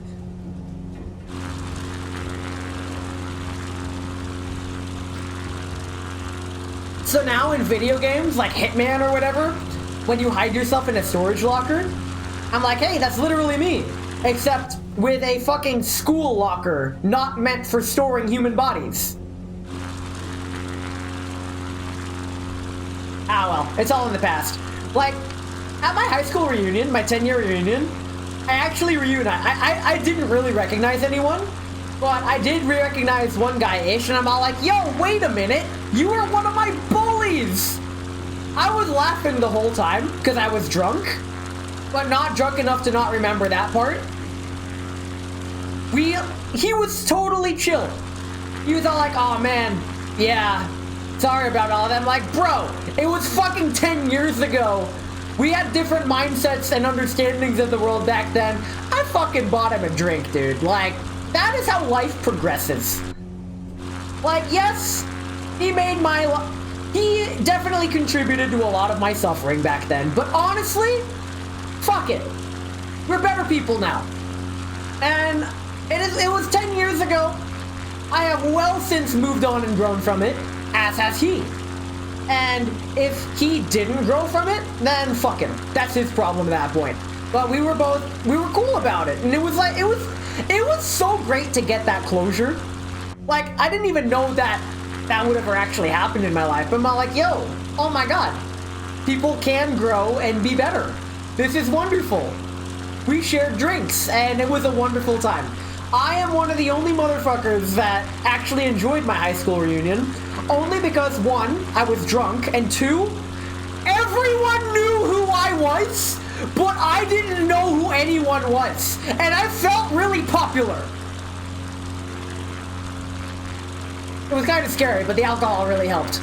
You need to be better! We had a few months at my middle school where you couldn't have backpacks because of Columbine, so I ended up carrying a huge stack of books half my weight in my arms. What the fuck? That's some bullshit. I have a lot to say about that kind of subject, but I can't talk about it on Twitch. But just know that I have some really strong opinions about that. Changing subjects, back to flying. Finland! There's a lot more roads in the northernmost parts of Finland, and the more north you get, I guess the colder you get. Speaking of north, I think one of the more interesting... No. What fascinates me about the layout about Japan... See, I caught myself there. Is that, friggin' the northern island of Japan, Hokkaido, is its own prefecture. Versus mainland Japan is like a 50,000 puzzle piece prefecture galore. I don't even know many of the prefectures, whatever's. But, like, Hokkaido is its own thing. You have, like, this giant jigsaw puzzle of prefectures. Then you go north to the upper island, the North Island, Hokkaido. And yeah, like some teachers were just bewildered by how many books I was carrying. And it's like, how do they not know the school policy? I feel like it's stuff that get the policy canceled. Yeah. School policy is always funny because it reflects how out of touch higher ups are in general. Like school executives, how out of touch they are with like the school climate and culture. Game executives and how out of touch they are with the current state of gaming culture. It's sad but understandable.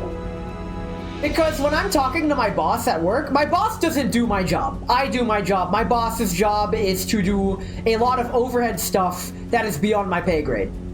And when my boss asks me about stuff about the job, and I'm listing off a bunch of stuff about the job, he's like, wait, slow down. I didn't quite get any of that. What exactly is what you're trying to get at. And I'm like, all right, I need to remind myself that I just need to trim it down, trim the fat off, and just say the bullet points that would look good on a presentation. That needs to be said. I have to remind myself this on the daily, actually. It's really tricky for me because I'm so used to technical talk because of engineering and being surrounded by people at that technical level that dumbing things down, I guess dumbing things down is the wrong word. Simplifying things, there we go. Simplifying things to the key points that actually matter. And that was a very significant part that helped me in math tutoring. Because a big part of math tutoring is being able to explain the concept in a way that the struggling student or client could understand it. And I don't mean to toot, I totally fucking mean to toot my own horn. I earned this shit. I was good at it. I was good at that shit. I had that shit on point. I was heralded as one of the finer math tutors. People recommended me. People referred me. People, like, redirected people to me. They were like, yo, this guy's got you covered. I made it fun. I made math not suck. And, like, the energy I bring to streaming, imagine if your teacher at school used the energy that I use for streaming and, like, just the enthusiasm, the passion. But math sucks? Yes, but it doesn't have to. Math doesn't have to suck, and I really helped demonstrate that without saying that. We are here at this little kink in the river. We need to head to heading 028. We are losing altitude. Let me adjust trim. And it's heading 028. Okay, almost there. River is right here, yep. Okay. 025, 26 should be okay. Not gonna stay on the courses. Horseshoes and hand grenades. We're high up in the sky enough that it doesn't freaking matter. We're good. Let me adjust trim. Trim should be adjusted a little bit. Why are we dropping? Why are we dropping? Thank you. Why are we... Okay. You can't see it, but on the right of the screen is the altimeter as well as the vertical height speed indicator. So I have a close eye on that to see if I'm gaining or losing altitude. Okay, I don't hate math in general, but calculus was the first math course to kick your ass, and it's never been the same since then. I have never been defeated in a math course. Up to fucking differential equations and multivariable calculus, it was all like, yeah, I got this. I mean, don't get me wrong, some of it got really hard, but none of it wasn't anything I couldn't handle. I never felt like I couldn't handle any of it. And I know it sounds like I'm bragging, but I think a lot of it has to do with my approach to math, which is really weird. I don't really memorize anything in math. The only thing I memorize in math is like the formula and its application. That's it. Everything else is just plug and play. And the plug and play takes care of itself. It's like a game. You don't memorize the game board in pieces, you memorize the rules. It's almost like a language of sorts, really. Some people have actually considered math to be an actual language, which, you know, I can see why they'd say that. It just sounds really silly to phrase it like that. Okay, we're going across multiple rivers. Oh my god. We're just gonna follow this all the way to the freaking airport. Let me start the timer. That would be helpful. That's actually really bad that I waited this many minutes to start the timer. But it's okay, since we got lucky, we're just flying on this course all the way to the freaking airport. Awesome. And the airport is past a tri-way junction that is about 17 minutes out. Well, more than that. So why don't we all just get comfy. Get real comfy. I don't know, even with many times having to learn calculus, it still doesn't feel natural to me. I get that intrinsically it means the measure of rate of change, but yeah, doing the actual differentiation and integration, I just never got it naturally. It only clicked for me after like the third year, then I realized, no, it clicked for me in the 4th year of calculus when we began doing multivariable calculus. That's when it really clicked to me, like, what the rate of change is actually represented. It also helped visualize it in that I was taking, like, physics alongside it, because as part of the engineering program.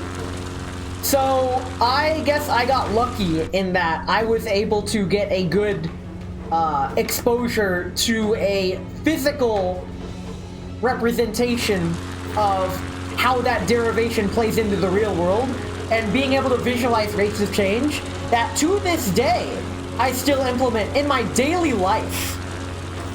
Like, it's funny how any skill you have can be used as a tool to help you in daily living.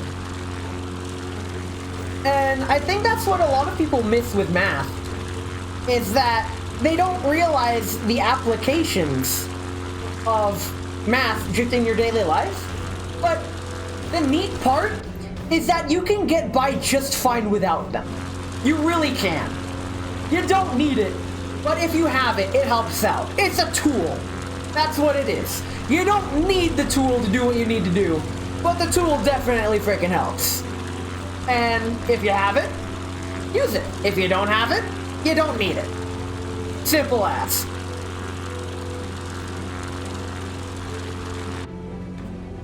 I am slightly off course, but it's fine. Oh hey, we know that this guy's got freaking the hay baler. That's cool. There's gonna be more of those in Flight Simulator 2024. Here's how I feel about programming. I will avoid it if I can at all. Programming as a concept, I view different to computer programming and coding. When I hear the word programming, I think of making a system that logically builds on itself to achieve a goal. For an example that comes to mind for me is, even though I don't play Minecraft Redstone stuff. That's programming, because you are literally laying out something that will execute upon itself and logically build on itself to accomplish a goal. There's a lot of, I guess, I call them programming games, or problem-solving games, more accurately. The Zachtronic games are really good about this. You're not necessarily programming, but it's programming. Programming can have kind of a definition. You know what? I'm curious. Fuck it. Let's Google it. Programming definition. Here we go. Let's see what the dictionary has to say. The action or process of scheduling something, especially radio or television programs. Screw that. No. Screw that. The process or activity of writing computer programs. You stop that. Oh, here we go. This is what the noun program, not the adverb programming. Oops. Let me get back on course really quick. Program, to provide a computer or other machine with coded instructions for the automatic performance of a task. That is what comes to mind with programming. Like, the automation of a task. Like, following a set instructions when I am creating standard work instructions for my processes at work. Back at my second job. That was programming in a sense. Not really, but it kind of was. In a twisted sense, it was. You're literally constructing like a framework and set of guidelines to follow. That's programming. There is a YouTube video on Factorio that is apparently you are literally learning a programming language by playing Factorio, allegedly. I didn't watch the video, but that's what the YouTube title and thumbnail said, so it must be true, clearly. Oh my god, it's almost my bedtime. I didn't think I'd be streaming this long. My bedtime's at 9 p.m. normally, but on weekends, it doesn't matter too much if I stay up too late, actually. I will finish this. I've gone too far to turn back now. Like, this is either wait. This is the last end of the journey. This is it. This is the last leg of the journey. We have flown across Finland. We have finned the land, and we will finish our journey in about 15 minutes time. So I hope you guys enjoyed this Finnish journey with me. low flying over the Finland, land of Finns. Good stuff. I liked it. I think moving forward, I definitely will do more Flight Simulator Fridays like this. I'll definitely post a poll in the Discord like, hey, where should we fly next?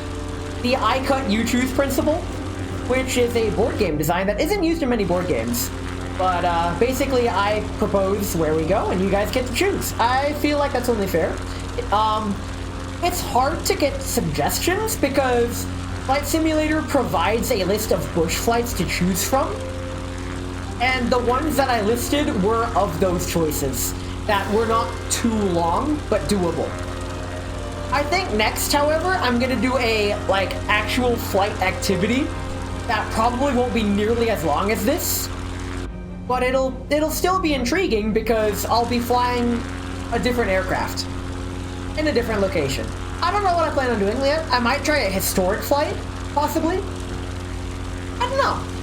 All I can say is I really like this. This is nice. Thanks for sticking around for me all stream, by the way, at the freaking 5-hour mark. Jeez. The only times I go this long are if I'm really drunk or if it's a celebratory stream, like my birthday stream. Damn. Okay. Hey, I don't even think my drunk karaoke went this long last time. For me, this is an endurance stream. For other streamers like Barno Jim, this level of streaming would be a short stream. But for me, this is an endurance stream. This is really long. After this stream, I'm definitely gonna be taking care of myself. I didn't even think I could talk that. Oh, who am I kidding? I could definitely talk this much. I could talk someone's ear off. That's part of the alleged autism spectrum, I guess. Which brings me into that, I try not to, I don't want to say play the autism card, because I was never formally diagnosed. I try not to let it define who I am, and I try not to advertise it that much, but it's also something I just accept as part of me. So, my ability to ramble like this, if I can tap into it, can really help when I'm streaming. But in most social situations, it's a real detriment. So I've actually conditioned myself to, not talk, which I have to really break out of when I'm streaming. Fortunately, when I'm streaming, I usually feel really comfortable with what I'm streaming. Very rarely on stream do I feel uncomfortable with what I'm streaming. And when I do, I usually just end stream. Or I try to veer it back into a way I'm comfortable with. But yeah, I feel good. This is good. I like this. I like this a lot.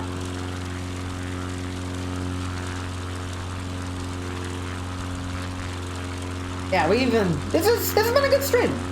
I'm debating, actually, due to my Saturday schedules alternating, I'm thinking of swapping Friday streams between Flight Simulator Friday and Tipsy Talk. I feel like that's a good swap because that way I'm not doing fucking weekly Tipsy Talk. I don't actually, as much as I enjoy doing Tipsy Talk streams, I don't want to do it weekly. Because in my eyes, that borders on alcoholism, and I am very adamant about not becoming an alcoholic. I'm pretty strict about myself on that. I do not want to become an alcoholic, and I will do whatever it takes to not become an alcoholic. I'm actually kind of scared of that. Because anybody who's been around me when I'm enthusiastic and in a social event knows that I really like drinking. I just have to control myself. So, Skill issue. I don't want to hear that from you, of all people, okay? Pretty sure you drink a lot more than I do. There have been many social events that had alcohol involved that I simply abstained from drinking entirely as a personal choice. And this is due to me wanting to experience the event and not wanting to let alcohol dictate the pace of my actions. I am way off course, what the fuck? Let me get back on course.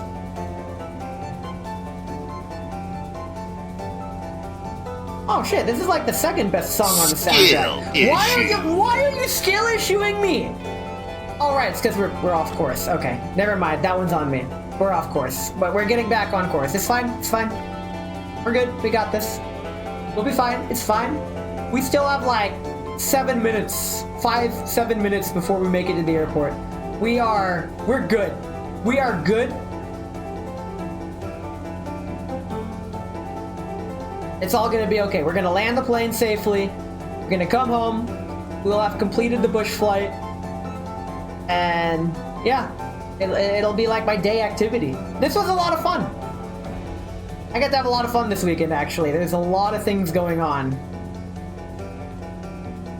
I got a race commentary tomorrow. Actually, tomorrow evening, I'm taking to myself. I will be just doing whatever, but I definitely need tomorrow evening to cool down and just recharge. Any introvert knows that you need to recharge. And I, despite having a sometimes high capacity battery, I do need to recharge.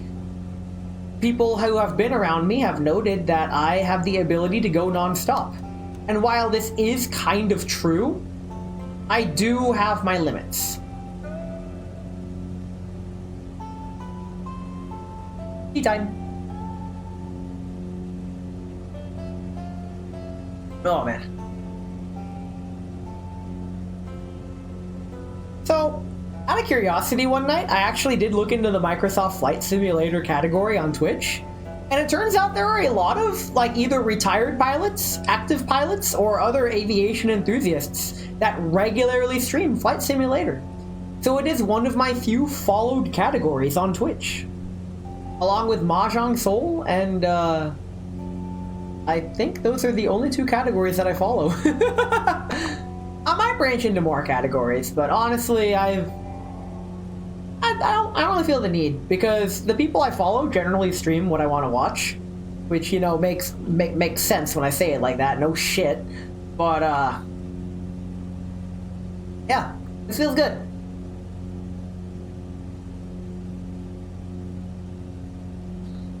All right.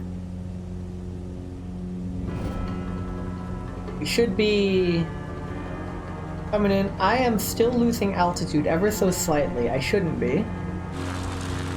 Is this a landfill? Are we about to fly over a landfill? Or is this like just a regular quarry? Yeah, this looks like a quarry.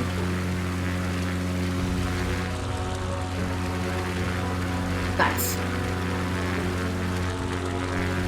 YouTube recommended me a video, The Secret Engineering of Landfills.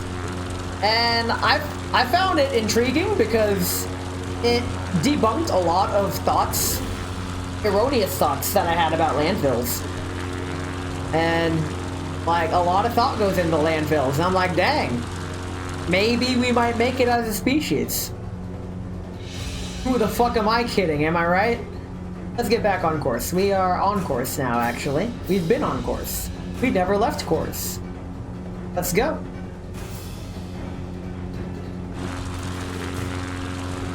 Alright, so we should be getting close to the airport.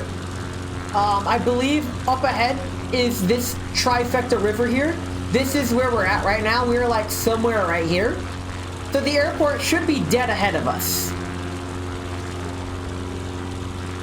I don't see it yet. We will approach. Well, no shit, we're gonna approach.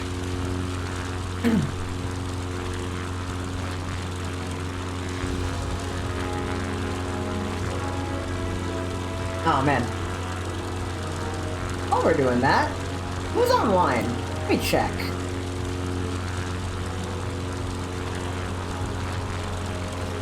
Let's see who I'm following. Who's online? Who can I raid in? Oh my god, Bono's online. We are raiding Bono after this. We have to raid Bono after this. I can't not raid Bono after this.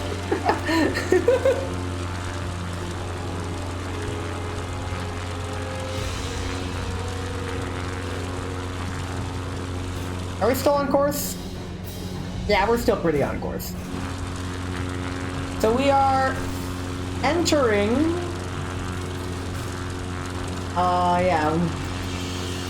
another 6.1 nautical miles, crossing the Arctic Circle! Really? Landing at Rovaniemi Airport, the third busiest airport in Finland. Okay. I guess we're landing at some high-profile location. Nobody told me. I mean, they did tell me, I just didn't freaking read the memo. I guess that's on me. Don't worry about it. It is a... Oh, yeah, no, that is certainly... Yeah, that's an airport. I should be able to scope that out from the sky. Ooh! Okay.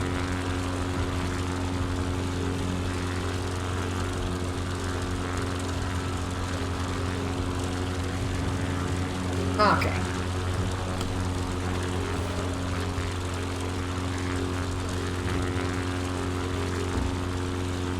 I'm actually going to switch to cockpit view because we should be approaching the airport shortly. Need to be able to find the airport. It should be visible. It looks like a pretty visible airport, not gonna lie. Wait, we're here. We're still 10 miles out.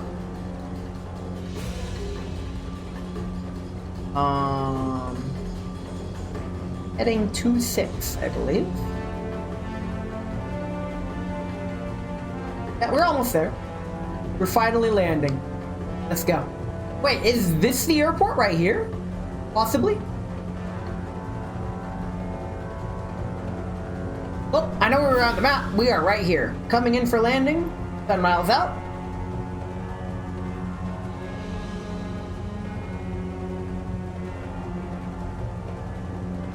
This is Nest 1228. We are 10 miles southwest of Echo Foxtrot Romeo Omega, coming in final approach for landing. I see the runway. It's dead ahead of us.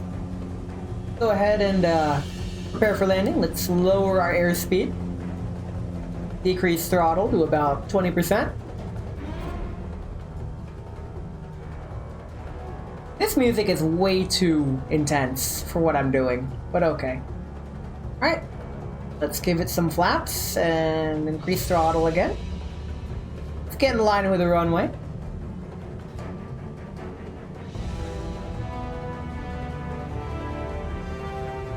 Oh yeah, we are way too low.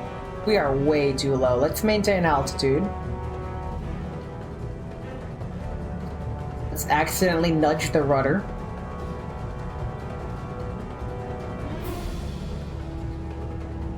Okay, I see the runway. I'm gonna give this for extra visibility. Okay. Know where we're at. I can get rid of the map. Okay.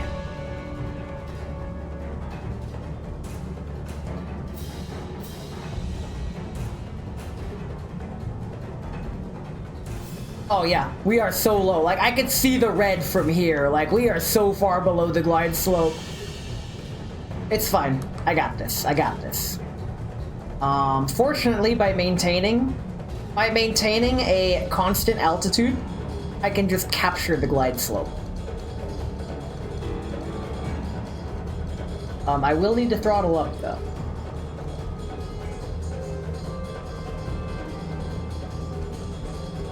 Alright, we might end this... This might be the best landing yet, simply because I'm actually in line with the runway. I need to be able to see the runway, though. Hello? Excuse me? Okay, they're still coming in.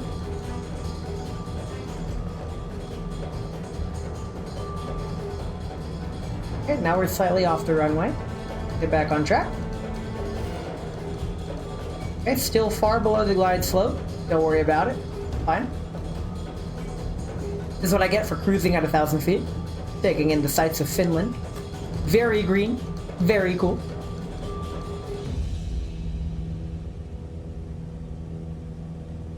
You don't want to fly too high in bush planes.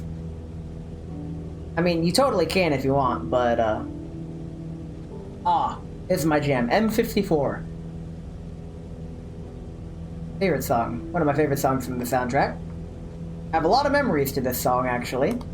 I've associated this particular song with some of my fondest memories from college, actually. I cannot see where I'm going. But we are close to the airport, so let's deploy some more flaps. Okay.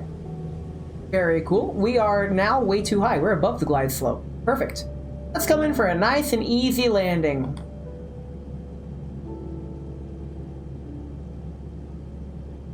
That is a pseudo crosswind landing. Just kidding. Let's straighten out. Okay. Little high. All right, we're on the glide slope, and let's see if we can ride the glide slope into landing. Let's go. Let's see if I can. Oh no, we're a little high. All right. I get you. Come on. All right. Now it doesn't matter where we are as long as we touch down smoothly. There. And. Come on. Butter. Fucking butter, dude. Let's go. Way to end the night with the best landing. Oh, yeah. I'm happy. We happy? We happy. Let's not break the plane. So, my brakes are bound to a button, and it, like, freaking fully activates the brakes. If I had pedals, I could control how hard I'm braking. But I don't have that luxury, so I just have to keep pressing the button. But yeah, here we are. We have completed the bush trip. And if I go back to the bush trip menu, we will see that we have discovered all of Finland. These are all of the bush trips available. Some of them much longer than others. I would like to attempt another one in the future, so if you like this, I'm glad. And if you didn't like this, well, you're not here probably. If you didn't like this, why are you here? Anyway, let's head on back to my room. Alright, let me close out Flight Sim. It's eating, like, all of my resources. And we already know who we're raiding. Freaking Bono Jimbo. I never get to raid her because she is never, like, online when I'm online. Due to her new living conditions and her new schedule, she can only stream at 9 p.m. my time or later. So getting the raid into Bono Jimbo is gonna be nice. Let me go ahead and get this raid up. Raid Bono Jim. Nice. He is currently playing Monster Prom 3 Road Trip with Nezumi. They both are amateur Mahjong players. Nezumi is actually getting better though. I have a feeling that he will, if he's not an expert already, he will be. And he will definitely not, yeah, he will definitely, I lost my train of thought. He will get good at Mahjong, I guess. He plays Mahjong more than I do actually now. He streams it almost regularly.